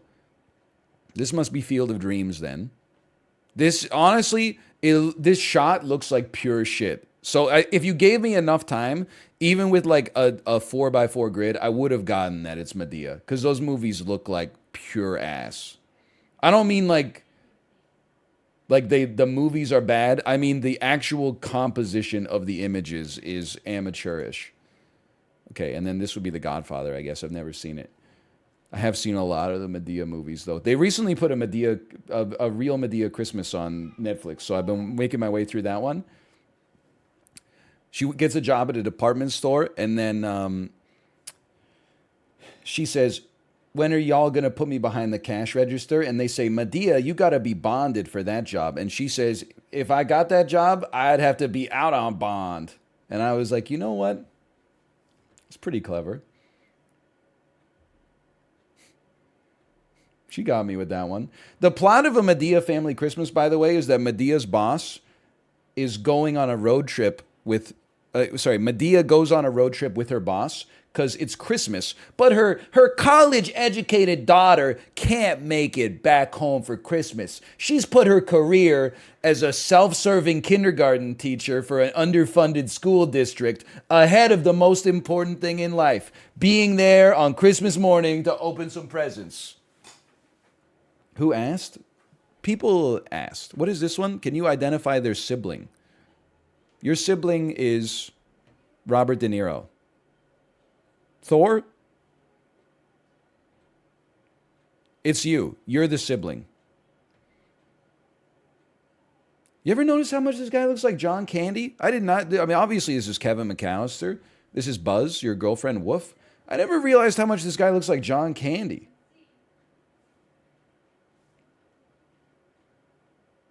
OMG, he does. Yo, but he does, though. I don't know. I'm passing. It's probably you. This is Hocus Pocus. Your sister is Bette Midler. It's Emma Watson. Your sister is probably Saoirse Ronan. I'm sorry. I never remember, man. Luke Skywalker. Spoilers. Your sister is Princess Leia. Your brother is Johnny Depp. Johnny Depp. Your sibling is Tina Fey. This is the movie Baby Mama. Your brother is Tom Cruise. Tom Cruise, a lot of people don't know this. They think he only recently started doing his own stunts. That was really him at the blackjack table. They put a hidden camera in Dustin Hoffman's vest pocket, and he actually learned how to count cards for that scene. He's banned from every casino on the strip right now. Then he drove a motorcycle off the top of the Luxor, and at the peak of the jump, ditched the motorcycle and did a base jump. And he landed on the viewing deck of the Eiffel Tower at the Paris Hotel and Resort. Loki's brother is Thor. I don't know. Your brother's Jason? Your brother is your sister? That's Drew Barrymore? That's gotta be... Dude, why does the Goonies look so contemporary? That's Josh Brolin as Thanos, but I know this is from the 80s, so his brother's Sean Astin. Why does Josh Brolin look like Ethan Hawke? Your brother is Ferris Bueller? Your brother is your sister, who is Maggie Gyllenhaal? Who I actually 100% thought was Elizabeth Olsen right there. Your sister is you. Your sister is you. Your brother is Bill Paxton. It's the easiest quiz of my life. Click my movie friend, men. Your friend is Buzz Lightyear. Well, that's kind of like a spoiler. Your friend is Andre the Giant. Your friend he's more than a friend. He's really like the straw that stirs the drink. This Sean Astin. Your friend is Cam. He wears a Detroit Red Wings jersey and is now on Succession. Your friend, why does he look so messed up, dude? Did you just wake up? Are you 15 minutes late for potions class or whatever? Is it windy outside? What's wrong with your hair, dude? Harry Potter always had messed up hair. People my age were going to the movies watching this shit and being like, he looks so cool. Obviously, your friend is Rupert Grint. Your friend is Pumbaa. Your friend is Andy Dufresne. Your friend is you. Your friend is Eddie Murphy. Your friend is Keanu Reeves. He's bat-chesting. Keanu Reeves theater reaction when Captain America picked up Mjolnir. Your friend is Tom Cruise. Your friend is you, Sean. Garth Algar. Your friend is Wayne World. Your friend is Seth or the other. I forget his name. Great movie, though. Your friend is probably not going to be Jack Lemmon from Grumpy Old Men. I'm going to say your friend is you. And this is Walter Matthau. You know the plot of both of the Grumpy Old Men movies is just two old dudes wanting to have intercourse with the same lady? It's the danger of living in a small town. Anyway, that's too easy. 94% is too simple, man. Your friend is someone I don't know. Your friend is Kristen Wiig. Your friend is Amanda Seyfried. Your friend is Melissa McCarthy. I can do this. I don't know your friend. Your friend is probably like Anna Kendrick. Your friend, fucking Lady Bird, it's always late. Can't shake a stick without having to answer somebody's question about fucking Lady Bird. Bro, what the hell is Christine Baranski doing in this? You must be Lady Bird's friend. That's my take right now. What's Christine Baranski doing in this?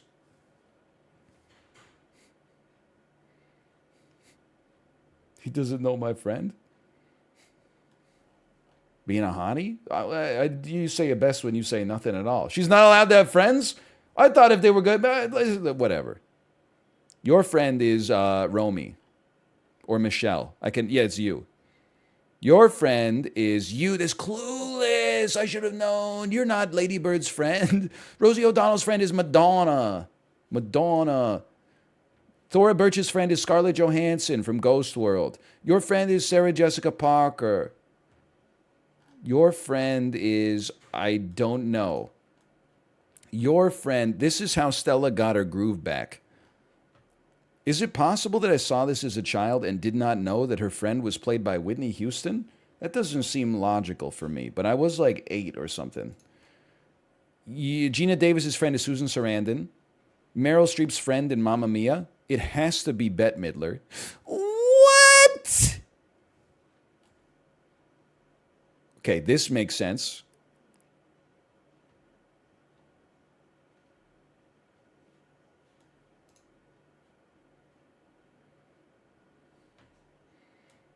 Is it Bette Midler? Is Bette Midler... Is Bette Midler her friend in Lady Bird? It can't be you. This is from Booksmart, right? This is a Booksmart picture. They are wearing exactly the same clothes. Okay, you got me on that one. I thought this was from Booksmart. I was waiting to see the other girl from Booksmart who sings You Ought to Know by Alanis.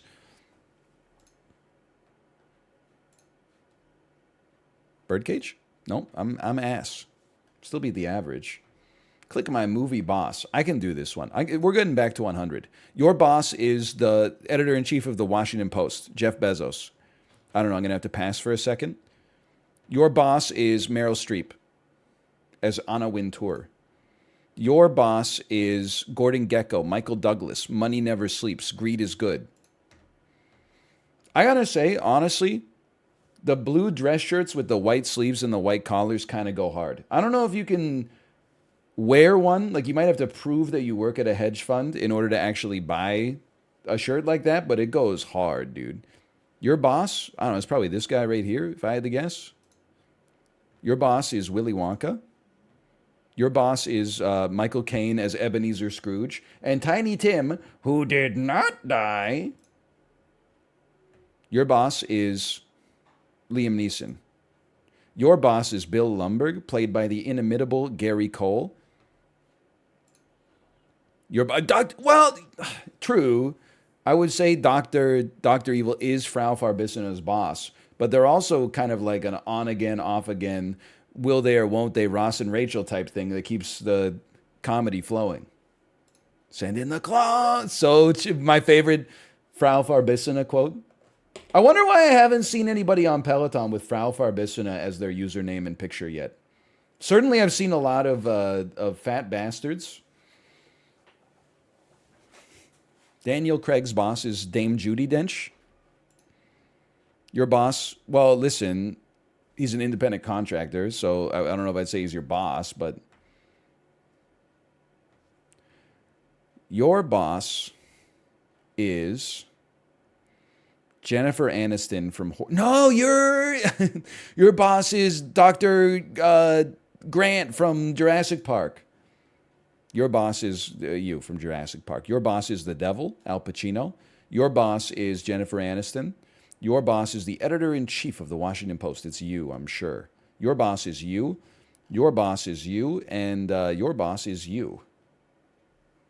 Get cracked. Click my movie side. These are too easy, but I'm having a good time feeling smart. Your sidekick is Chewbacca. Your sidekick is...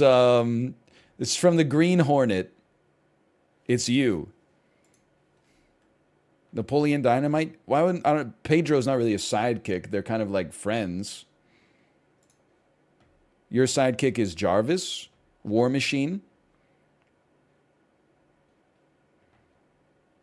War Machine. I don't know why I couldn't find him. Your sidekick, of course, is Miniature Me. Pictures that do not go hard. Okay, Kick-Ass's sidekick was Hit Girl. Batman's sidekick was Chris O'Donnell's Robin.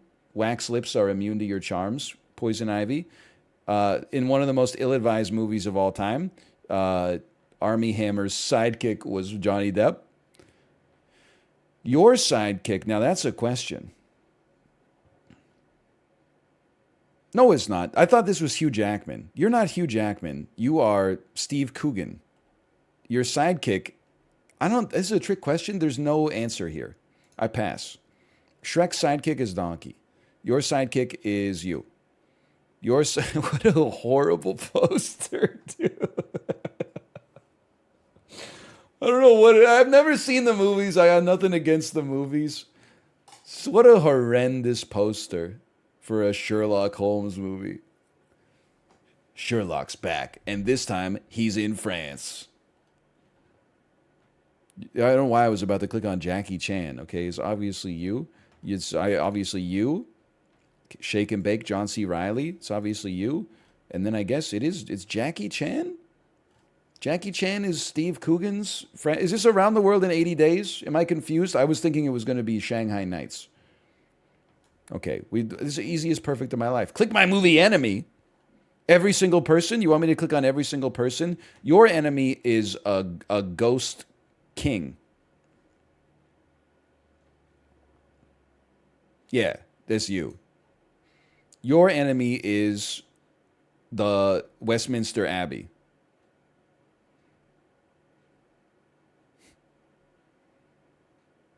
I'm passing. I know this. I'm just passing. Your enemy is Michael Fassbender. Your enemy is Cerebro.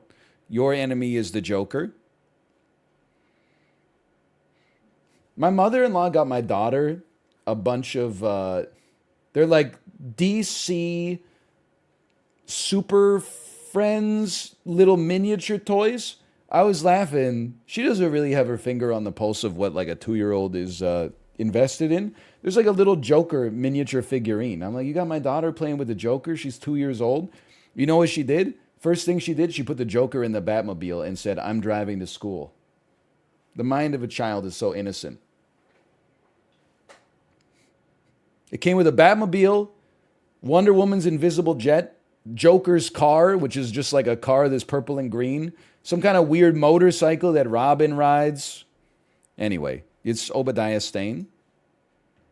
It's Blofeld. It's a werewolf. It's the Vampire King. Probably this guy, right? Buzz Lightyear's nemesis is Sid, but also it's Zurg. Fargo's nemesis? Bro, don't flatter yourself. Excuse me, Marge Gunderson's nemesis is not Jerry Lundegaard. On what planet does Jerry Lundegaard stack up to the mighty fine, slow-turning wheels of justice of Marge Gunderson? If anything, Peter Stormare, kind of funny looking, is her nemesis, and this is her putting a cork on in that shit right there. But like, it's not Jerry Lundegaard. Jerry Lundegaard is a sniveling coward. There's no doubt. And you know what the thing is?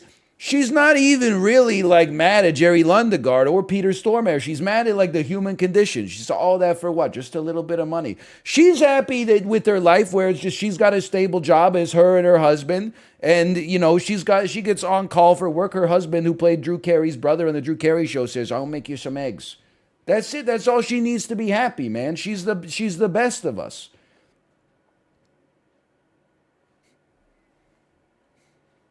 Anyway, Jerry Lundegaard. The alien. You? Bro, who the hell? Is this the Emperor? I haven't seen enough of the third movie.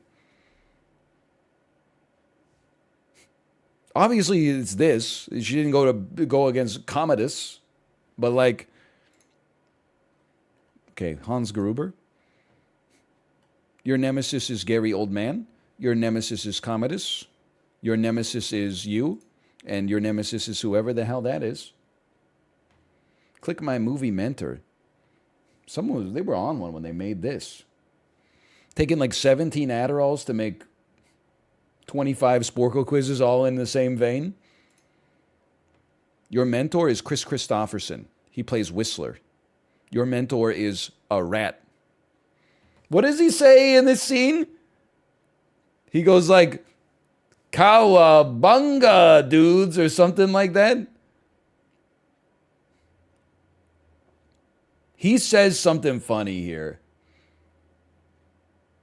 Help me. Everyone's just posting rats. Wait, why are you saying he says, I am coming? There's no way. That's what he says here. Anyway, Your mentor? Isn't that Gordon Gekko again? This is reused? Hairstyles that absolutely do not go hard. Your mentor is Marcus Aurelius, as played by Peter O'Toole.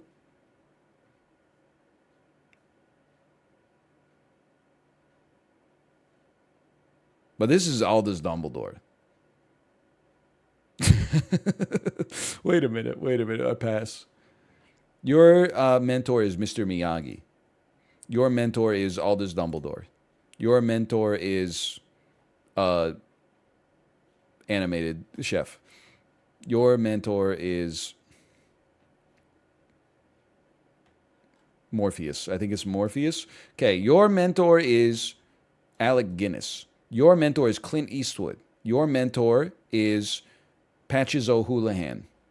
Your mentor is Forrest Whitaker. Your mentor is this weasel. Rocky's mentor is not the dude who fucks the robot. It's this guy. You gotta eat lightning and you gotta crap thunder. Goodwill Hunting's mentor is Robin Williams. It's not your fault. Your mentor is Morpheus. Your mentor is you. And your mentor is you. Easiest quiz of my life, 92%. Happy birthday, Parley. What does he say? Hey, Rock, you want a beer? Happy birthday, Parley. It's so good. How do you do that? I don't know. It's in there somewhere. Happy birthday, Parley. Click my movie lover. Nah, I'm just kind of over it, honestly. Oh, how about this? Click my movie lawyer. Now we're talking. What the hell is wrong with Tommy Lee Jones? He does not look right. Why does Tommy Lee Jones look so much like Dax Shepard?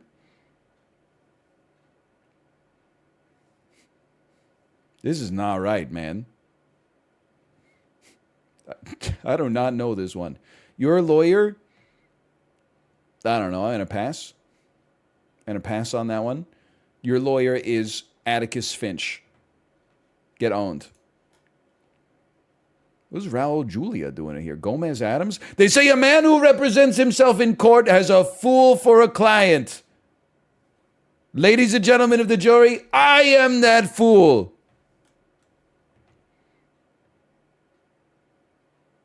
Your lawyer is Tom Cruise. Your lawyer is Kevin Costner. Your Honor, I object. On what grounds? It's devastating to my case. Overruled. Good call. Anyway, sorry. Your lawyer, I don't know. I'm passing.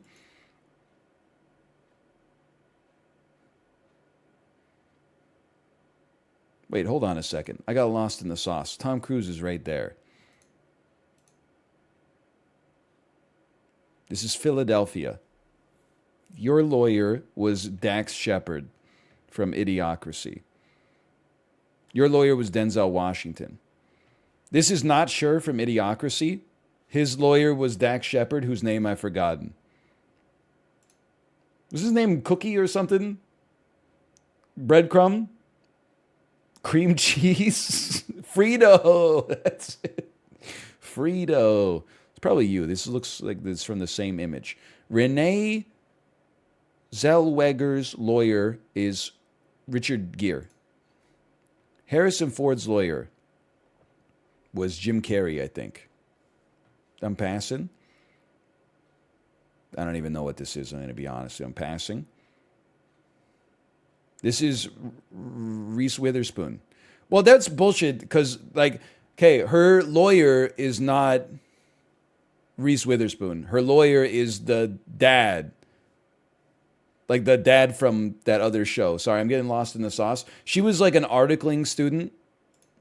But whatever. Okay, this is... And then, wait, this... No. This is right. This is right. Jennifer Tilly's lawyer was Jim Carrey. Okay. He was representing her. Ryan Felipe's lawyer. For absolutely no clue. Oh, fuck.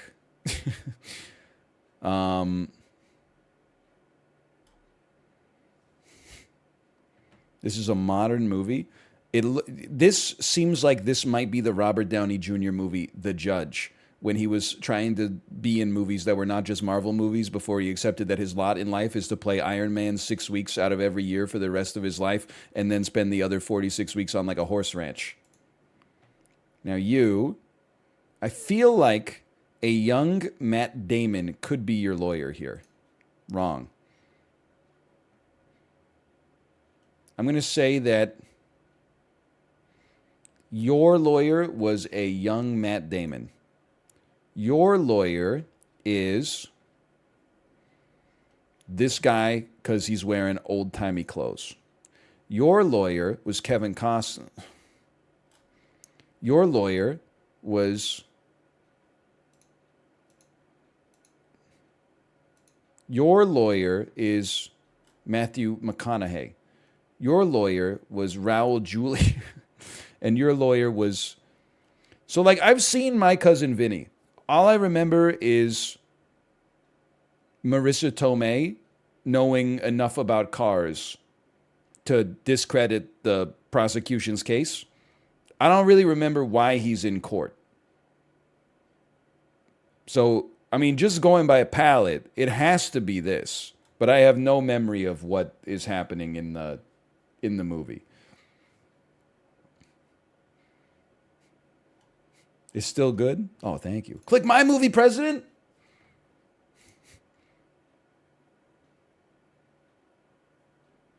I got to pass on this one. I got to pass. Your president. I know your president. It's Tim Robbins. I'll blow up every major city on the planet, starting with Washington, D.C., unless you give me $1 billion. Dr. Evil, this is 1967. We don't have that kind of money. That kind of money doesn't even exist right now.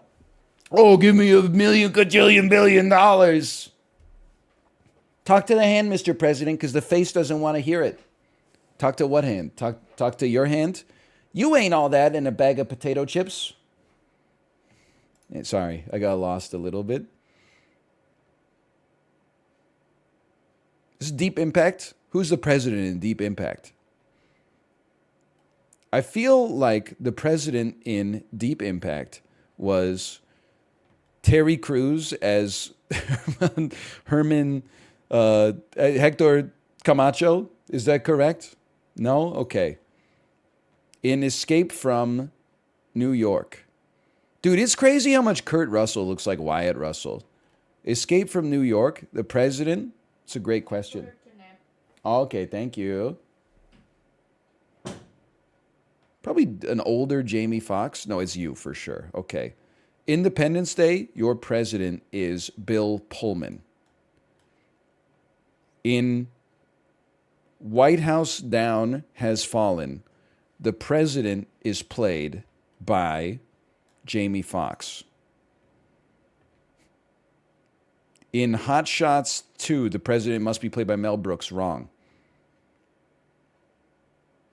In Sigourney Weaver's boudoir photo, I feel like this has to be Harrison Ford. Wrong. That's wrong. In Superman 1, the president was played by you. This is Harrison Ford. This is, oh man, photorealistic at the time. How insane is it that Jack Nicholson is in Mars Attacks? How is there like a behind the scenes where that shit went down? He'd won like 9 Oscars at this point in his life. By the way, as like a 9-year-old, this movie scared the shit out of me.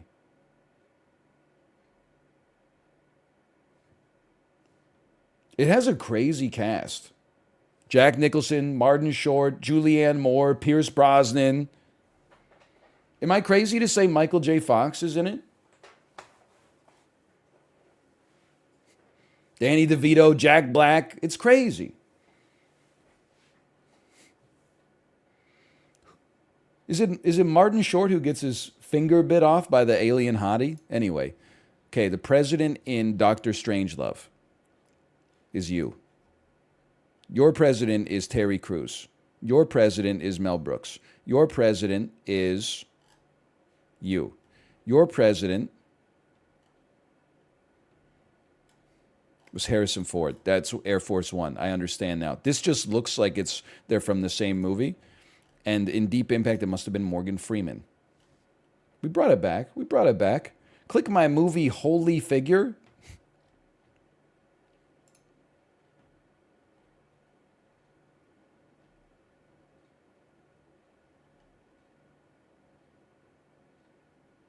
I get, okay. Yeah. I understand now. This is the Princess Bride. Aren't you from the Princess Bride? This is Robin Hood Men in Tights, posters that actually go insanely hard. It's been 20 years since I've seen this. Bro, what the hell's this guy doing? What's Agent Coulson doing here? Maybe it's Mel Brooks. It just makes sense. No clue. Absolutely no shot. It's Paul Dano in There Will Be Blood. This is Spotlight.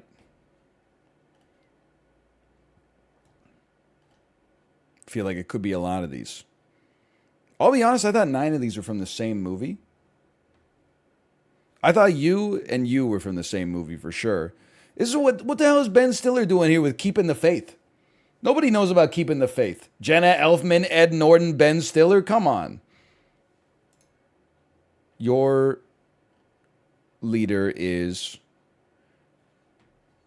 Bro, I have George Carlin? No, that's from Dogma. From the Da Vinci Code. Was Tom Wilkinson the bad guy in the Da Vinci Code? All I remember is Paul Bettany. No, you know what? It has to be Alfred Molina. This dude is talking on a flip phone.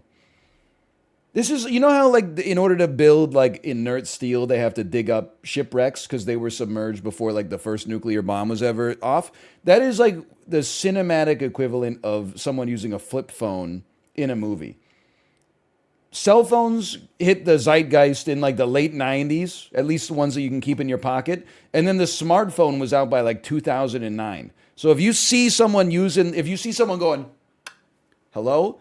You know that shit is from about 2001 to probably 2008. And 2005 is smack dab in the middle. I don't know. This is Scary Movie. This is from Scary Movie 2. Don't know. Ed Norton, this is Keeping the Faith. This is Dogma. How many popes were in this damn movie? Because I know you're like one of the popes. And then like you're the pope and this guy's the pope. And who's the young pope? Where does the young pope come in here? Is this from the two popes? They do look like they're sitting across from each other. This must be from Rec. The only movie I know that Deb from Dexter was in. Unknown. This is The Real Exorcist. Excuse me, where's Scary Movie?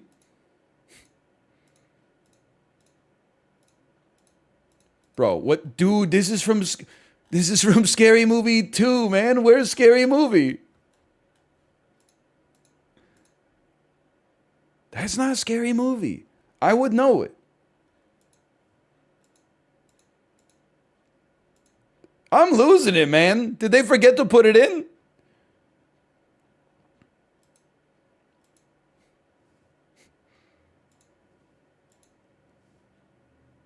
Okay, I can do this. I can do this. I can do part of this. You are a comedy. So put me on Spaceballs. Clint Eastwood, mid-2000s.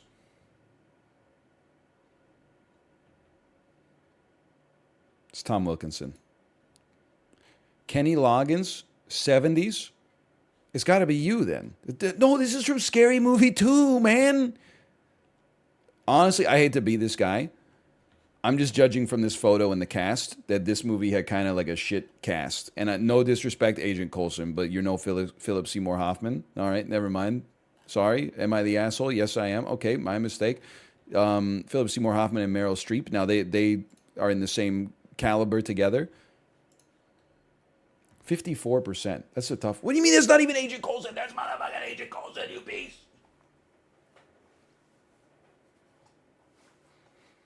It's not, dude. Are you face blind? Are you facially blind? That is Agent Coulson. Somebody explain what this movie is. It's not? Bro, it is. That's Agent Coulson. It's from Gran Torino. Okay, hold on. Hold on. That's not Gran Torino, is it? It looks like he's wearing the $1 Million Baby fit.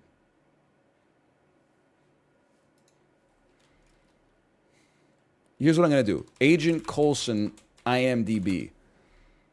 Clark Gregg. Bro, it's 100% this guy. Okay, and I'm taking it back to the mid-2000s. Iron Man. Hoot. When a Stranger Calls. He played Ben Johnson, the sprinter? Okay, this is messing with me because I don't see the movie I'm looking for. But that's his face, dude. That's his face. Gran Torino. I'm going to Gran Torino. And then I'm looking at the cast.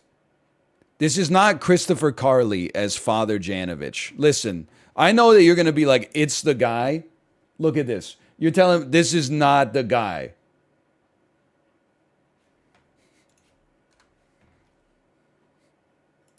There's no shot. It's this guy on the left here. No chance. It's Brian F. O'Byrne from $1 Million Baby.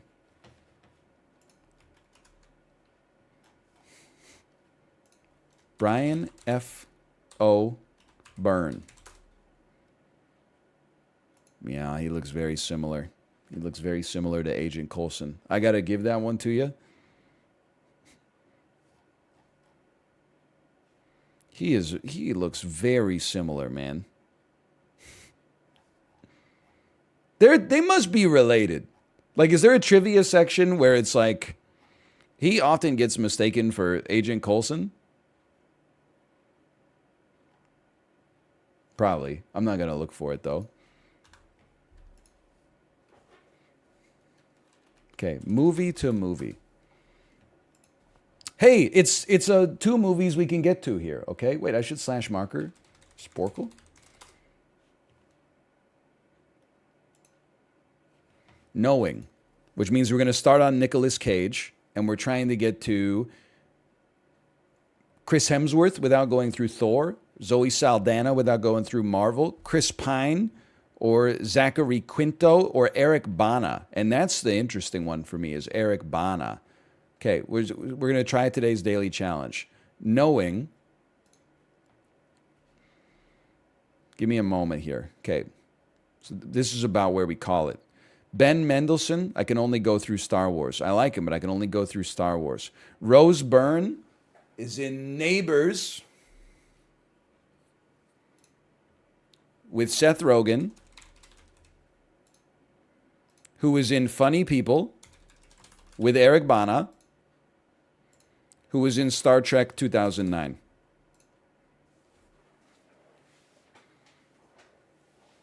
That's a good one. That's a very efficient link. We didn't go through Nicolas Cage from Knowing, which is a little bit rare, but he's back.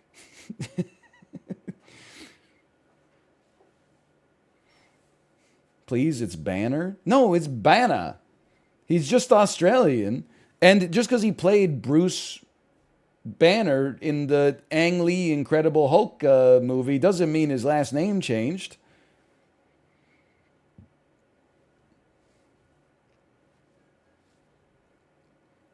Nick Cage, Into the Spider-Verse, Chris Pine. Okay, fine. My personal opinion, voice acting doesn't count as real acting. Wait, hold on. Strike that. For this game specifically, I'm not trying to say that they're not like real people or whatever. I'm just saying it's a little easy. I'm just trying to... I'm joking. That's a better line. But then if I went to Into the Spider-Verse, what would happen? Think about what that would do to chat. Because people would bat chest it, and then people who bat chest everything else related to superheroes would be like, wait a minute, don't bat chest Into the Spider-Verse. That's the non-bat chestable. You're about to realize there are no sacred cows here. They bat chest everything. You could be like, I got penicillin for my infection. People would be like, bat chest medicine. Bat chest life-saving medicine.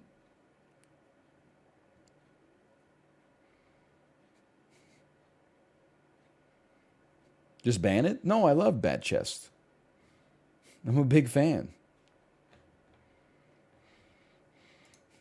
Can someone explain bat chest? Okay, hold on. I will send you over to my wife's stream. Let me first send her a little warning flare and say, I see you are live. I'm gonna send them. Thank you. The way that I look at bat chest is the purest bat chest is when you're excited by something simply because you recognize it.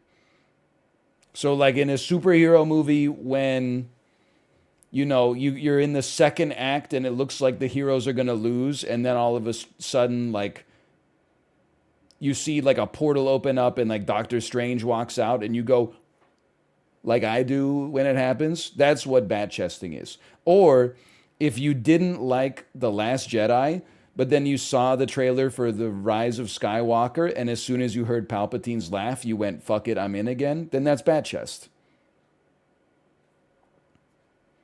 Now it has been, because language evolves, it has been like perverted a bit to now like everything superhero is bat chest. But not even just anything superhero. You could be like, new Netflix original movie starring Dwayne The Rock Johnson and Kevin Hart, bat chest. Bat chest. New season of Love is Blind. Like, you can just use it for everything. Oh my God, is that a Germa soy jack pointing? It's an incredible emote. I love that. And to get the emote to be readable in such a small space, that's incredible perspective work. Holy cow. Germa, bat chest. Bat